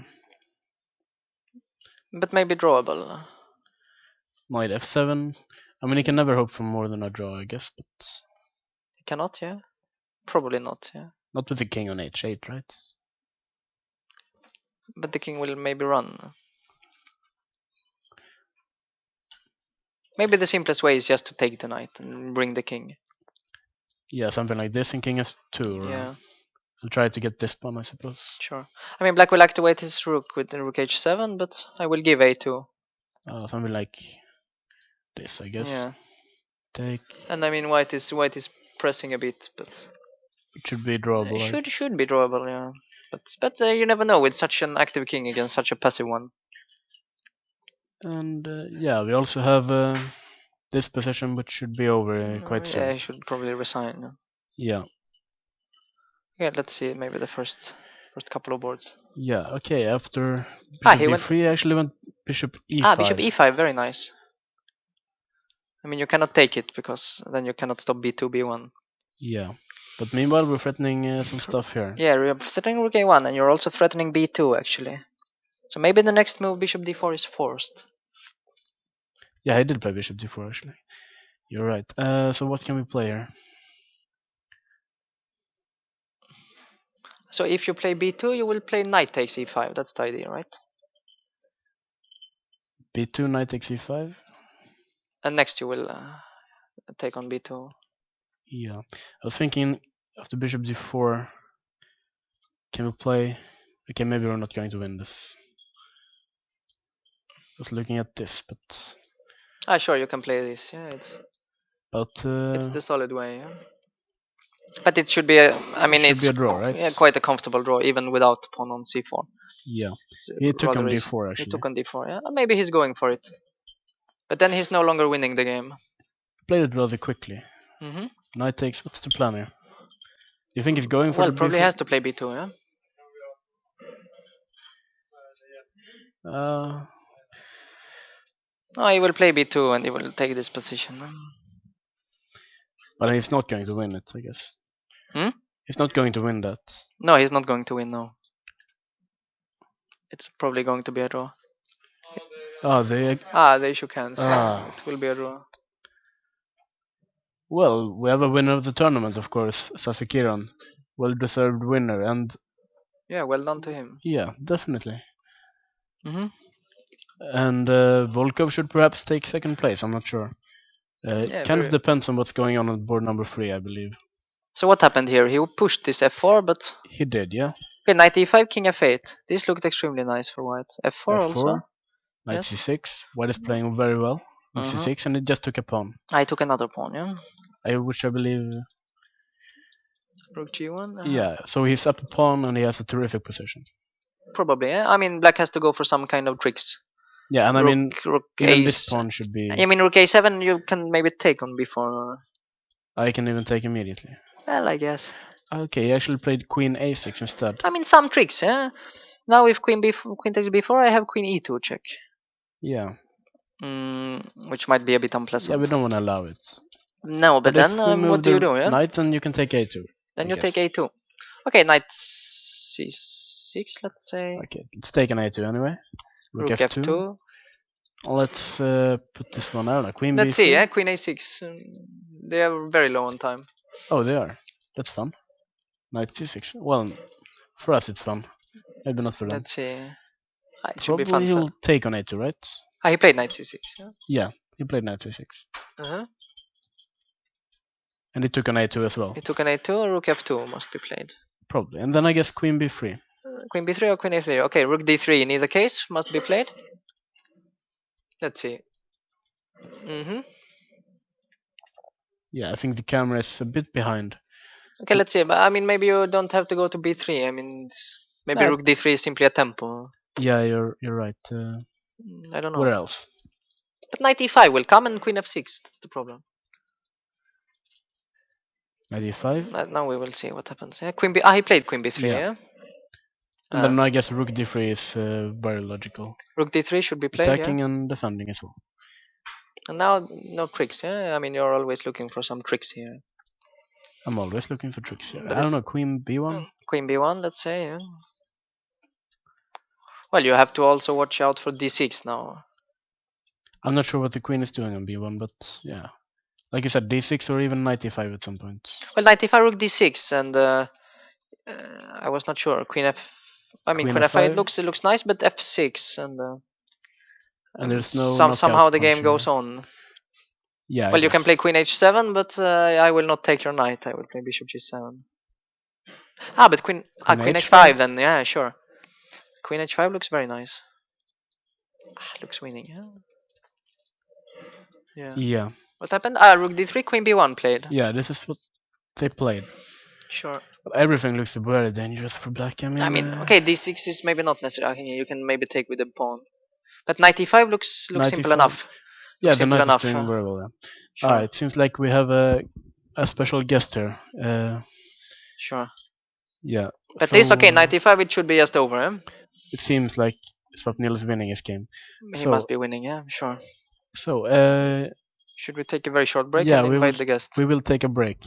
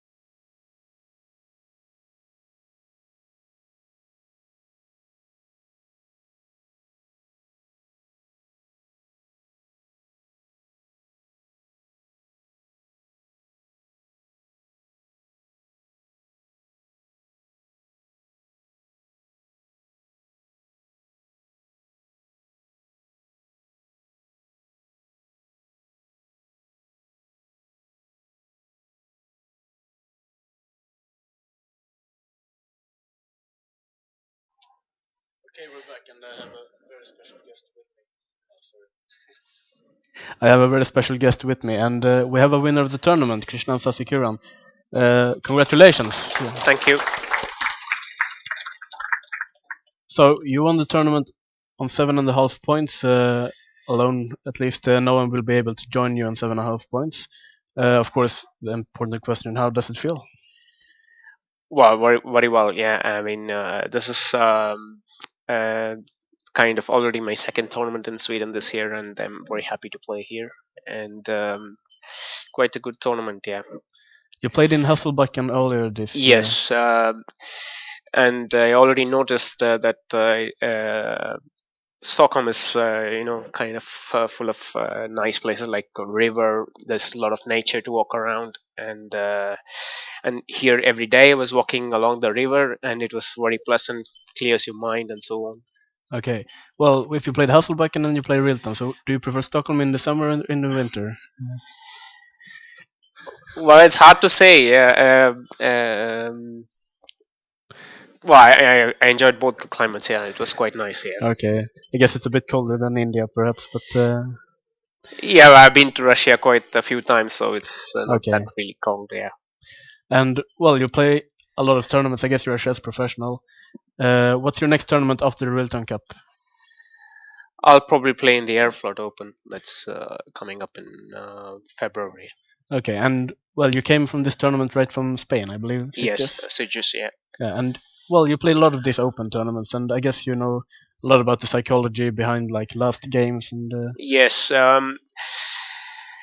Well, it was quite a difficult decision because, of course, the Grunfeld is very risky to play, but I was so hoping to catch my opponent in preparation, and I thought I did quite reasonably. Yeah, Volkov is the kind of player who always plays the same variations, I Yes, believe. yeah, more or But you're less, yeah. also very well prepared. I believe you worked as a second for Anand a couple of times. Yeah, yeah, twice. Yeah, so well, this is a variation Anand has experience in as Yes, well. yeah. But, This was of course played in the match, yeah. and well, many of you quite maybe have noticed that there are quite a lot of Indian players in this tournament. Is it because of you or I I don't don't. know? I think just a nice tournament, yeah, and it has been going on for quite some time. It's just that it so happened that I played my first Rilton Cup only this year. Yeah, I mean, really wanted to come a few times. Yeah, many. Okay. Well, we're of course very happy that you come to Stockholm, and hopefully you will come for more tournaments here in I Stockholm as hope so well. too. And well, there are a lot of Indian players playing here, and a lot of them are doing really well. I know that Sankalp Gupta managed to score in IM Norm, and he was maybe even playing for GM Norm. I'm not sure, but all over the open tournaments in Europe, there are a lot of Indian players right now. What's happening with chess in India? Yeah, well, I think the Indian chess players are mostly underrated. Yeah, and then when they come to Europe, they actually show their real strength. Yeah, so when they're playing in India, it's quite a different story. But then when they play in Europe, it's completely different. Yeah. So I think most of them have noticed that maybe they're not underrated and try to No, get they're abroad. quite Or talented guys, and then it's just that they play a lot of age group tournaments, and which are also kind of rated, and it's not exactly easy to push up the rating in India so easily, yeah, because everyone is fighting and so on, yeah. So, but then when they play here in Europe, it's uh, they have more exposure, and also it's kind of they're quite motivated that they're coming to play in a foreign country and then to play well, yeah. yeah, I actually went to India myself and I played the World Junior Chess Championship, and well, I'm not playing this tournament, so you can guess how it went for me. Well, well, anyway, there are a lot of young, very talented Indian players. Yes. Like I don't know, Nihal Sarin is here. Pragnananda is world youngest international master, I believe. Uh, is there anything special that the juniors do in India that you think that maybe the Western world can learn from? Well, I think it's about the chess culture, yeah. Because in my city, I think I at least know 15 to 20 clubs, and all most of them conducting tournaments for young people all through the year. Yeah, I'm basically sure that many of the young guys they're playing this weekend events for kids. Yeah, basically this age group tournaments. Yeah, it's quite Yeah. quite in Chennai. At least I know that there's a lot of tournaments for young persons. Yeah, and in quite some cities like for instance Calcutta, Chennai, and Bombay, there are quite a lot of coaches and so on. So it's quite easy to pick up the game, and I should say that because of Anand, there's big popularity in India. So I mean, many parents are willing to put their kids to chess. So I guess Anand is well, he's making chess a very big sport in Yes. India. Yeah. Everyone know who Anand is, Yes. or Yes. so it's. I guess it's similar to Carlsen in Norway that it's growing a lot chess because of I guess so. the Yeah. front figure, of course. Well, thank you so much for showing up here and well playing in the tournament here in Sweden, and hopefully you'll come back and play maybe next I year. hope so too. Okay, thank you so much and congratulations. Thank you.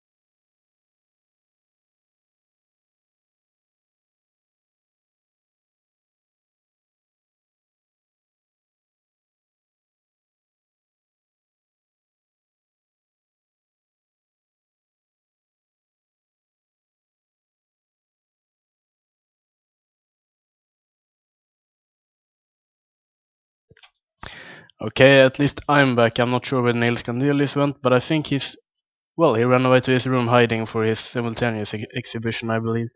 He's going to play 15 people in an hour about, I believe. Anyway, the important game here is Vapnil playing against Urkedal on board number 3, and we see that he has created some kind of counterplay, Bishop G7, quite unexpected, because his position was quite bad. Well, Rook H8, and White's position is quite beautiful with Knight on C6, and the pieces are just more active, with the King on F8 being very weak, but after Rook H8, the King on G2 is rather weak, and we see this immediate threat of Queen H1, which made Swapnil play Rook F1, after which a check appeared, and they kind of repeated the position, and I believe if White has to play King F3, then, this is not a move you want to play. But maybe this is the way to go if you want to win the game.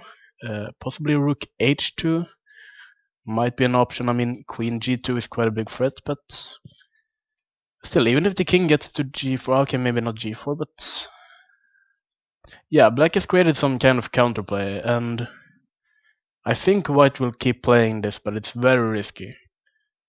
And I'm not really sure what he's going to play. Maybe even King G4 here, but this is not what you want to play, and you only have one pawn. So maybe you can even... Okay, Rook D6 doesn't really work because E7 is dropping, but something here might be good for Black. I'm not sure what, but it's very risky. The king is actually quite safe on G4. Maybe he will try this if... Well, I guess he has to try this if he wants to play for a win. He appears to be thinking, but the other option would be going for the draw. And I don't really see anything better here. So King H3, King F3, King G4. It's not a move you want to play, but the king is kind of safe. I don't know. It's not a safe king on G4, of course, but yeah. Well, anyway, we have Kulats playing Pavlovich. And, he entered some kind of queen endgame here, but I don't really like this move f5. Maybe he had to play it, but I don't like it, because, there's an immediate threat of d8, but after f5, White just took on f5 and king f4, and this king is actually rather active. I mean, you have to protect f5, and after g6, I would expect him to go perhaps... I don't know, king g5 looks very natural. Just attacking this pawn on g6, and what is Black supposed to play here? I don't know, Queen e7 you can't really play because... I don't know, I was thinking something like this, but you can just take, the queen is protected, so... Yeah, King g5, what's the idea? Yeah, but still the queen is protected here. So, yeah, that's what I was going for, but the queen appeared to be protected. But still, King g5, I mean, White is pushing for a winner, and you can't really exchange the queens, because then they... Okay, maybe... Yeah, but I mean, I don't know, King f7 perhaps, but then just check on d7, I believe. But maybe this is okay, because Queen e7, I don't know, you can't really take, or can you? f4 doesn't really seem to work out, so maybe King f7 seems to be the move. And now you can play Queen e7 next move, and of course just get rid of the king on g5. So maybe Black is just safer. It's a very risky variation, but if it works, it works. So yeah, Pavlovich should be able to draw this against Kulauts. They're not really in the fight for the top prizes, but yeah, they're in the fight for the top prize, but not for the top 3. Well, of course, we have Lars Oskar lost his game against Goganov. He was playing for a Grandmaster norm, and so was John Paul Wallace, but he lost his game against Sokolov. What else is going on? We have Martin Krautsev is playing against Åkesson. Sorry, there's a bug with the program here, so what's going on here? Rook G2. The king has to go to the H file, which is not really what you want to do, but I don't know, King H3? The rook has to move, and then D5 might drop. But okay, maybe we can try Rook D2, take Knight E6, and we have some issues with the F4, but still, I don't know, King G3 should be okay for White. Yeah, this is not what he wants to play. King H3, what's the idea? I mean, Kravitz was a lot better just a few moves ago, so he should have something concrete. Rook f2 might be the idea, because we can't really take, because check and take on d3. We'll protect the knight on d4. So what else is there? King g4 back. But then we also have to count on rook takes f4, and we have a fork on e6. But okay, yeah, I'm not really sure. Bishop c2, and this might still be a draw. Yeah, Åkesson might actually be able to save this game. I thought he was just losing at some point against Kravtsev, but Kravtsev hadn't had his best tournament. Of course, we have Blue Bomb is still fighting for a win against, the guy from Spain, Pablo Crisiedo, but this should be winning for white. The structure is very bad for black, and at some point I believe white will just go rook a8 and just walk with the king at some point, and rook takes f2 is very slow. But of course, I don't know where the pawn should be optimally placed for white. Maybe this is the best structure he can get. Probably we don't want to, well, probably now king f7. But I mean a7, we probably don't want to go a7 because, yeah, we want that square for the king later, and I mean, even if the king goes up here, we can just keep checking and it has to go back later, so a7 is probably not the way to go, so he will keep the pawn on a6 for a while. I don't know, what can he try? I guess we don't want to play rook a8 immediately because we have king f7, but maybe we have to allow this and just walk with the king at some point. I don't know, do you see anything for whites? Nope. Okay, what else do we have? We have Nixon's. It's the same kind of endgame we had like an hour ago. Not much has happened. A draw is very likely. I mean, something like this is like very probable. But black should try and win this. He's a strong operator. Yeah, he can still try and fight this for a win, but the game is of course very, very equal. Yeah, Blomqvist, this was not very good. He lost that game, and I'm not sure what happened because he appeared to be a bit better when I looked here. Queen b3, queen b4. Yeah, I mean, he's a pawn down, but the pawn on e3 is not that dangerous, even though we can't get it. G4. Now something happened. He took a pawn on b7, very true to Blomqvist style, but maybe he forgot this move, queen a4. And suddenly, yeah, the rook is attacked. The pawn on f4 is attacked. Yeah, this looks like a very bad blunder by Blomqvist. I mean, he doesn't want to allow this. I mean, oh wow. Now that was, yeah, Blomqvist is definitely out of shape. He lost 3 games in a row, I believe. So, yeah, he was Sweden's biggest hope at the top place in this tournament, but yeah, he'll have to come back stronger with 2017. What happened here? Tikkanen is a pawn up. And his king, I don't know. I mean, he has e6 breaks whenever he wants to, but he has to watch out for queen g1 as well. Not really sure where the king should go. Okay, let's try. This is very natural. Check. And I don't know, king g7. Let's take on d5.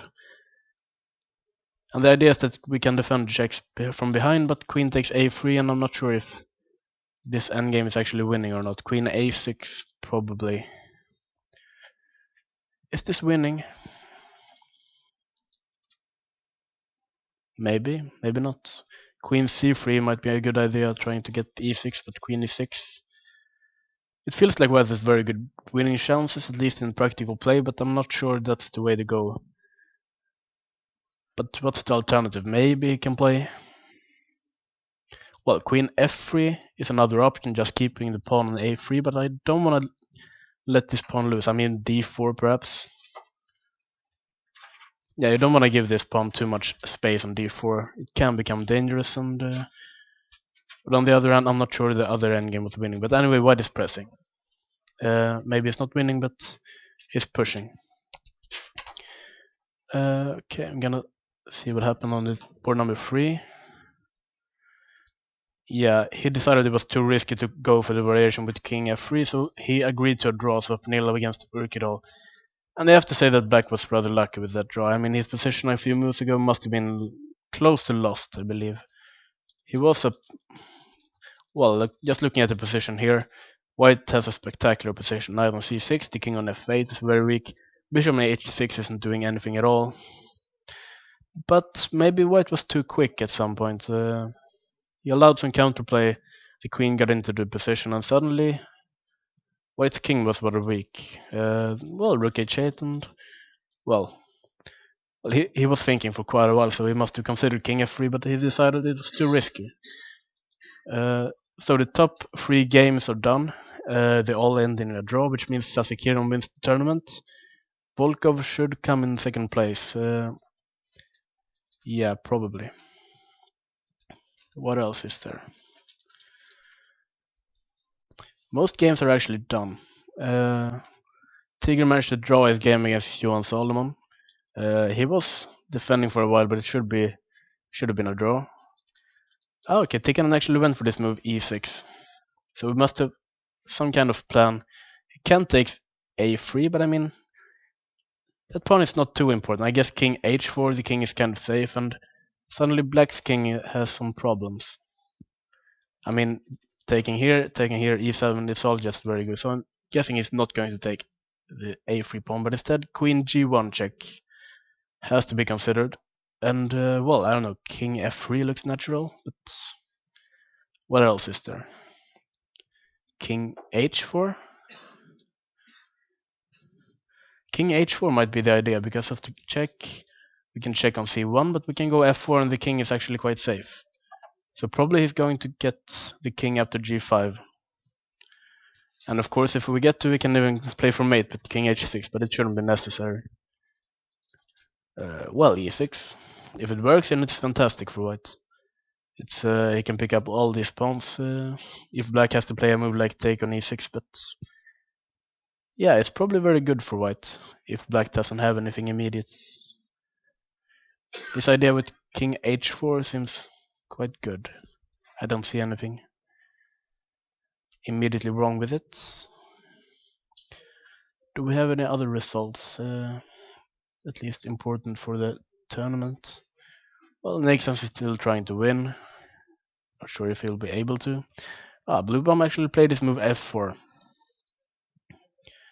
So what's the point there? I mean, check, then king d4 has to be played, right? I mean, king f2 can never be right, so... Yeah, I can give that pawn up, and now probably rook b7.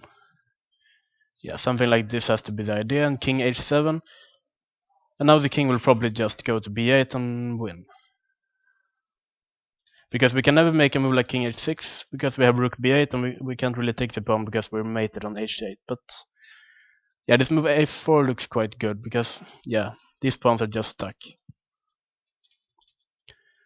Probably black has to play something else. Here he can't really take on g3. But still, if he plays king h7, then rook a8, and white should be just winning again, because the king is Sugsvang. Can't really move to h6 because of the mate on h8, and otherwise white just goes in with the king and wins. So what should black do? He has to do something with the rook.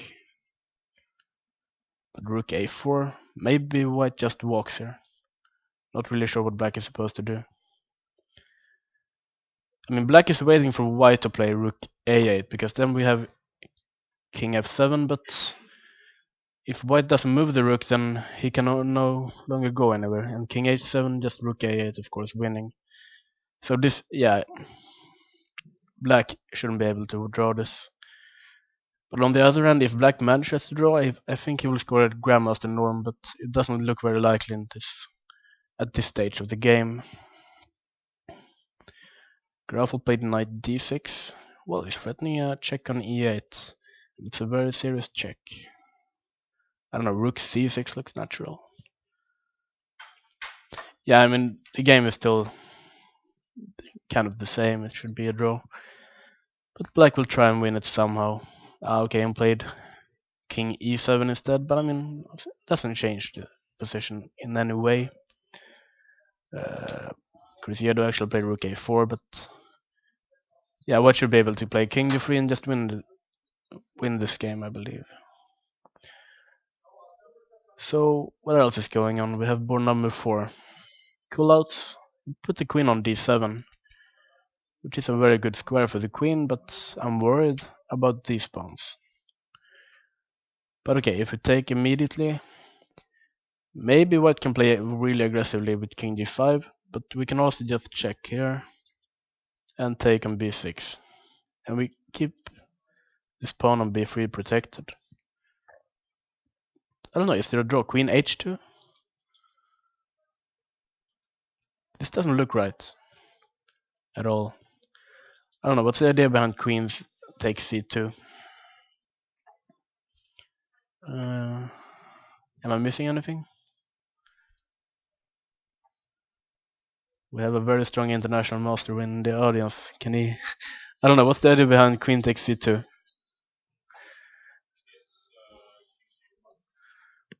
Is this really going to work? King g5? I don't know, just take another pawn perhaps?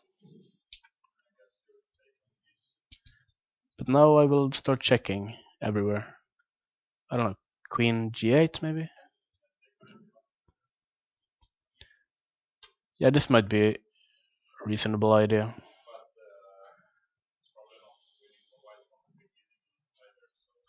Yeah, I mean it's a...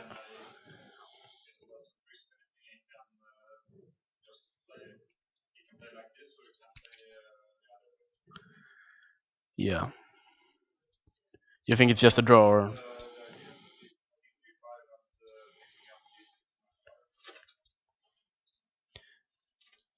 Yeah, okay, let's try queen g2 perhaps. King f6 I believe.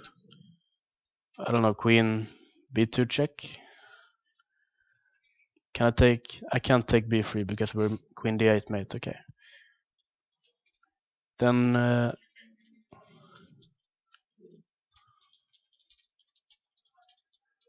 then this all of this was quite unnecessary, I think. I should have something better than...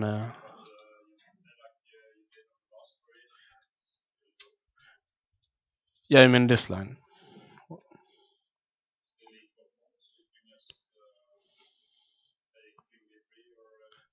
Yeah, queen b3. It should be a draw. Maybe we can hope for h4, but yeah.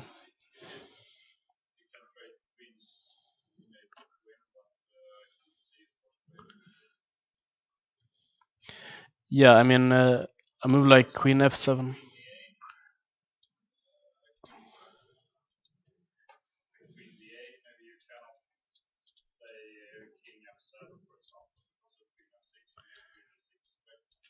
This should be very good for white, I guess. Yeah, I mean we will just run this way, right? Yeah. You wanna join me up here or? Yes, I finally tricked someone into coming up here.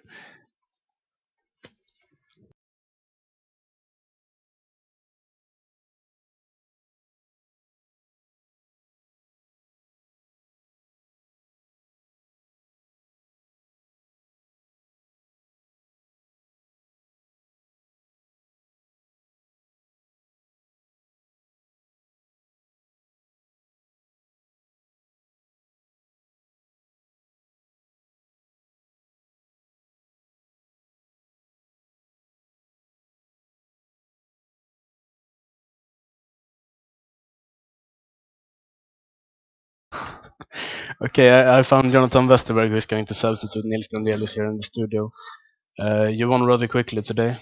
Yeah, the tournament wasn't so good for me, but I managed to win the last 2 games. So I think when my place in the tournament will look okay, even though I didn't really play against any higher rated player than myself. So it wasn't my best tournament, but if you just will look at the result list afterwards, it will still look okay. That's the most important thing. I don't know. Yeah, I may even be one of the best Swedish players in this tournament, but I'm not happy with the tournament at all. Well, that's not very good for Swedish players in general. I No, think it looks like everybody is suffering in the last round.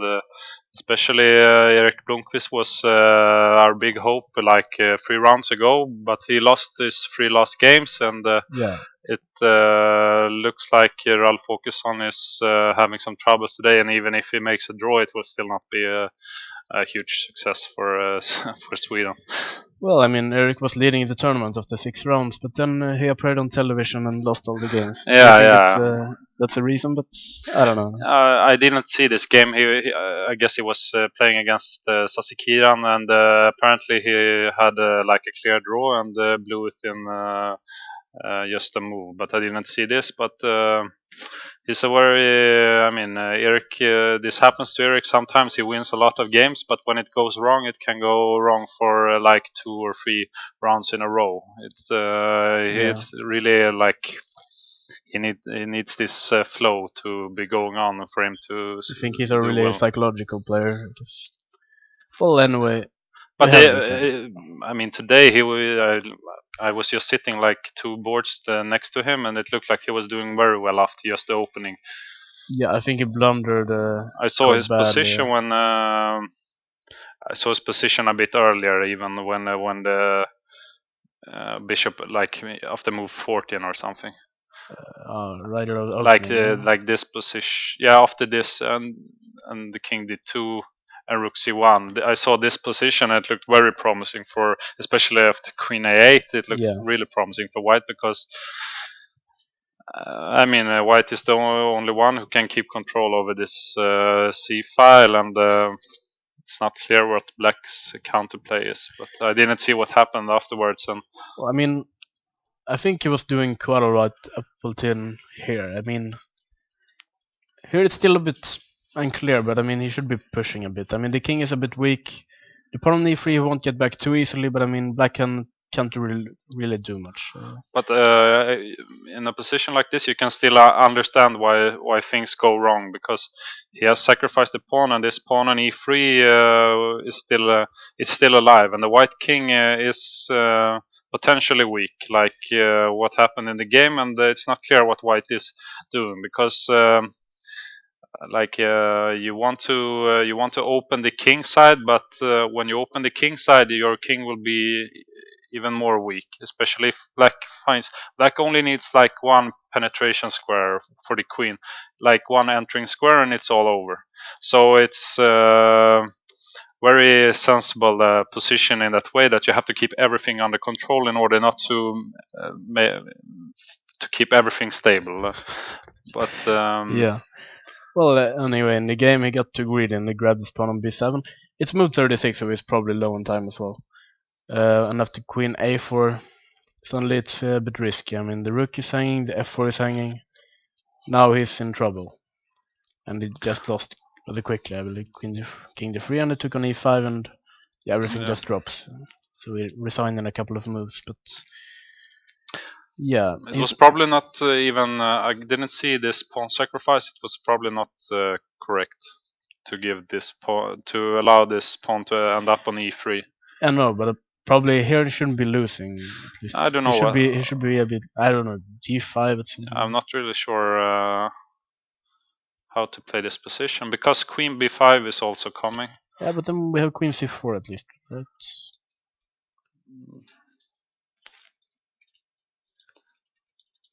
White should probably not be worse, but for example, if you want to win this position, you want to play something like g5, you want to take, you want to play king f3 and rook g2 and start mating attack, but still the bishop is on the wrong side of the board, so to say. It's still not so easy. I guess maybe you can, for example, take and play f5 or something. Even options like this may be possible. Yeah, if you get the h5 pawn. So, for example, if your queen moves now, maybe. Okay, I guess I'm gonna take. Yeah, but just like it's not so easy now at this point, because maybe it's even worse. But, when I saw this position just after the opening, you just want like a slow game. White would actually like to trade queens much earlier and just like plant his rook on the 7th rank, but It's easy to understand how you lose a position like this with white. Anyway, it's not completely ridiculous. So We also have, well, this game taken playing Huska, and he's 2 pawns up. yeah, and This has to be it winning, was right? funny because we during the Olympics we discussed some endgames with queen and 2 pawns versus single queen. And I believe, someone told me that from the beginning that 2 pawns, if you could imagine that the pawn on f2 was on h2, Yeah. it's a theoretical draw, but it's very tough to hold it for human beings. But the computer finds a draw with the pawn on h2. But this must be winning now. And for example, I believe if the pawn is on h2 and the pawns were split, it must be on the e file or the d file to be winning. The e file, I think. I was actually told the same thing by by Staffan Olsén, I guess. Apparently Sokolov lost a bet because he thought this was winning for white. Yeah. But then you can even it doesn't depend how it stands. Let's say you have your queen on f3, king on g3, pawn on h4. It's still a draw with the king in the corner. I guess you can only win if the king would be cut off.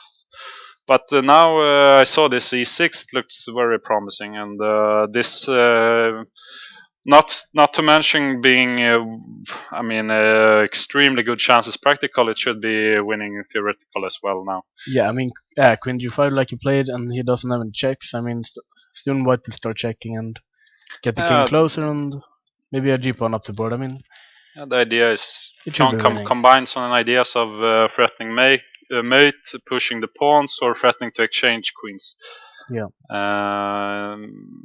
Here I can imagine many moves, like queen f6. Queen looks check, like a good start, but king h7, and maybe just king check. Yeah, or king g5. Yeah, maybe we don't want to check here because now there's some stale matrix. But yeah, you should always keep an eye on the stalemate. So king f. Now you're ready to play f4. Yeah, and we can't really cannot give a check because we could trade queens. Yeah. Well, anyway, I guess Tikkanen will win this game. Looks that way at least. But anyway, thank you for joining me here for a while in the commentary room. We will soon have another guest here.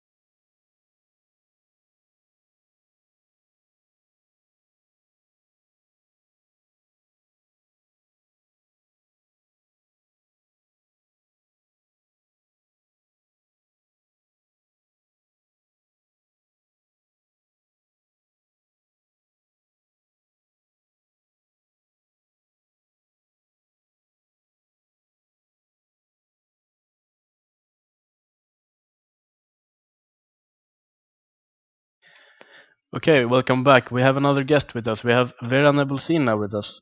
And you play the Elo tournament. And you actually won every single game. 9 out of 9. Suddenly. Yeah, and well, of course, that's a big achievement. Of course, you won the tournament. And can you tell about the story, how you came to the tournament? It was quite... why? It was quite surprising even for me, for us with Gata. It all began with that we were late for our train and we missed our plane to get home. So we had to decide something what to do next. So Gata started to look for some tournaments, and it was the first tournament he found. So he suggested to write. So we wrote immediately, and then we were here. Okay, so it's a very well.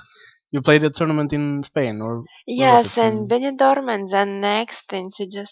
Okay, so you played the same tournament as Sasikiran. Yes. So okay. Well, firstly, I played another one in Benidorm.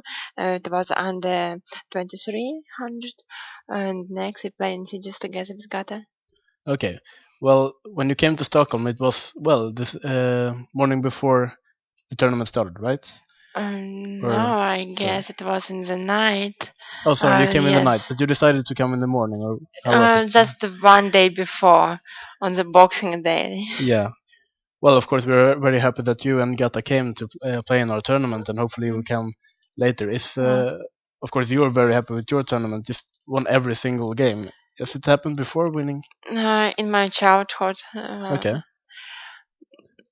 I wasn't sure that I will even take some prizes because in other opens I used to play and the opponents rated like 2000, and I wasn't so successful. It was always tough to play, but somehow, probably thanks to the training, yeah, I was even. Yeah, well, and also thanks to the good good luck.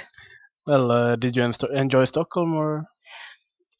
Unfortunately, unfortunately no, because we were in the hotel, and that's all what we saw here. Okay, is that quite common for Gata in tournaments that you stay in the hotel, or you usually have time to see? Basically, we don't everything? have time. Even Okay. it was a rest day, but in the rest day, we just rested in our room. So do you have any other plans of tournaments coming up, or will you decide after, well, tomorrow or Um, something? I don't know.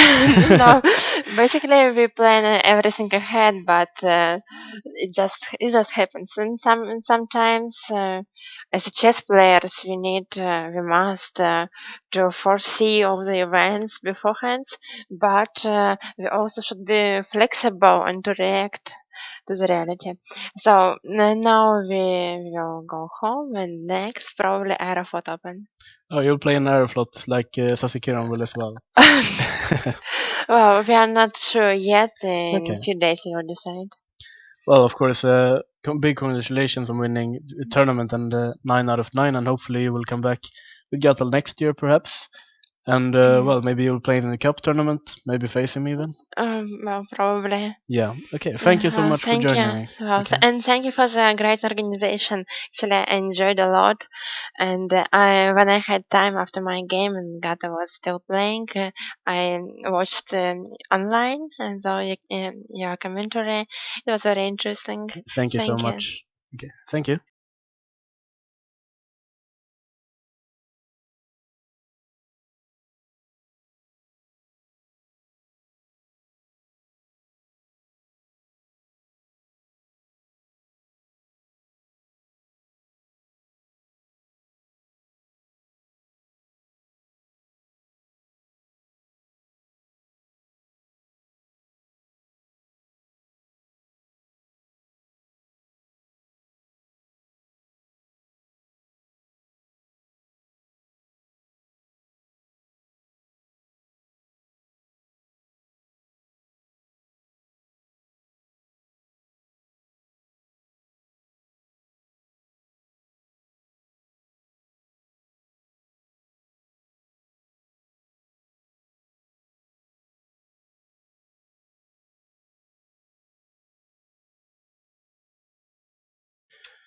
Okay, I'm back and I found Westerberg again, of course. We have a couple of interesting Queen Anne games going on there. What's going on? We have Kulat's playing Pavlovich here. I guess White is trying to achieve something. He has the more active king, and he has some weakness on g6 and b6, but White also has some weakness on c2, and I don't know. Queen h4 looks like a check, but I guess king e5, the king just gets closer to the position. I don't know. I played King G7. Yeah, I guess So it's a move you want to play, I suppose. Yeah. the problem is that the pawns white can try to win the pawn on the queen side, but the king is on the wrong side, so to say. So we would like the king maybe somewhere on c4 now. Then we can like have Try and hide it somewhere. try to hide it and even take some pawns with the king. But now I guess that we're in time to give some checks. Yeah, queen e4 looks sensible. Yeah, and if actually we're getting mated if king g5, right? No, Are we? there are no. I thought it was queen e3 and queen, but the queen on e3 is It's not really a winning attempt either, but at But least you we have can queen e7, yeah, so we yeah, have the it's same position. perpetual. So if king g3, Then then we have queen e5, I suppose. yeah, and a king Maybe even f4, but okay, queen e5. Maybe f4, but king f3. King f3 and queen e4, I suppose. Yeah, and if king f2, you just take on c2 with check. So yeah, this should be a draw. I suppose. it shouldn't be so. So he cannot really try to win this. But I guess it's white who's trying to win because it seems that way at least. I mean, the king somehow is quite active. Yeah, he have the more active position, but I mean, it's very difficult to improve this position.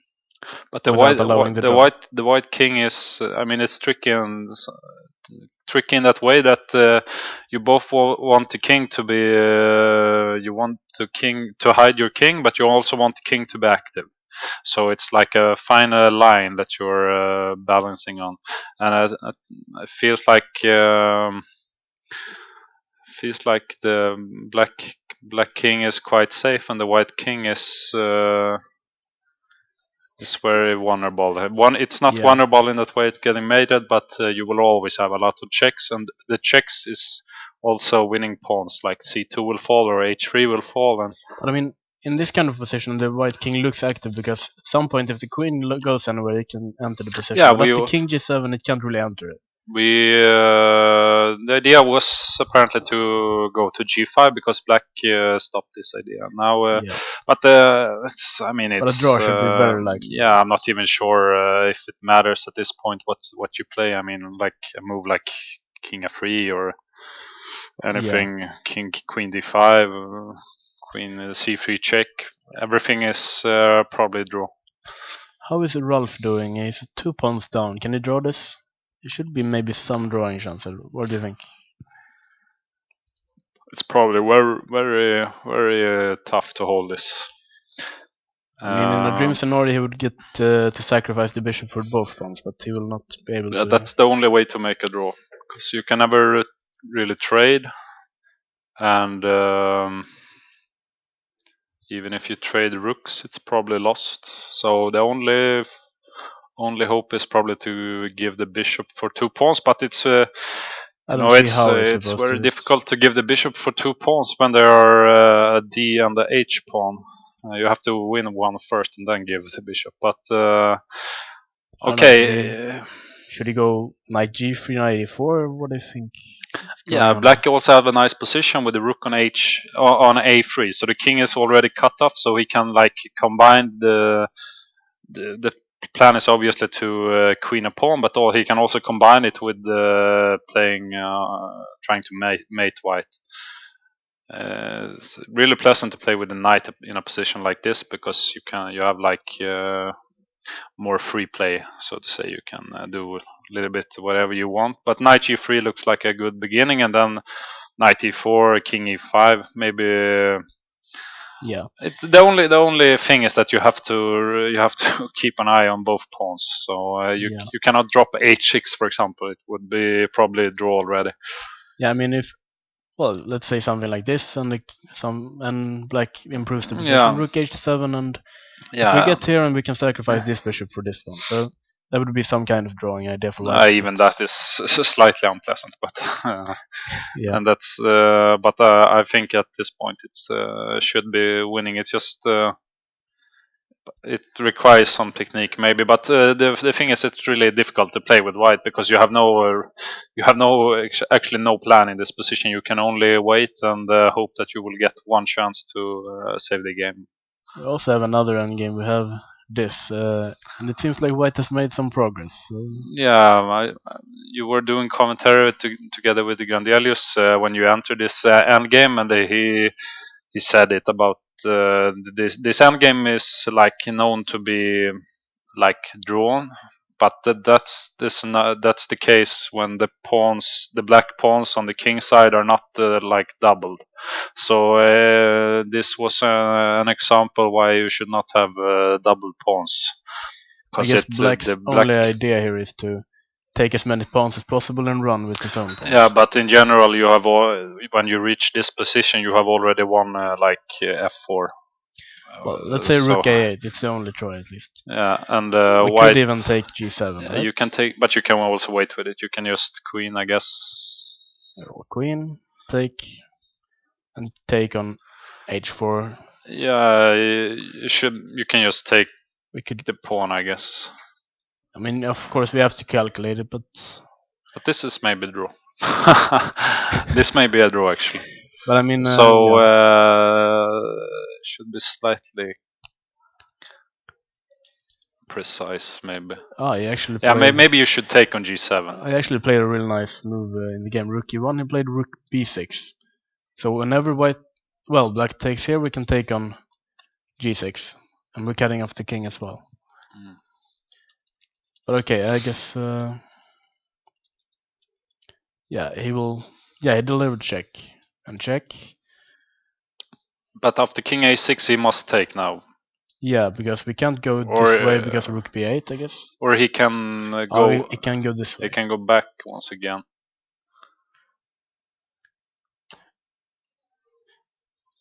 Yeah. But white appears to have won some kind of time, right? With the king. Yeah. It's not on a8. We can get a bit closer. I don't know. Let's try this again. Yeah, you should probably make a queen at some point. Yeah, let's try queen king b5. But if this is possible, it's already quite easy, right? Now the king is so close. Yeah, it should be. Because yeah, if you take now, then it should be enough just to go with the king, c5, probably. Or king c4. You can, I guess, you can allow him to take the pawn even. Yeah. Just king d. Yeah, king d3. Just king e2. Yeah, king e2 should be enough. Yeah, white is going to win this? It seems like we're so not getting any. I mean, like the only thing is you have to do this what do you call it? Shouldering the king with a pawn, like in that last variation. Like this one. Like this position, you have to shouldering the king, holding it back with king e3 or king e4. King e4. Like keeping it back and then pushing the pawn. Yeah. So you cannot allow the king to have a clear path in front of the pawn. So. Yeah, white's king wants to come closer and closer, and black's king should try and prevent it. So now it's not so important to pick up these pawns. That's is what we were doing wrong. We should not really care about the g7 and g6. We should care about making a queen and coming close with the king. So. Yeah. Well, anyway, this is the position we have, and it should be a rather easy win. It must be black's. No, white's turn. Then he will play rook b8, I guess. Yeah. And black has to go down here. And then you make a queen. Yeah. It has to be a rather easy win. And check. King g4 takes. King takes must be. And just walk with the king c4. Yeah, I like this something one. Like this should be easy winning. I like this one because the only thing, and the black will even lose the pawn because he cannot go back with the king to f6 to protect g7. So well, he will try king g3. Yeah, probably, but now rook a6 is quite easy, I guess. But then g4 and rook g6. Yeah, but now you just king f1. He will try something like and this. Take on g7. So this black will eventually run out of moves, I hope. Yeah. Yeah. We always hope, but yeah. Yeah, white has to win this. Yeah, this is winning. We also have another rook endgame. It seems like Nixon's has won a pawn. Okay, so b3 is falling. Yeah. But you don't have f5 because the rook b4 check. Yeah. So you have to maybe suffer. I'm not sure. But it should be still a draw. Yeah, right? If you can trade one pawn, it's easy. Maybe just rook b6 because we can't play b4 now. We have f5. Yeah. So rook. Oh, sorry. This rook b6. Yeah. You must play rook b4 check, and then he comes with king f5. Okay, maybe this is. But it's not threatening anything. So maybe you should have played the king d3 after the check. Maybe you're threatening rook e4 stuff. And Then But you should have b4, played the king d3. King d3 instead. Yeah. And if king f5, you should play king c3. Is it the draw? Really? If you take, I can take on b5, right? And then play king d2. Shouldn't there be an easier draw than this? But you're losing a pawn now, so. Yeah. And you can't prevent the check. So you will be forced to go Maybe back. I should just have the rook over here. So king f5, I can always check on f8. Yeah. Yeah. It should. I mean, the feeling is that it's draw. It should be. Should be But drawn, I mean, but the position not. a couple of moves ago was probably just dead equal. So he's at least got a pawn. He's trying, and he will keep trying for a long time. Well, Tikkanen got his king to h6. This can't be hard. No. It'll be. It seems like Ralph actually resigned this game. If that was. What game was that? He was playing against it was Tikkanen's game. Kravtsev. Was that Tikkanen's game? Yeah, okay, he just resigned actually. King h6. Yeah, he's running out of checks. I mean, he has one check. King and queen b1 and f5 and queen b6 and queen f6 yeah, check. And that's the final check. How many games are still going on? We have one game here. We have Bluebaum. He actually gets a different version of it. How did the pawn disappear? I'm gonna check.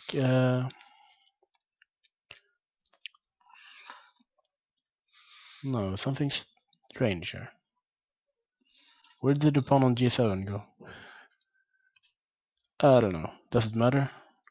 There was a pawn on g7, right?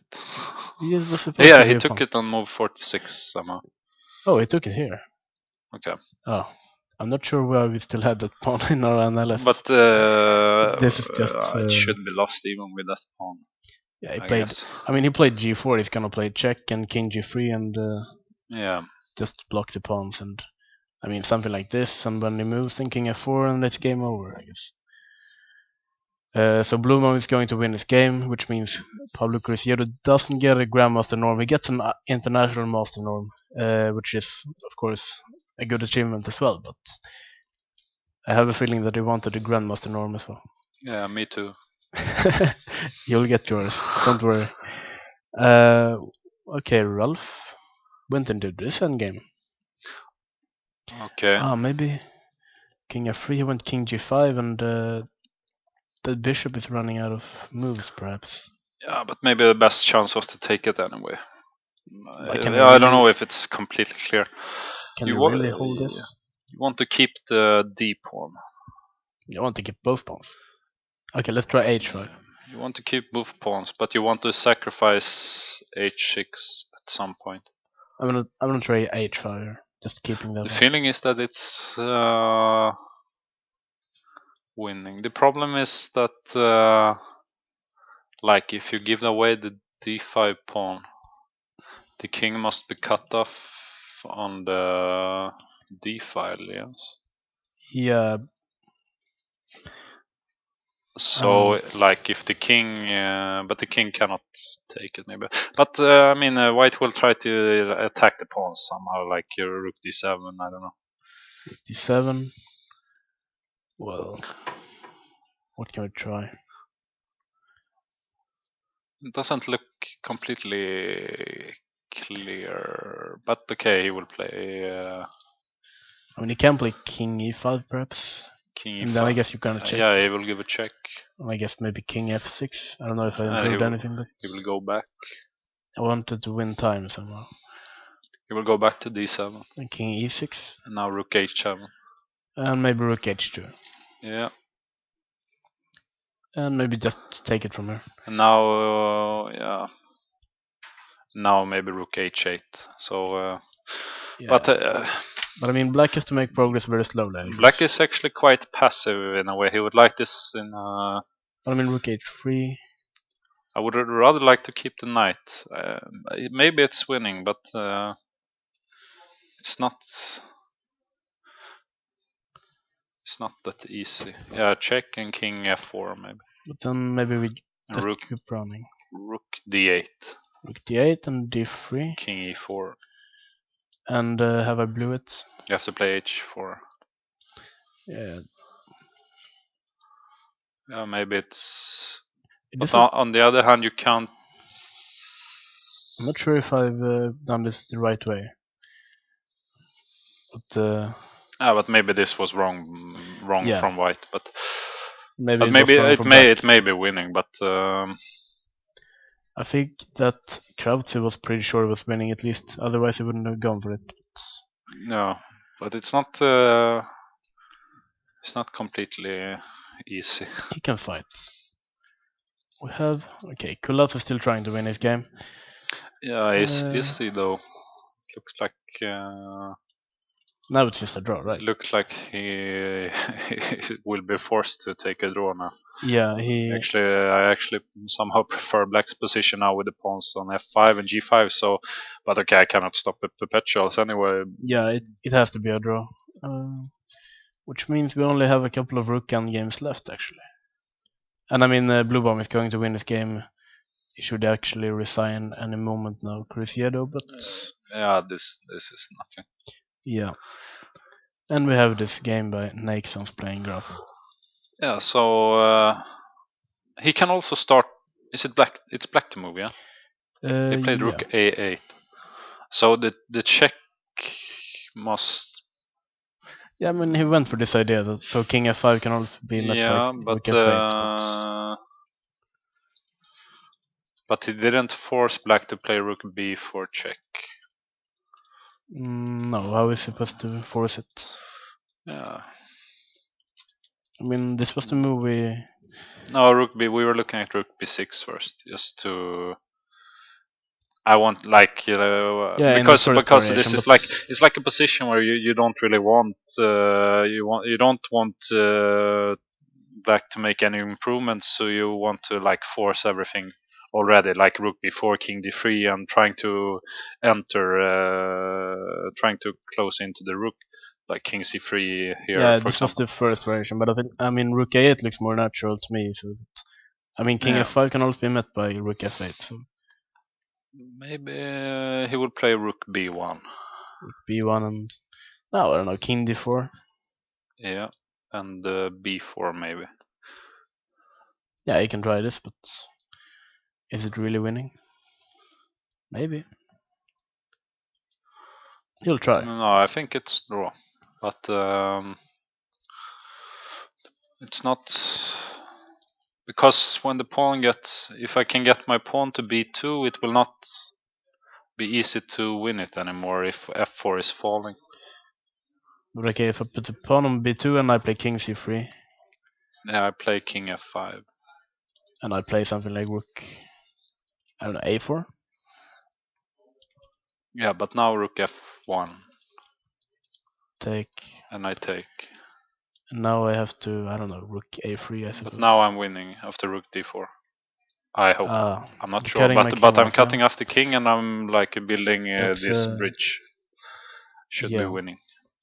It's not so easy to defend this with white. I mean, a couple of moves ago, I don't know what happened actually. Here it's equal pawns. How did he drop a pawn? I don't know. This was perhaps not the best idea. No. Because now b3 looks rather weak. No, that was not very good by white. I mean, it should have been an easy draw earlier, right? Yeah. I mean, before he went up to g5 with the rook, but yeah, this has to be a draw, right? Maybe. Yeah, but maybe I'm not sure what the black is doing. I mean, but I mean, it's always difficult to know how because black. It feels like black is somehow slightly better because he will have some easier access, like attacking the pawns and getting in the back. But the question is if you're gonna defend active or passive. Like Yeah, I would probably play passively, but the way he played it, I'm not sure if he's holding that easy anymore. For sure, something has gone wrong for White. I mean, he shouldn't have to be accurate. no, it's not so easy. Yeah. Well, anyway, the games that are still going are not so important for the top of the tournament. At least, of course, Kulout's playing Pavlovich, but it's going to end in a draw. I mean, he's starting checking anyway. But anyway, I think I'm gonna wrap up this broadcast. Can I say Åkesson's game once? Yeah, sure. Where is Åkesson? Yeah, he's still in this end game. King E3.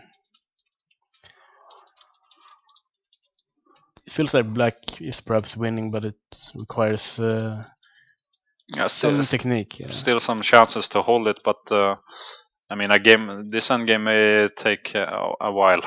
Yeah, and well, I'm getting tired of sitting here all day, but anyway, I'm gonna wrap it up and thank you all for listening during this entire tournament, and also thank you, Jonathan, for joining me here in the end. And well, I think I will be commentating the Stockholm chess tournament in March, I believe it is. Are you going to play that tournament? Yes, I'm going to play in March, I think. Perfect. I will be commenting your games. And so, thank you so much, and also thank you, Madeleine, who handles the technology around here. Yeah, what is she doing? I don't know. Anyway, thank you so much for listening, and hopefully we'll see each other next year.